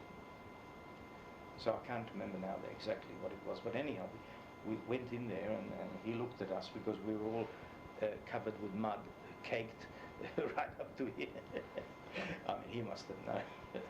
Luckily, there was no police there, no British police, no, because the British were not very keen at that time to allow people to go into Austria, because they knew that the Jews from there would go to Italy or to France, and they would go to Israel, Palestine.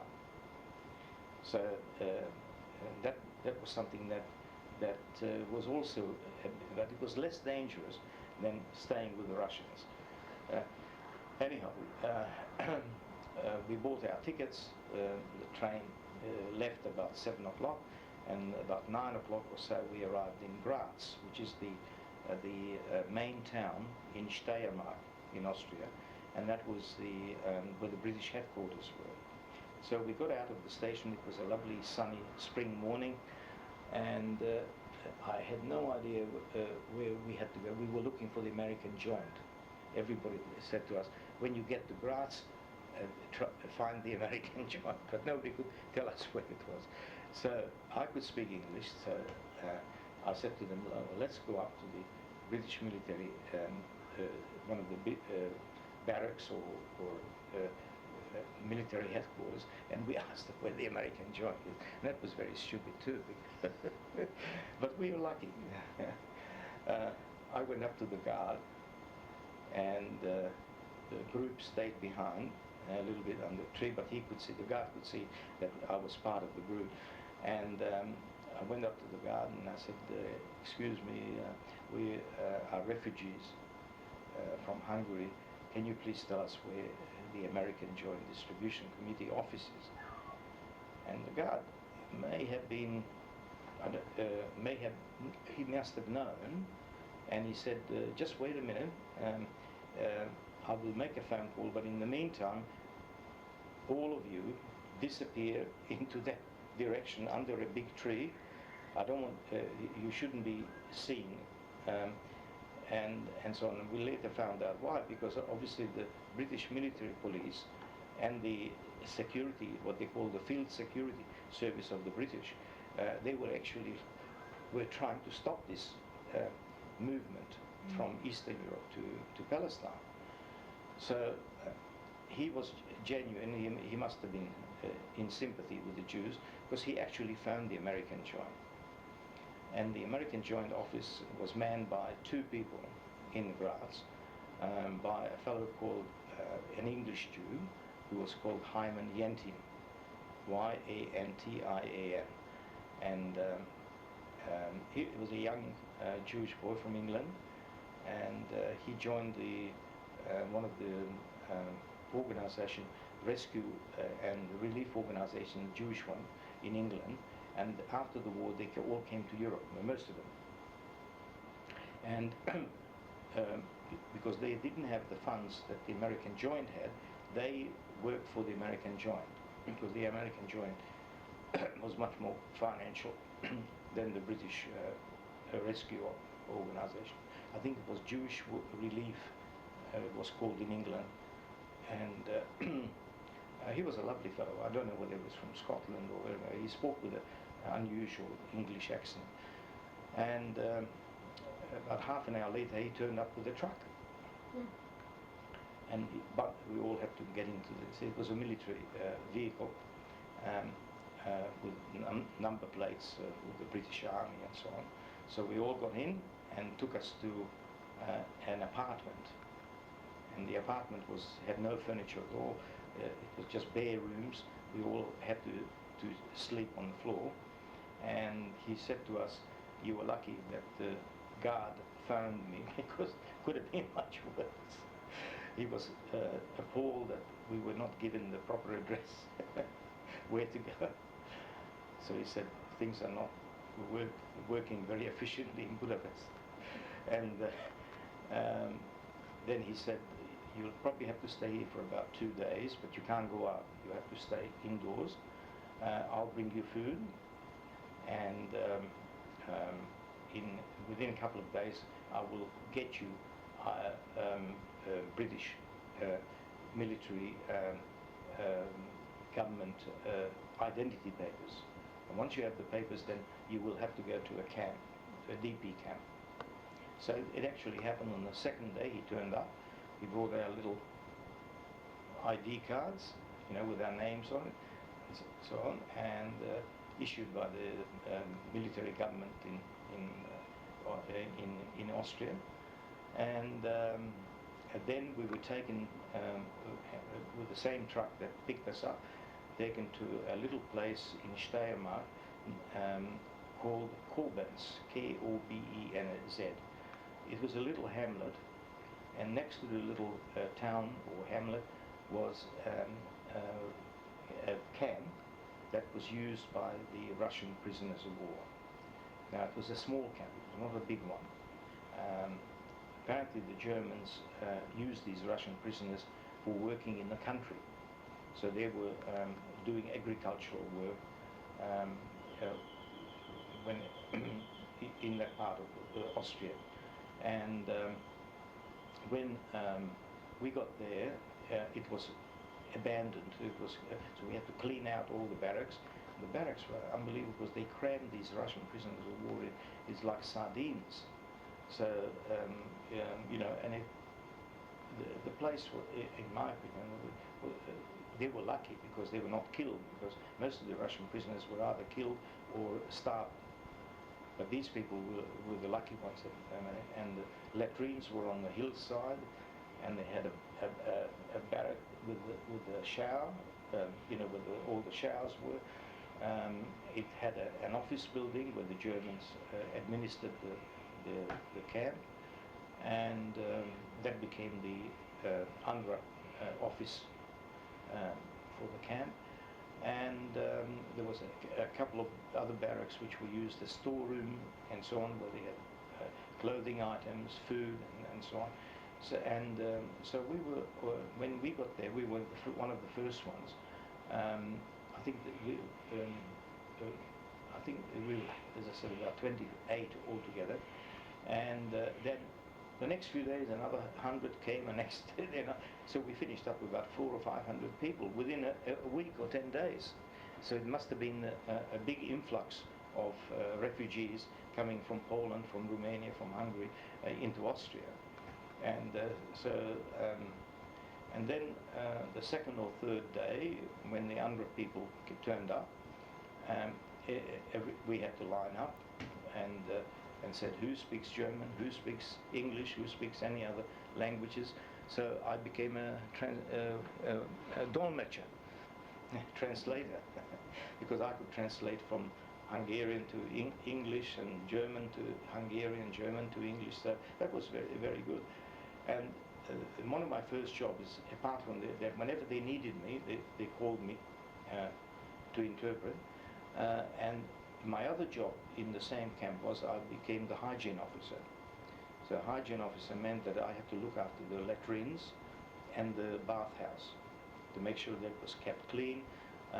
And also when new transports came, we had to spray them with DDT powder because there was a lot of lice around, and we had to make sure that the facilities were free of lice and so on. And so that was my job.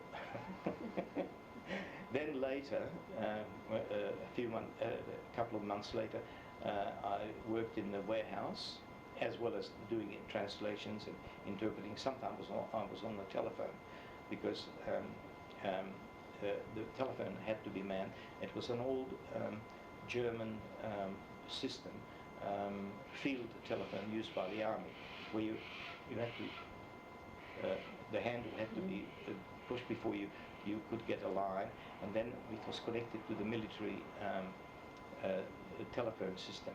So we got onto the next town's military office, and from there the telephonist used to connect us from town to town. Let's say we wanted to speak to somebody in Milan, then we had to ring from there to the next town, and from there to Klagenfurt, from Klagenfurt to Italy, and Italy eventually we got on to Milan. So a phone call, to connect the phone call, took anything up to half an hour, 40 minutes. Mm. And if you went further down to Bari, which was used by the Brihar, for transports to Palestine, that took another 20 minutes. And then quite often, all of a sudden, when you were trying to make connections on the phone, a voice came through, sorry, General so-and-so wants to use the telephone, all off. So lines were cut because the general wanted it. He had priority because he was a general. And so then we had to start, I had to wait for a while, then we start all over again. It was good fun. I really enjoyed that work, because I had a variety of work. At one stage I was in the welfare office, where we looked after people with problems. Then in the warehouse, where we had to sort out clothing that came from all over the world, mostly through the American joint. The people, the refugees who were in the camp, they were mostly Holocaust survivors, except some of the Romanians. They came from part of Romania where there were no deportations. See, Romania had a funny system during the Holocaust. Not all Jews were persecuted, or not to the extent as they were in Transylvania or in Bessarabia and Bukovina. In the Romania proper, there was what they call the Regat, the Jews from the Regat. They were not affected by the Holocaust as much as in the other areas, because they were treated first Romanians and then Jews. So there were restrictions, but not as bad as in other parts of Romania. So, but if there were Jews from any other parts of Romania or from Poland, of course they were mostly Holocaust survivors.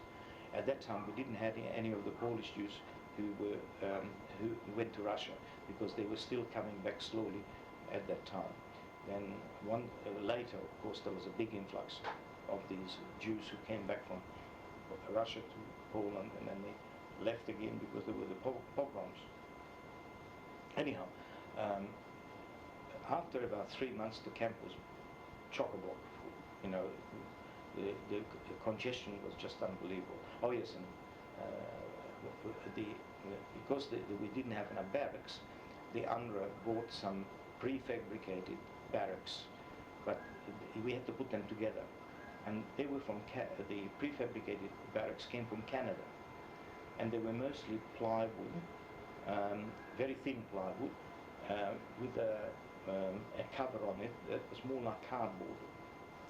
So very cold in the mornings, because during the night it was still cold weather. It was only about July, August that it really gets warm in the mountains in Austria. And one day there was a fire, because we had a metal stove in the middle of the barrack, and this to me it was like a cardboard, where the funnel was, and there was a metal ring around it, it got very hot and it started to burn. And it was burning like, just like paper. So there was big excitement because the town was quite far. You couldn't get the fire brigade out. By the time the fire brigade would have come, we had a couple of hoses, but the hoses had very little water pressure. And there was no way, so if we would have waited until the authorities came, you know, the fire people, the whole barrack would have burnt out. Luckily, it happened early in the morning, not during the night, otherwise we could have been burned to death. I was still very lightweight in those days, so they hoisted me up onto the roof with a hose, and I put out the fire. So that was one of the adventures that we had in that camp. And then after 3 months, it was so congested, I think the numbers grew to 500-600, we had to be moved to a bigger camp. And we then moved to a place called Admont. So that would have been April, May, June, would have been end of June, July. And the Admont was even higher in the mountains, and it was in the Alpine area of Steiermark, and it used to be a German army camp. Very huge. It could house anything up to 6,000 to 8,000 soldiers, and the barracks were much better built than the ones we had for the prisoners of war. There were facilities in general were much better. It had a hospital barrack. It had even the shower block was a complete. About several hundred, 500-600 people could have a shower at the same time. So it was really something much better than what we had before. And there I continued working for the UNRWA and worked in the supply department all over the place. Again, because I could use the telephone, the field telephone, so I helped out when necessary in the telephone exchange. Other times, and we also had English lessons there with one of the American welfare officers from UNRWA. She was a teacher, so she started English lessons, and there were all kinds of, there was a photography club, and in the meantime, transfers were coming from not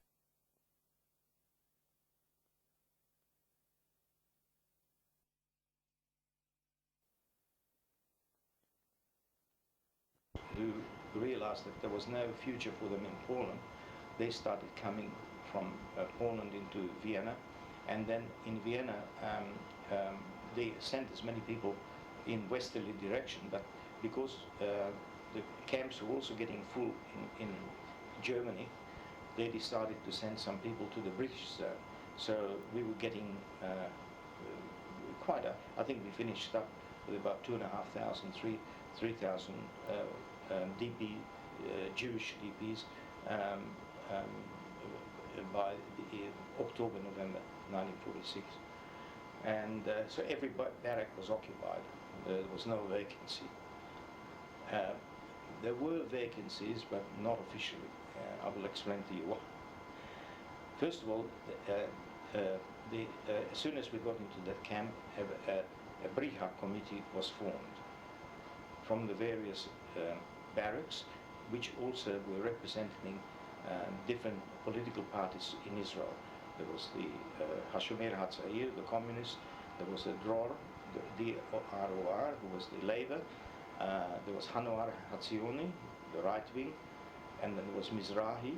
No, not Mizrahi. What was it called? The religious ones. Bnei Akiva. Yeah, Bnei Akiva. And there were about 4 or 5 different. And there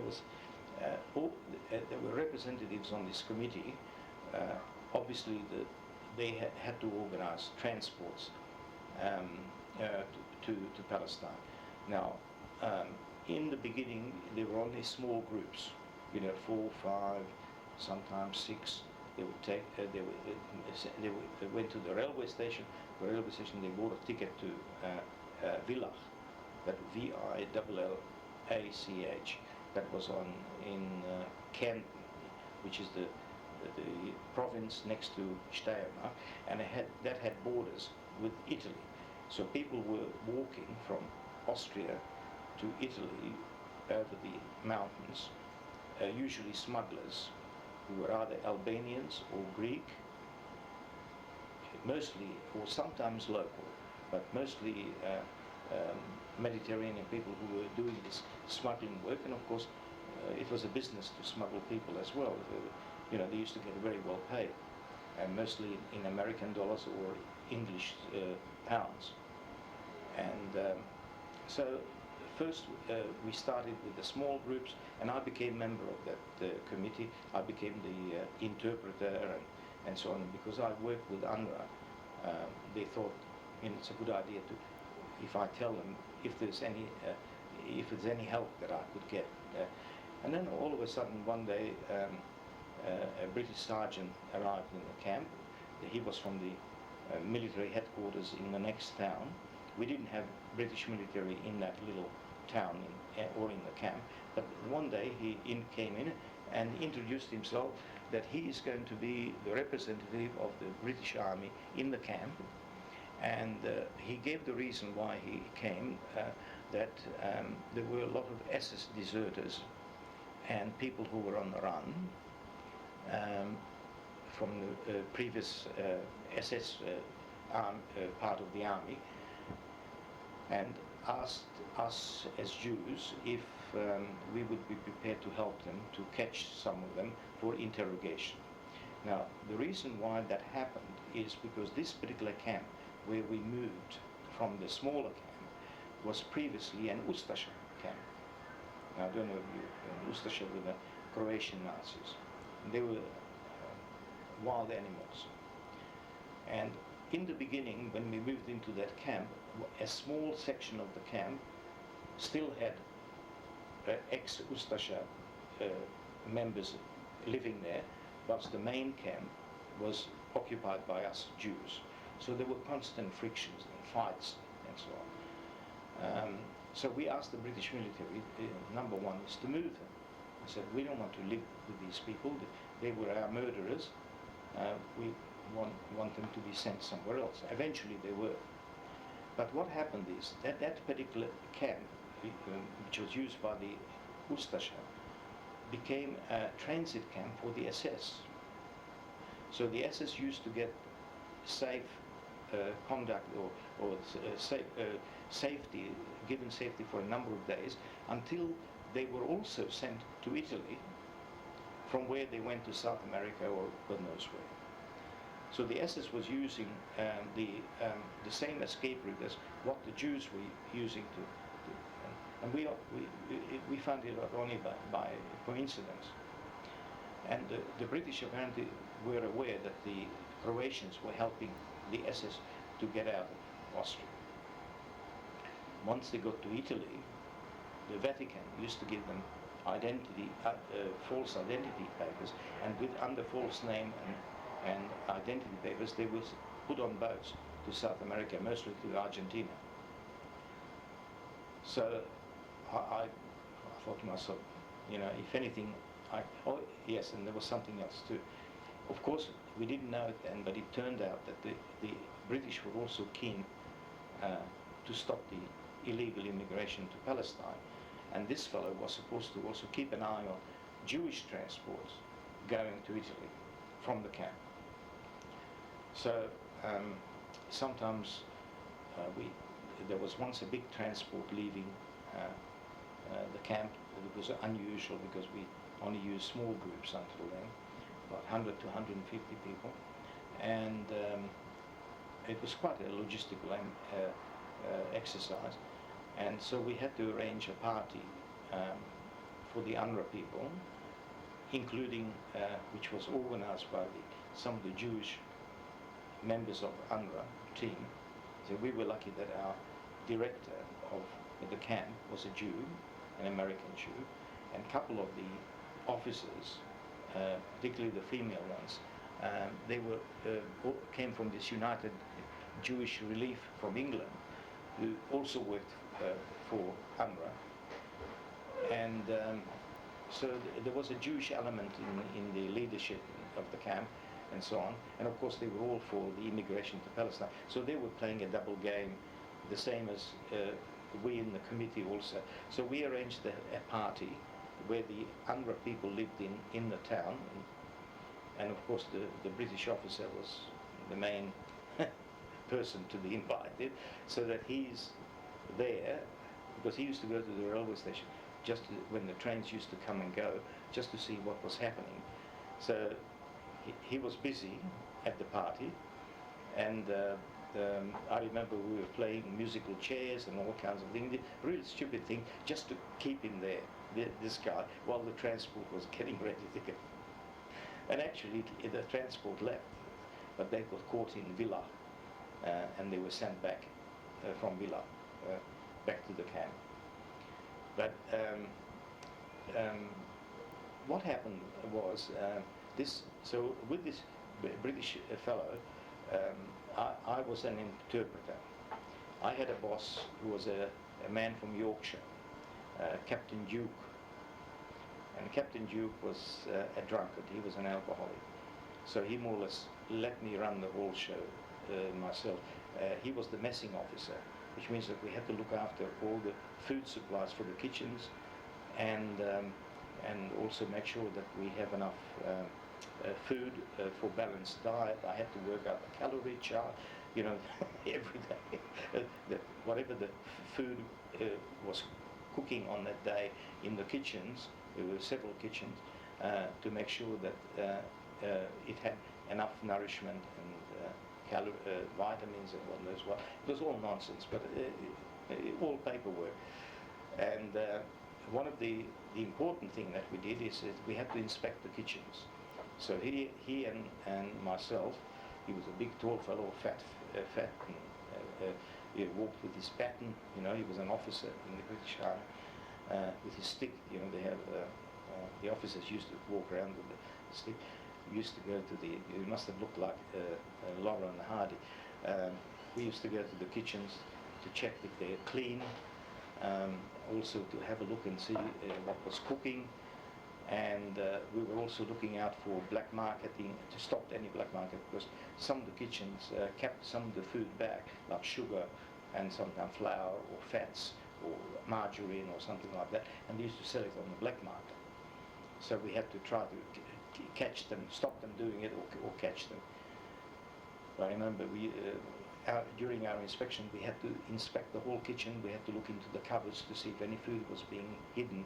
We used to go to the toilets to see if anything was hidden behind the toilet, or and we did find food sometimes there. So that was an interesting time. And in the meantime, this British fellow, kept pumping us for information, which we always gave him the wrong answer, about the transports, and because he was aware that people were moving, and because we had a Jewish director of the camp, we always kept up a certain number, even though transports were moving. The membership of the camp, or the numbers of the camp, were always falsified, so that give the impression that we had so many people there, when in fact we had less, because those people have already gone to Italy.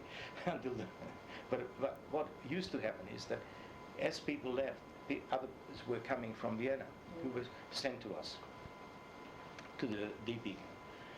And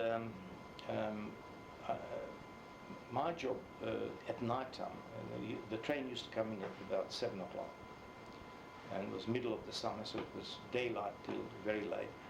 And a number of us who didn't look Jewish, we used to go down to the railway station and try to catch any stragglers who were young SS soldiers. And when I was on duty, I used to go down, hang around at the railway station until the train departed, and then usually you could tell who was looking for somebody, because the Ustasha used to go down to the railway station and meet these SS people and bring them back to the camp, where they stayed I don't know, 1 or 2 or 3 days until the papers came through, false papers, and then they went to, somehow they got to Italy either legally or illegally. And I remember a couple of occasions I caught 2 SS, one day, one another day. Young fellows, who must have been about 18, 19, they were young kids really. And I remember this fellow was sort of looking around because he was probably told that somebody will meet you at the railway station. So I went up to him and said, you looking around to go to the camp, to the... and he said, yes. So I knew straight away he was one of the refugees on the run. So he said, come with me, we'll walk up. And as we were walking up a slightly hill up to the camp, the Jewish police of the camp was watching us from the entrance. And we pre-arranged that if I walk with somebody, obviously that person is one of the people who were trying to get into the... He didn't know that it was a Jewish camp, became a Jewish camp, but trying to make contact with the Ustasha, and then be smuggled out a few days later. So my job was to bring the fellow up to the gate, and as we got to the main entrance to the camp, the Jewish police came around, took the fellow in. Most of the Jewish police were ex-partisans, and you can imagine what they did with these German boys. And they used to give them shocking beating. They didn't kill them, but they gave them unbelievable beating. And then they found the military police in the next town, which was Lietzen, Liesen, and from Lietzen the small car came, one of these military police, and they used to take them in and take them back. Sometimes they didn't come until the next day, so they slept in the jail, in the camp jail, because in the main building there was also a couple of rooms that were used as jail by the German army. And so they were taken for interrogation. Now, whatever happened with these Nazis, we never know, we never found out. But we caught, altogether, we must have caught about 8 or 10 SS, young SS. They were not officers, they were all, what do you call them, just ordinary Waffen SS. So, but of course you don't know. They could have been taking part in massacres, and that is what the British was supposed to do. Whether they did it or not, I don't know. So that happened on a couple of occasions, and then I remember when it was getting towards winter, we tried to buy timber for firewood for the stoves, and I was the interpreter negotiating with the camp committee, with the Austrians, to sell us.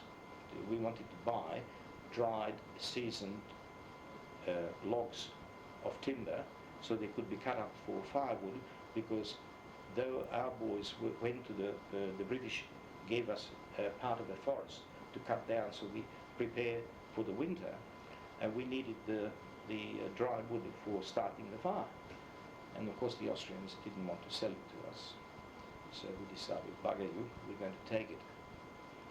So about 40 or 50 of us, the next night, we jumped over the fence. The timber yard was next to us, and we just took the logs and threw them across the fence. And the next day the British military police turns up and say, that we received a complaint that you Jews, you took some women. So I said to the officer, I said, look, we wanted to buy the timber, they wouldn't sell it to us. I said, where is the timber now? We came here to confiscate it. I said, I don't know. I even had timber in my room, but it was covered with a blanket. And he said, we don't know. So he said, all right, we'll have to search each. But I think the officer was more sympathetic to us than the Austrians. So he didn't look very hard. He didn't get his police. So there was nothing found. So we thought to ourselves, these bloody Germans, they wouldn't take our money, or whatever currency they would have asked us to pay, we would have been happy to pay for it. And even UNRWA was ready to pay for it as well, for heating, but so we just did it. Now that was an interesting camp because the outside of the camp, there was a little stream flowing on the outside of it, and when we went for a walk, all of a sudden we see these anti-tank weapons and all kinds of military equipment lying along the thing. So we got in touch with the British military. I said, listen, what's happening here? All these weapons lying on the ground. We don't know which is suitable, which is not. Some of the partisans, of course, they tried them out to see if any of the guns or any of the things could be used. They knew how to handle weapons, so they actually took some, just in case it's needed. And we eventually persuaded the British to come with trucks and collect all that, because that was absolutely dangerous. If any of those anti-tank weapons would have exploded, it was like a bomb. It could have killed quite a few people who were standing around. And so in the meantime, back in April, May, all the young people were, and even the older ones, were asked to register where they would like to go. So Palestine was number one, then Canada, United States, Canada, United States. There was even South Africa at that time. What else? There were a few. South America. Nobody was very keen to go to South America because we knew that the Nazis were going there. So I didn't even register. So I registered for Palestine, Canada, United States, and Australia, and New Zealand. And believe it or not, about October, November, I heard from the office in Graz, from the American Joint Office, that my application in Australia was approved, and in the next week or two, I should be getting a landing. They would get the landing permit and then pass it on to me. And with that landing permit, I'll have to go to Vienna so that I can get a visa to Australia and a passport, a refugee passport. So sometime in late November, the document turned up, sent by courier, special military courier from Graz to the camp. And shortly after that, I went to Vienna. I had to get a special passport and a special travel document because you had to travel across the Russian zone. So you went from the British zone across the Russian zone to Vienna, which was administered by the 4 occupying powers. And I had a letter to the American Joint Office there that I was working for UNRWA and American Joint in the camp, and would they look after me while I'm in Vienna waiting for the visa and help me with the arrangements for immigration. And which actually it took a while. So by that time it was December. So all that time in December I was actually working for the American Joint Immigration Office. And my boss was a lady called Amy Zal. And we managed to catch up with her a couple of years ago from Australia. She lives in England. She was one of those who worked for United Jewish Relief in England and then became an employee of the American Joint, just like the others who were working in Graz. They also became employees of the American Joint. And then I remember at the end of December I had to go back to the camp to get all my belongings once I got my visa. And I still didn't have my political clearance. I had to get political clearance from the British military headquarters. So I had to go back for that again in January. But then the UNRWA people decided that I shouldn't stay in the camp anymore.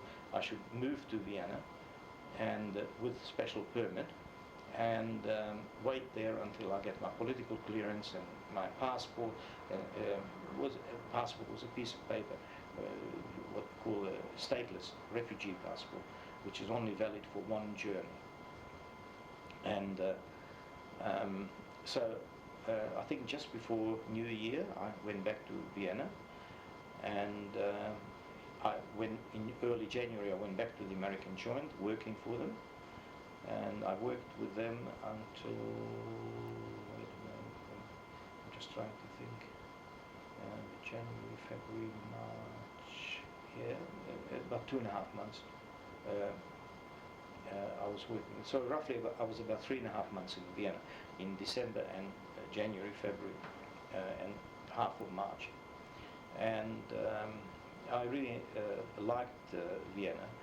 I didn't like it as a German city, but I had much more freedom than in the camp. Officially, I lived in the French zone in a transit camp. That was my unofficial residence, and my official residence was in the French zone, and my unofficial residence was in the Russian zone. So most of the time I slept in the Russian zone, in the second district where the synagogue was, the Jewish quarter, used to be the Jewish district of Vienna, and I slept in the synagogue, the building, which had classrooms above the synagogue downstairs, and it was used by refugees like myself, and also Austrian Jews who were coming back from different parts of Europe. For instance, I was in a room with 2 other boys aged between 18 and 20, who were hiding with their parents in the mountains in Italy, in the northern part of Italy.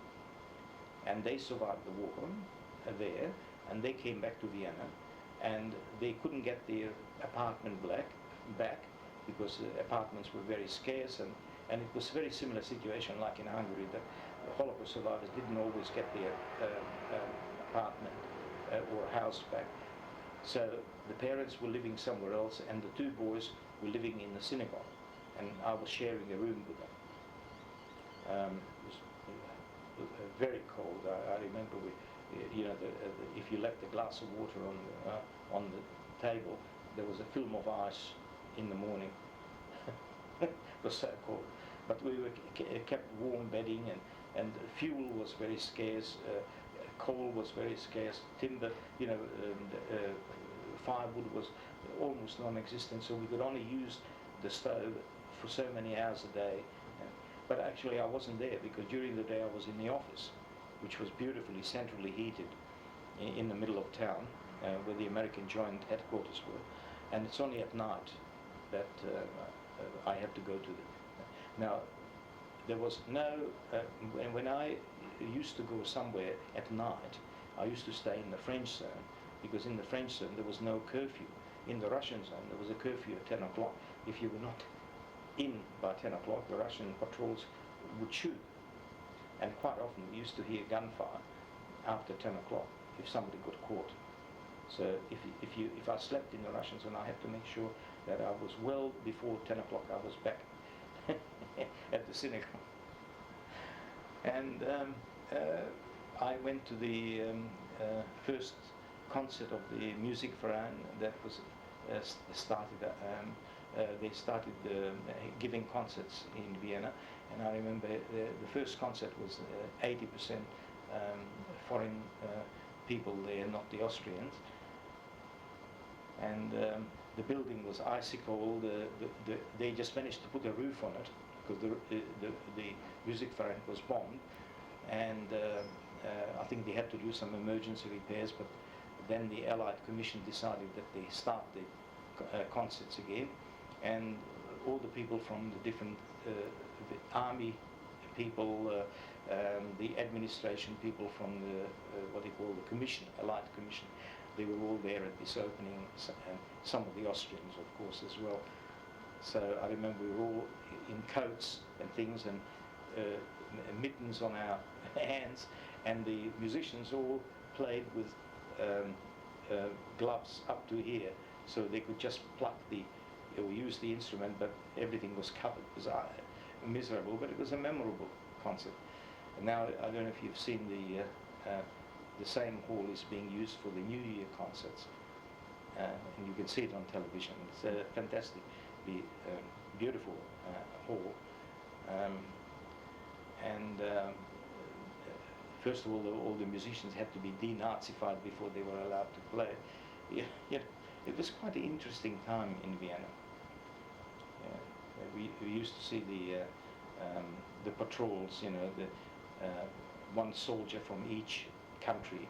There were there were always four, but all from different countries, you know, who were patrolling Vienna. And the adventures that we had sometimes here and there. But overall, it was very interesting to be in Vienna in early '47. So in March, by March I got my clearance from the political department of the British military headquarters. Now it was interesting. They were not interested. They were not interested whether I was Jewish or not Jewish. They were more interested, I don't know how they checked me out, that I was not a communist. That was their main worry.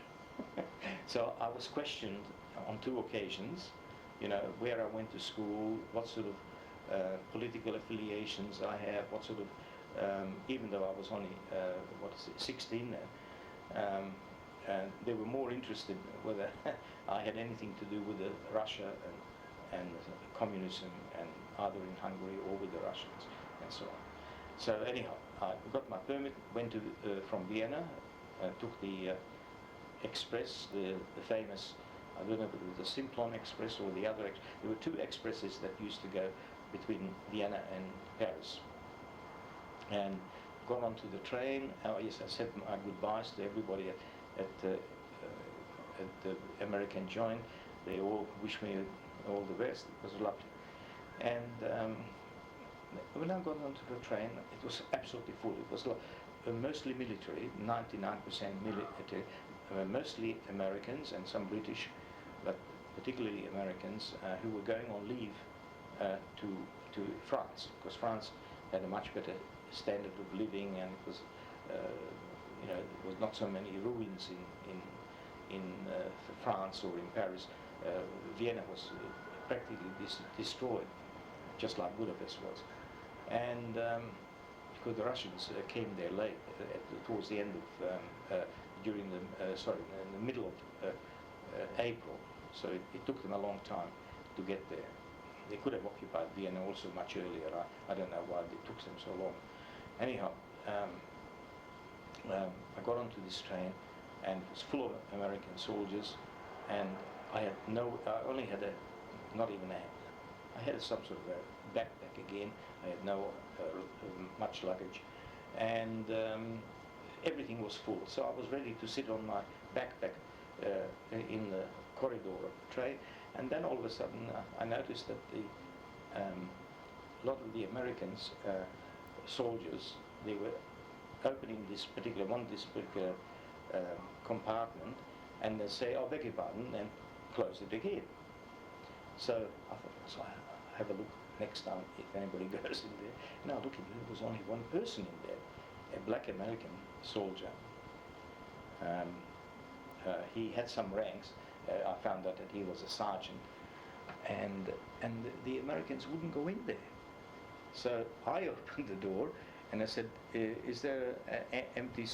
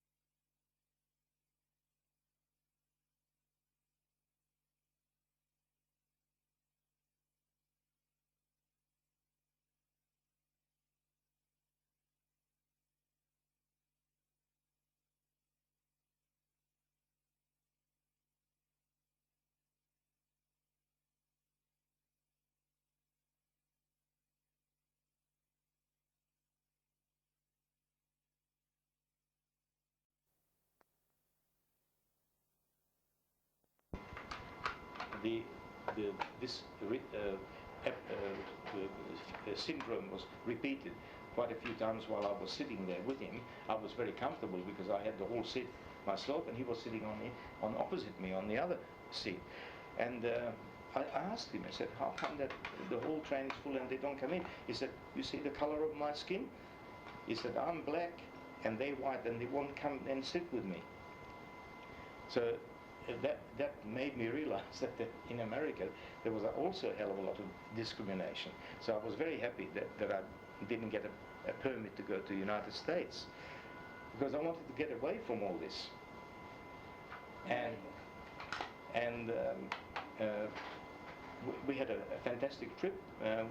Next morning we arrived in France, and he had all his army rations. He shared it with me, and I remember he had one of these cans that with cocoa, and you could, if you press a button or something, it heats up, and it had some sort of mechanism that it could heat up. That you could have a cold or you can have it hot out of a can.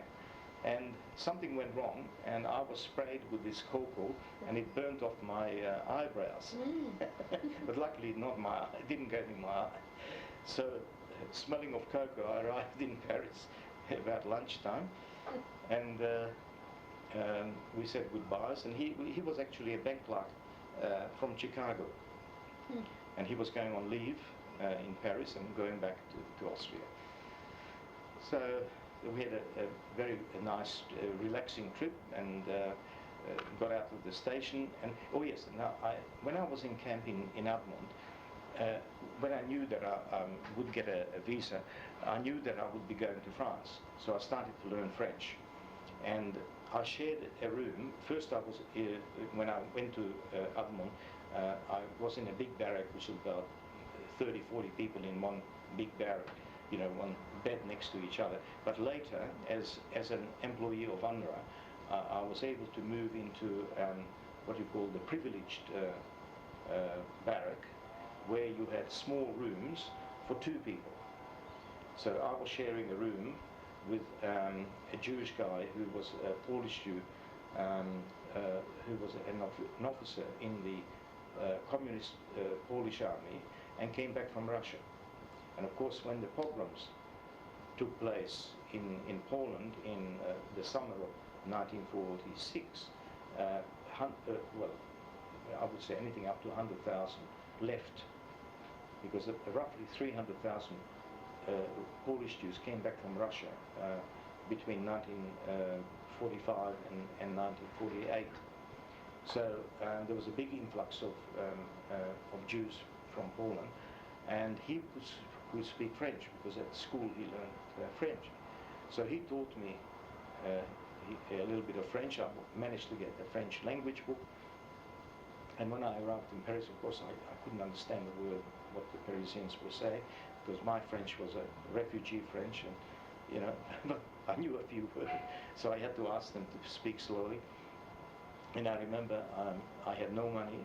For some reason I was stupid, because everybody told me, you don't need money, you only need cigarettes. So I had Camel cigarettes, that's American cigarettes, and I got into a taxi, and I was given the address of the American joint in Paris and asked me to take there. And of course I didn't know what the cost of a taxi fare would be in cigarettes, so I think I gave him half a packet. I kept on saying, is it enough? And he said, no more. So he took half a box of Camel cigarettes. Good luck to him. And I still had plenty of cigarettes left. And went to the American joint. That was on a Saturday afternoon after 1 o'clock. And of course there was nobody in the building. So there was only one person there. The accounts department, the accountant was there. His name was Louis Gruin, Gruhin. And I said to him, I've just arrived from Austria and so on, and I used to work for the American joint and so on. And he said to me, well, where are you going to stay? I said, oh, They gave me the address of the American joint. I just came. I said, I haven't got a clue. They didn't tell me where to go to sleep. So he said, you can't stay here. I said, well, I can stay in the building, you know. I can sleep on the couch. We were not so fussy. I could sleep in the chairs or make up a couch out of chairs. And Monday morning, because he said nobody will be here tomorrow, you know. It's only myself. I happen to do some work on Saturday today, and so he said, no, you can't stay here. So he said, I'll take you home, or take you somewhere where you can stay till Monday, and then Monday you come back. So he took me mid-afternoon to Saint-Denis. I don't know if you know Paris. Saint-Denis is like the middle of Paris, but a rather seedy area of Paris.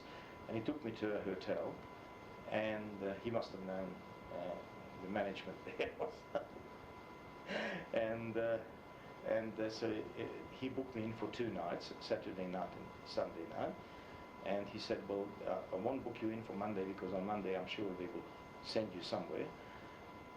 It turned out to be one of these red light district hotels, and I stayed there for 2 nights. They were coming and going all night, and the next day. And actually, the women, they were very nice, very friendly. And then on Monday morning, I went back to the American Joint. When they heard where I stayed, oh my God, I said, that's not for a young Jewish boy. So they sent me to one of the transit hostels. They used to have hostels for young people because there were a lot of young people from concentration camps who still lived in these hostels, and there were also a lot of German Jews who were waiting for immigration to go somewhere. They somehow escaped deportations in France, and then they all went back to Paris, and in Paris they were waiting for, that was the time when everybody was moving out of Europe, you know, 46, 47, 48, 49. And it was just outside Paris, like an outlying suburb, Le Vésinet, that was the name of the place. And it took 20 minutes by train to get into the heart of Paris, so it was very, very central. And on Monday I also met this accountant. Again, I thanked him for putting me up at the hotel. And then he said to me, he said, well, what are you going to do? Oh yes, the American Joint said, he said, you will probably have to stay in France at least for 3 months before we can get you a place on a ship. Because shipping was very scarce, and we don't have much, people have to wait. And when the opportunity comes, your name will come up on the list, and then you will go on a boat to Australia. And so Louis Gruen said to me, he said, well, you know, that's going to be a long time. What are you going to do? Walk the streets, go to the museums? And I said, yes. And, you know, I always heard about Paris. This is a wonderful opportunity. Really, it was like a breath of fresh air after the war, being in Austria and in Hungary. France there was a life there, you know. Even though Vienna was better for me than Budapest, but Paris was 100 times better. And there were all these interesting buildings, the museums, and just wandering around in the streets was fascinating. So he said to me, he said, I'll arrange with the American Joint that you learn a trade for 3 months. I said, 3 months? He said, yes. He said, there are some crash courses, and I'll arrange one for you. So he arranged for me to go to learn barbering, hairdressing. Because he said, you can't go to Australia without a trade. You know, professions are no good in Australia, because I said I wanted to be a teacher or accountant. He said, oh no, this is no good. You have to have a trade when you get So I went to one of these intensive courses, like a crash course, in Rue de Rivoli, which is in the heart of Paris, and they were teaching barbering. Yeah, And from there, if you wanted to, you could go to women's hairdressing. But in 3 months, I could only do the men's part. So I enrolled, and I was there for up till May. I think it was a 10 weeks course. And just when the 10 weeks were over, I got a note I had a phone call from the American joint that your ship is due and you have to move to Marseille, and roughly you will go either on this ship or on another ship that from Marseille to Australia. And so that's what happened. I stayed in Marseille for 2 weeks. We stayed in a hotel. We were all people there. They were all refugees who were waiting for boats, the same as I. People were going to, some of them were going to Palestine, some of them were going to South America, some of them Australia, United States. There were all different people there. The whole hotel was used by Jewish refugees. And after 2 weeks, we were taken on a bus to go out to the port, and we boarded the ship called the Ville d'Amiens. And we found out that this ship is going, maybe going to Tangier, but may not. Then it will go past the Canary Islands and over to the French West Indies, from there to Panama, Panama to Tahiti, Tahiti, New Caledonia, New Caledonia, Sydney. It was going to be a trip roughly 9 weeks at that time, 9.5 weeks. But what happened is, first of all, we had an engine failure in the middle of the Atlantic after we passed Canary Islands, and the boat was just drifting, and we were in the middle of the Atlantic until they managed to get repairs. At one stage they said we might have to be towed back to Dakar in Africa to get the repairs done. Then somehow they got the engine going, and we went to the West Indies, we went to Guadeloupe, we went to the next one, Martinique, and from Martinique to Panama. And in Panama they did some extensive repairs, so we were there for almost a week. So even in the other places, it was a cargo ship discharging goods, and there were people on board. The people on board were not only for the French West Indies, but also there was a contingent of public servants going to Tahiti and New Caledonia, French officials from the colonial service, and then about 150 Jewish refugees. We were staying in the halls, in bunks, because during the war that ship was used as a military transport ship, and we were staying in the bunks on each side of the ship, and there were the French people, they were mostly in cabins, and there was one person there, was a British fascist from the Mosley party, who was exiled from England. He was told to get out, and he was going to his coppers in similar fascist, French fascist connections in New Caledonia. That was interesting. I used to have big discussions with him because he always said, "You don't look Jewish." I said, "But I am." And then we talked about the Holocaust and so on, and he said the same thing, and the Holocaust was exaggerated. It couldn't have been as bad. I said, "Well, I tell you what, I can tell you stories if you've got a month, and I can tell you what happened in the Holocaust, because by that time I knew a hell of a lot more than what I knew just from Hungary. I knew what happened in other countries and in France and so on." And I don't know whether I was able to persuade him to change his views, but we parted on reasonably friendly terms in New Caledonia. I used to have daily discussions with him because I thought it was a challenge.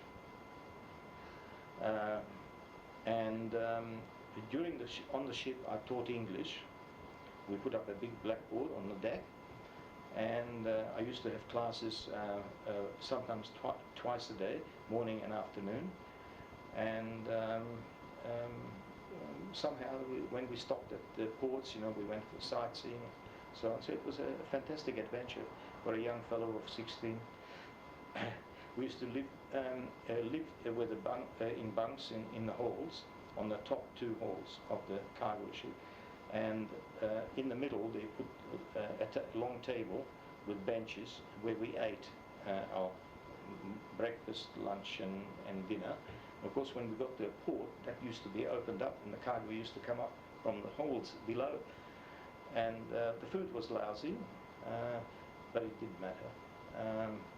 Cheap French food, and water was not drinkable on the ship, so they gave us always wine. You couldn't have water, so we used to stock up on bottled water when we got to a port. And washing was on the deck under a trough. We had no bathroom or anything like that. I used to sneak up to the first class during their lunch period, and I used to have a shower illegally, or sometimes a bath in the first class section of the ship. And at one stage I got caught by the French purser, so I used to give him money, to let me use the bathroom there. Anyhow, it was quite an adventure. And when we got to Panama, we had a lot of adventures. The Jewish community met us, and they took us to their synagogue and community hall, and they looked after us for a couple of days, took us for sightseeing and so on. And that also, I saw discrimination, which I never thought that was possible. The post offices, there was windows for the black and windows for the white, just like in South Africa, and that was the United States. This was federal American post office in the U.S. zone of Panama, so that was under American administration, and the blacks and whites were completely separately served in their official, whatever, in an offices or post office or banks. I couldn't believe it. Anyhow, it was very interesting. We got to Tahiti, and in Tahiti there was a mini revolution because the local Tahitians didn't want to allow the French colonial public servants to come off the boat. So they stopped them when they were ready to get off, they blocked them, and all of a sudden we saw a small contingent of French soldiers. They were Tahitian, with French officers, trying to remove these people from the gangplank so that they couldn't stop the people coming off the ship. And then he gave them an order, and the Tahitian soldiers wouldn't do anything. So they actually disarmed the French officers in front of our eyes. So that was very tense. But we were allowed to come off the boat, but not the French. So the locals were standing by, making sure that the French couldn't come off. And we had a fantastic 1 week in Tahiti. It was not like today. Today it's completely different after the atomic tests and tourism and so on. It was very unspoiled at that time. And so we spent a week there. And on the day when we left Tahiti, Papeete, our boat was pulled into the middle of the harbour, and we were taken every day on shore with a little boat, and used to go back to the ship with the boat. And all of a sudden we saw a warship coming into the harbour. So they were waiting for a warship, French warship from New Caledonia, to reinforce the garrison in Papeete, so they could get these French officials off. So we don't know what happened, because our ship left as the French warship came in. They took the people on to the warship. It was a small one, not a big one. And the warship was going into the grounds of the governor's residence, and at the same time our ship was leaving, so we don't know what happened after that. But anyhow, some of the people had photos, cameras. I mean, we didn't, I'd never had a camera, but there were a couple, or 2 or 3 cameras amongst the crowd of 150 Jewish migrants. And when we got to New Caledonia, the French Secret Service detectives came on board and they confiscated all the cameras. They took the films out and then they gave the cameras back. So Australia and the rest of the world never knew that there was a revolution in Tahiti in 1947, in June 1947. Because when we came here, we asked the press, have you heard about Tahiti? So we got to New Caledonia. We spent 5 days in New Caledonia. So the trip being 9.5 weeks, it became 11.5 weeks. And then we got caught in a cyclone from New Caledonia to Sydney. And I befriended a young girl who was coming from New Caledonia to Sydney to study in the business college here. And so we were the only ones who were sitting on deck and in the back of the ship watching the boat going up and down from the waves, while the rest of the people were seasick. And I didn't get seasick, she didn't get seasick, so we got to Sydney, and it was 19th of July 1947, and I had no idea what was going to happen. All I knew is that my permit was issued by the Australian Jewish Welfare Guardian Society, but that's all. I had no communication from them, nothing from Australia, so I didn't have a clue. I had, I think in my pocket, I think I had a threepence, because somewhere I managed to get an Australian threepenny piece.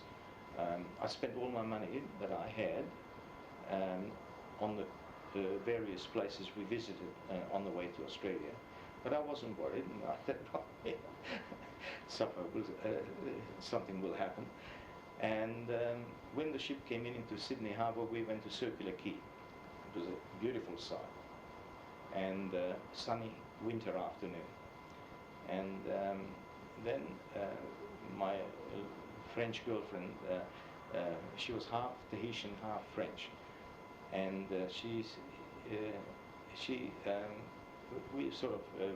went with the French people to line up for check, for passport check, and I went in with the other refugees, because we had another Australian fellow who checked our passports and visas and so on. And all of a sudden the little girl runs in and says, "Oh, somebody's looking for you." So I went out, and it was Julian Rose. Julian Rose was an advertising man, and was at that time the member of the Jewish Welfare Guardian Society. And apparently it was like a lottery. I was the first orphan from the Second World War that came to Australia, and my name came out, and he got me as my guardian, and he managed to get on board, and then he came to me and said, "My name is Julian Rose, I'm going to be your guardian." And this is the family's waiting.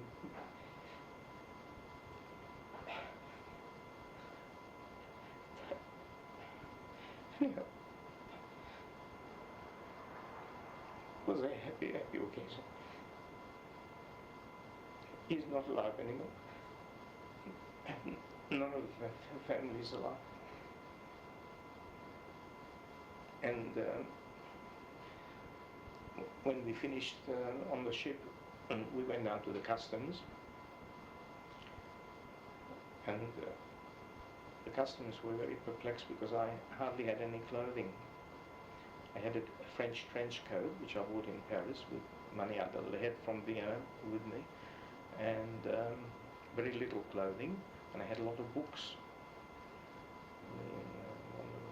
So he took every book out from my backpack, shook them.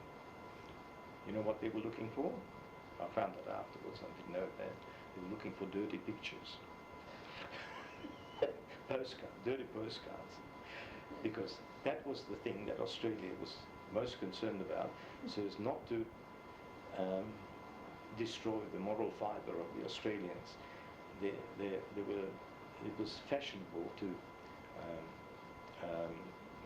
to send or bring erotic postcards, France, of course, was a big producer of that, and the customs here, you know, oh yes, this ship came from France. This fellow must have a lot of books, maybe inside the pages, some dirty.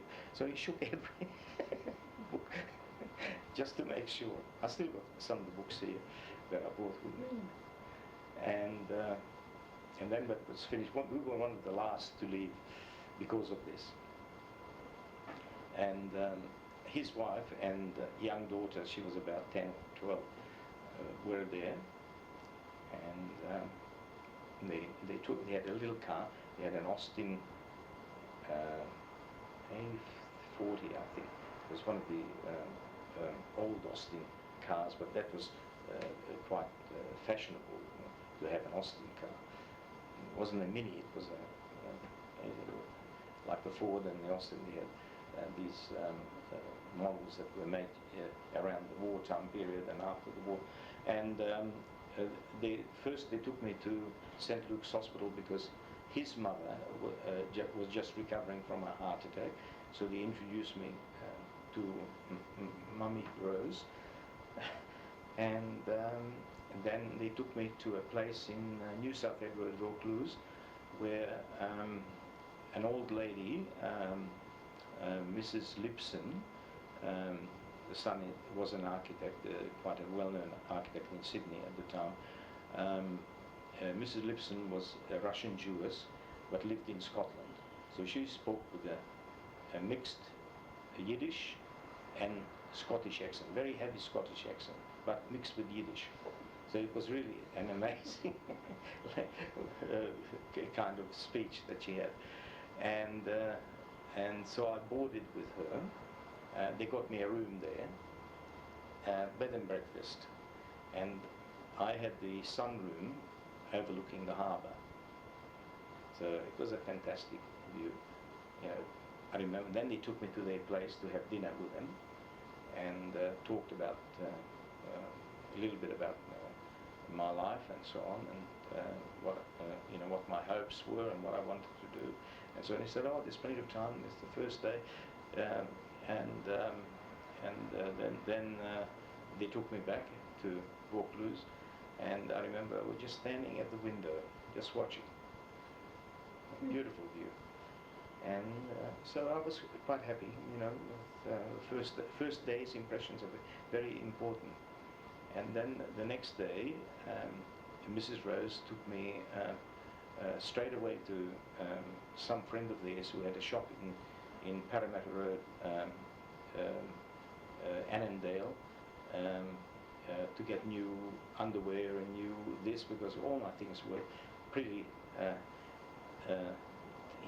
pretty well in tatters, because in Hungary it was impossible even to buy a pair of shoes. If it wasn't for the UNRWA, I wouldn't have been able to. I used to be military uniform, you know. I had military shirt, military trousers, American shoes, you know, socks, everything was military. So it didn't go down well in Australia. And so I had, they bought me, I think they even bought me a pair of trousers, and I need a complete outfit.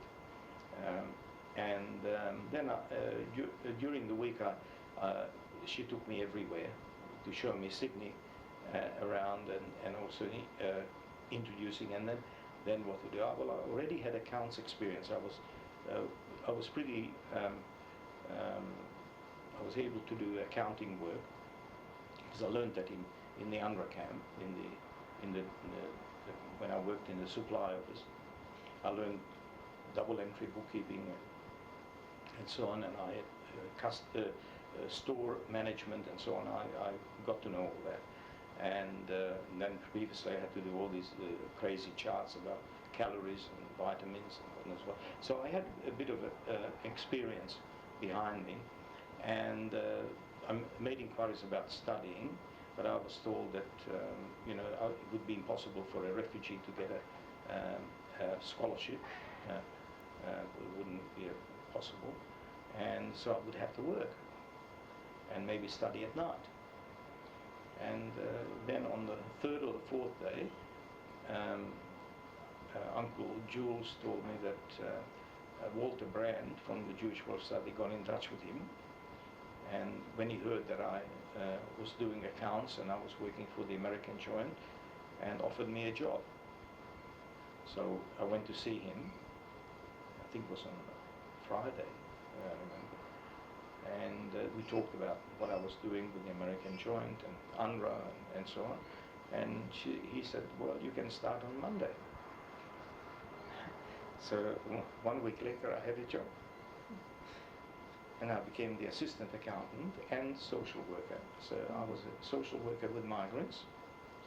Whenever a ship came in, and there were a lot of ships coming in all the time, I was helping with the reception of the migrants, translating, helping, if they had a problem, to try to sort out, if they had relations or friends, to get got them to put them in touch, or if they were going to Melbourne to look after them.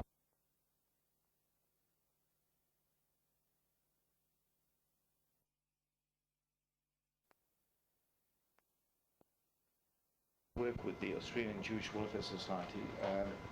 I was sent to Canberra by Walter Brand on a couple of occasions to collect landing permits, and on one particular instance he told me that I would probably know more than he would. I pleaded the case of the Sephardi Jews. At that time, because of the independence war, there were problems in Egypt, and the Jewish community was affected and persecuted.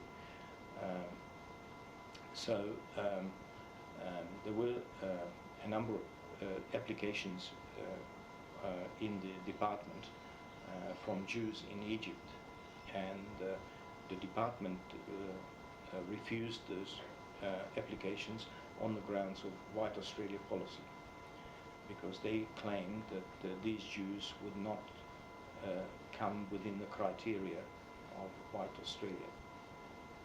And so I pleaded the case with the secretary of the department, whose name was Tasman Hayes. I brought with me history books and so on, explaining to him and showing him what happened to the Jews from Spain, that during the expulsion many of them went to Turkey, and they were received well by the Ottomans, and they settled either in Turkey or in other countries like Greece, Yugoslavia and so on. And these people were really not black, they were Spanish Jews. So and I said to them, these people, by their name and by the custom and everything else, they are definitely European, they're not Middle East origin or black. Because if you, let's say you were born in Iraq, you were considered an Arab Jew, and as an Arab Jew at that time you couldn't get a permit to come to Australia.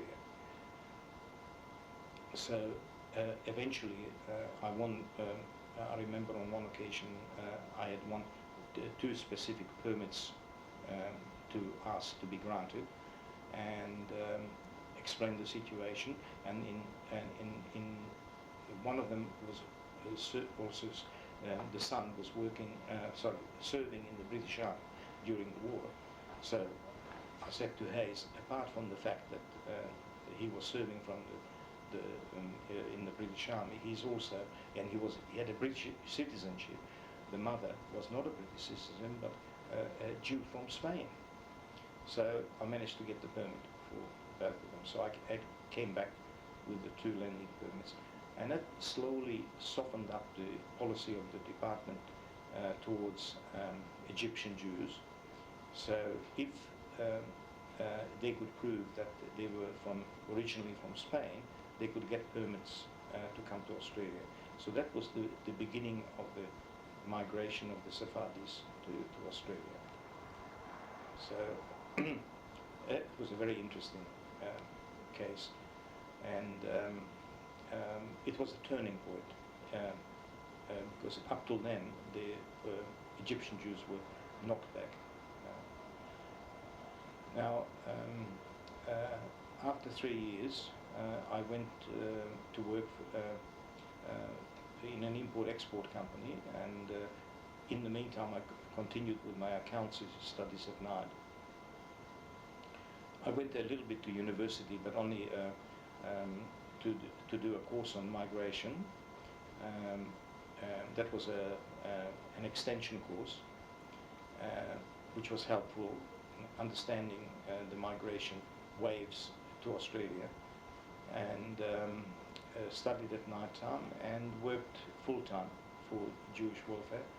And then I continued accountancy studies when I went to work for the import-export company. And after that I worked for a flour mill, which was starting to export various cereals and flour to New Guinea and other Pacific islands. And then I went, oh yes, in the meantime I got married. After 4 years I married a young girl from Cairo, from Egypt, who was one of those who could come to Australia in the meantime. And our eldest son was born a year later, and then 2 years later my daughter was born. And then I went into business after working in the flour mill. The reason why I left the flour mill because it was a family business, and the managing director more or less said to me that I haven't got a future there because his son is going to be the boss, and I would always have the same position that I had at the time. Anyhow, so I decided that I look for something that more career orientated, but as it turned out, I was persuaded to buy a business. So I bought a delicatessen in Maroubra and had that delicatessen for 8 years. Unfortunately, the demands of the work, it became a 7-day business, and it certainly affected my marriage. So unfortunately, my marriage broke up after about 5 or 6 years, and we separated and then divorced in 1962. And then I got married again in 1964, and then managed to sell the business. I didn't make much money, but I think most of the money went for the marriage settlement, whatever was left. And then I became the manager of another import-export company, and that was quite interesting because we were general importers and exporters, and I used to deal a lot with Japan, and then we exported to countries in Europe, in Sweden, France, all over the place, Southeast Asia, Indonesia, Singapore, so. And then I had my first child from that second marriage, Peter, and then a couple of years later, Sonia. Apart from my work, I kept on helping out at the Jewish Welfare Society. I used to help with integration of migrants. And on and off, I used to help them with finding jobs and so on. And then in 1956, when there was the big, or actually it happened in 57, there was a big influx of Hungarian Jews. I used to also help them with finding jobs, and more or less start to help them with the integration into the local community and life in Australia. And then later, when I became manager of the import-export company, the opportunity came up to buy the business, which I did, and I expanded the business further. And then when Whitlam came in, I was forced to sell because the interest rates went up too high, and I could see that if I continue in business I would go bankrupt. So I sold, I was lucky to sell out. And then I started to work for an American. First I was a consultant for a short time, and then I worked for an American company as a financial controller and contracts manager for grain products, wheat, barley, oats, etc., and oilseeds. We became importers and exporters of oilseeds, and we also the company also crushed the oilseeds to vegetable oil and selling it to miracle or margarine, that all the margarines that you buy now. A lot of it we used to supply the oil for that. And I was with them for quite a long time, for 17 years. And whilst I was working with them, I got involved with the preparation of the war crimes trials in Australia. When I came to Australia shortly after that, I would say it would have been in the late 40s, early 50s, I became a member of the Council to Combat Fascism and Anti-Semitism. My guardian was a founding member of that organisation, and we sent in protest to the government. We publicised as much as we could the fact that Australia was bringing in war criminals from Europe, a lot of the Baltic people, some of the Russians, they were, and even German SS were found to be amongst the migrants in Australia. And we had the feeling that the government was encouraging this type of migration instead of stopping it. So we made representations to the government, which were not heard and not accepted. In fact, they put the ASIO onto us. The ASIO raided our office. They took away all the files, all the photo. They may have. Some files disappeared, but most of them were. It was quite clear that they took photos of them. There was nothing criminal in the activities, but some of the members belonged to. I think one or two may have belonged to the Communist Party, and the others were belonging to the Labour Party. So at that time, Menzies was in power, so he didn't like anything to do with socialism or communism. So unfortunately, we didn't have the desired effect that we were hoping to have. And then when the opportunity came up later, when Hawke ordered the Menzies report, I became involved again with the war crimes suspects. And I was working together with the War Crimes Investigation Unit as a volunteer. So I still had my job. After 5 o'clock, I used to go to their office and stay there sometimes till 8 o'clock and 9 o'clock at night. And on the weekends, quite often on Saturdays and Sundays, or at least one day during the week, I used to go through the various files of suspects, which were from the 50s when we started the work, trying to get information from the countries like Hungary and so on, if there were their war crimes were recorded. In some cases they were. We found people here who came from Croatia. They were war criminals from Hungary. There was a mass murderer here from Hungary who was involved in the killing of at least 5,000 Jews. And but unfortunately, by the time they came to be prosecuted, they were either dead or it was impossible to find witnesses. So eventually 3 suspected war criminals were targeted, and they arranged a trial for them. Unfortunately, due to the lack of witnesses and the time span, over 45, 50 years, it was impossible to have a proper prosecution. And I think the system was bad because we tried them under jury system, and it just doesn't work. You have to use this. I advised at that time both the the government and the investigation unit that they should try to have 2 or 3 judges listening to the case and not to have a jury at all.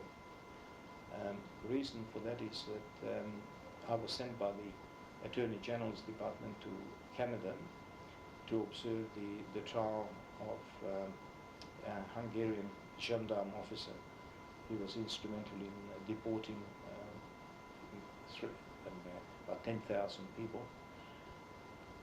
And they were going to charge him with kidnapping and manslaughter. They couldn't find any actual killing charge. They couldn't find anyone that could say, yes, I saw him killing so-and-so or so many people. So I went for the trial and sat in and came back to the conclusion that the jury system just doesn't work. A lot of the members of the jury in Toronto were ex-Ukrainians who migrated to Canada in 1944, 45, 46, and they were fiercely anti-Jewish, so there was no way, or sometimes their children were sitting on the jury, so there was no way they would convict another Nazi. It was quite interesting, and when I came back, I gave a long report, which was then passed on to the government, but the government insisted that in Australia, the legislation already allowed for a jury trial and only jury trial. So there was, I was pessimistic. Some of the other members of the war crimes unit were a bit more optimistic than I was, but unfortunately I was right. So none of these people were convicted. I did this work from roughly 1987 to 1991. That was, I took my holidays from the company, and during my holidays I was working all day for them. As I said, I went to Canada on one occasion, and then other times I was preparing for the Adelaide trials. My work was translating documents from overseas, discussing the cases with the investigating detectives, giving them background, what happened, because most of them didn't really understand what happened 45, 50 years ago in the Second World War, and tried to find them evidence. Conrad Queet was the historian. He provided a lot of information to them as well, but I more or less sat with the detectives, and going through clause by clause of the charges and trying to find, had to find witnesses for them, which is very difficult because most of the people were dead. If they didn't die then during the war, they died in the last 40, 50 years. So it was an impossible situation. It was more of a show trial, in my opinion, without any success. I mean, I don't know what Conrad thinks. He thinks that, we brought to the forefront, all the suffering and all the dreadful deeds of the Holocaust, but a lot of the Australians, even detectives, had this feeling that Australia was wasting money trying to bring these people to account for what they did. They knew, and a lot of them used, particularly the Baltic ones, they used the excuse that they took revenge on the Jews because most of the Jews belonged to the Communist Party, which was not the case. Thousands and thousands of Jews in the Baltic countries were taken to Siberia because they were regarded as bourgeois. They were not suitable for the Soviet society, and they wanted to keep them apart in the labor camps. But of course, we're talking again a little bit of anti-Jewish prejudice that always existed, even though there's no open persecution of Jews in Australia. There was always a bit of an undercurrent.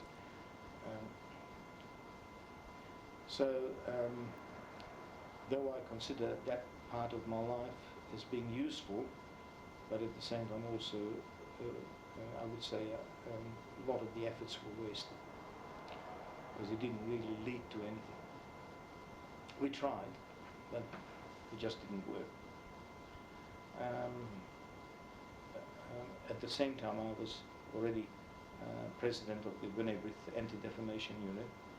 I was president for 3 years, and I was involved with the committee at least 2 or 3 years before that, and again afterwards, and got involved with Benebrith apart from my work in a voluntary capacity.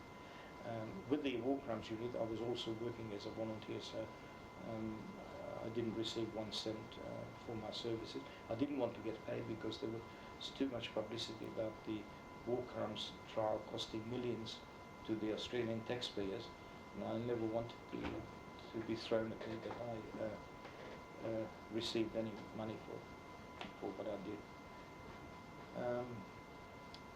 Then in the 90s, our company, the American company, closed down operations in Australia, so I was made redundant, and then I was working as an export consultant for a while, and then in 1993 I got a part-time job with semi-government organisation trying to help mature age people back into employment. And I was doing that for about 8 years. This was on a part-time basis, and when the Swiss government offered some money for Holocaust survivors and to be distributed to Holocaust survivors who were pensioners, Diane Steinman asked me to join her group to administer the distribution of the money from Switzerland, which I did. That went on for roughly 2 years, and after that I just kept my association with Benebrith. Now more or less retired. So that's my life in a nutshell. Did you give a Spielberg interview? Pardon? Did you give a Spielberg interview? Yeah. You interviewed for Spielberg? Oh yes, and I also was an interviewer. Yeah, I did. I did the interview. The only trouble with the Spielberg interview is that it had to be limited to about 3 hours. So it was very difficult to talk about certain aspects of my life in detail, and and also did the audio interviews back in the 80s, but they were all limited to time. So I always felt that all these interviews sometimes were not giving enough time to the person to be interviewed to really, because you don't know really what might become important later in life. You know, when people look at these or listen to these interviews. Do you speak to your children about the book? Yes. My children are more interested now than before in what happened in my lifetime. Yes, they're much more interested now. When they were young, they were teenagers, they were not interested at all. My eldest son is much more interested now. He's reading all the books that I'm reading, and he's a judge in the district court in criminal jurisdiction, and it's only in the last 10 years that he really became interested in Holocaust-related issues. And my other son is also quite interested in the girls. My older daughter, she became a history teacher, and she, of course, also later in life became very interested in the historical aspects of my life and during the Holocaust. And my other daughter, the youngest daughter, she's interested, but she's got a different philosophy. She thinks that we should just move on and not to dwell on the past, which is understandable. I can understand it. I never try to ram the Holocaust down their throats. But of course, there's a lot of things that I do, and which sort of keep on reminding me of the Holocaust. as I think I mentioned it to you before, I have that survivor's guilt feeling that I wasn't able to help particularly my mother and my father, to get out of the clutches of the Nazis. And a lot of things that happened, being hungry and not having proper shoes, and it's sort of, I probably have more shoes now because I was never had shoes properly, so now I probably have more shoes than I need. And food-wise, I can't see a plate unless it's finished completely, because when you think back of the times when you didn't have anything, you wouldn't leave anything on your plate.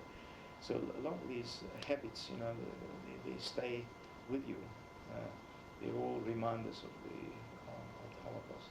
Or for instance, my father and my uncle, when they were students in the tertiary years, when they used to go to parties and they used to make some extra money by, my uncle used to play the piano, my father used to sing, and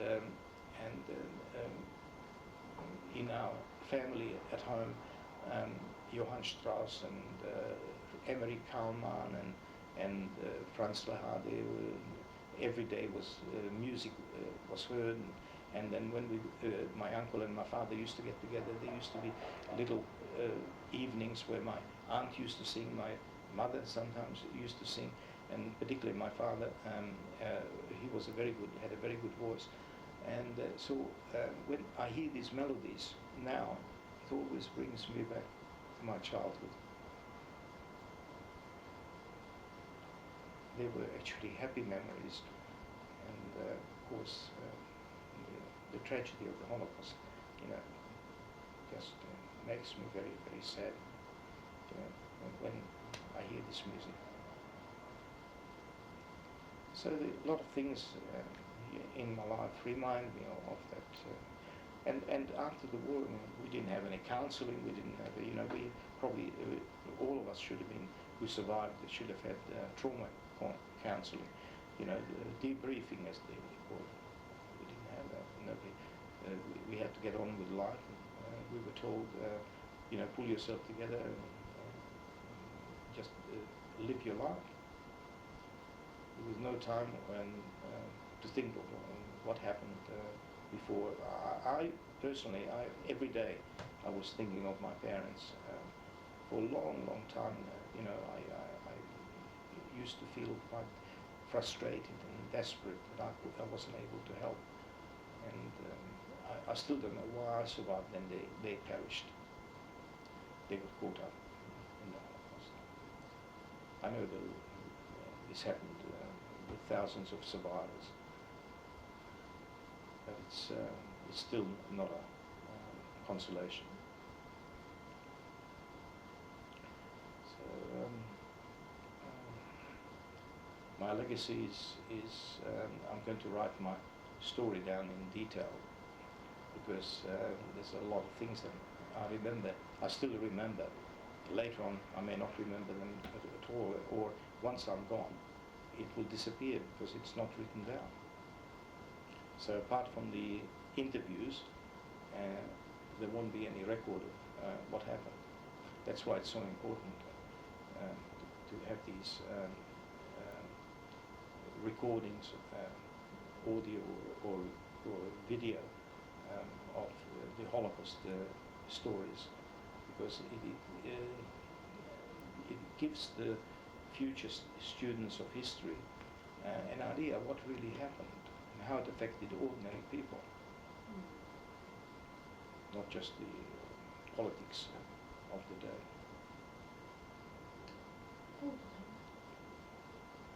Thank you. Thank you for your time.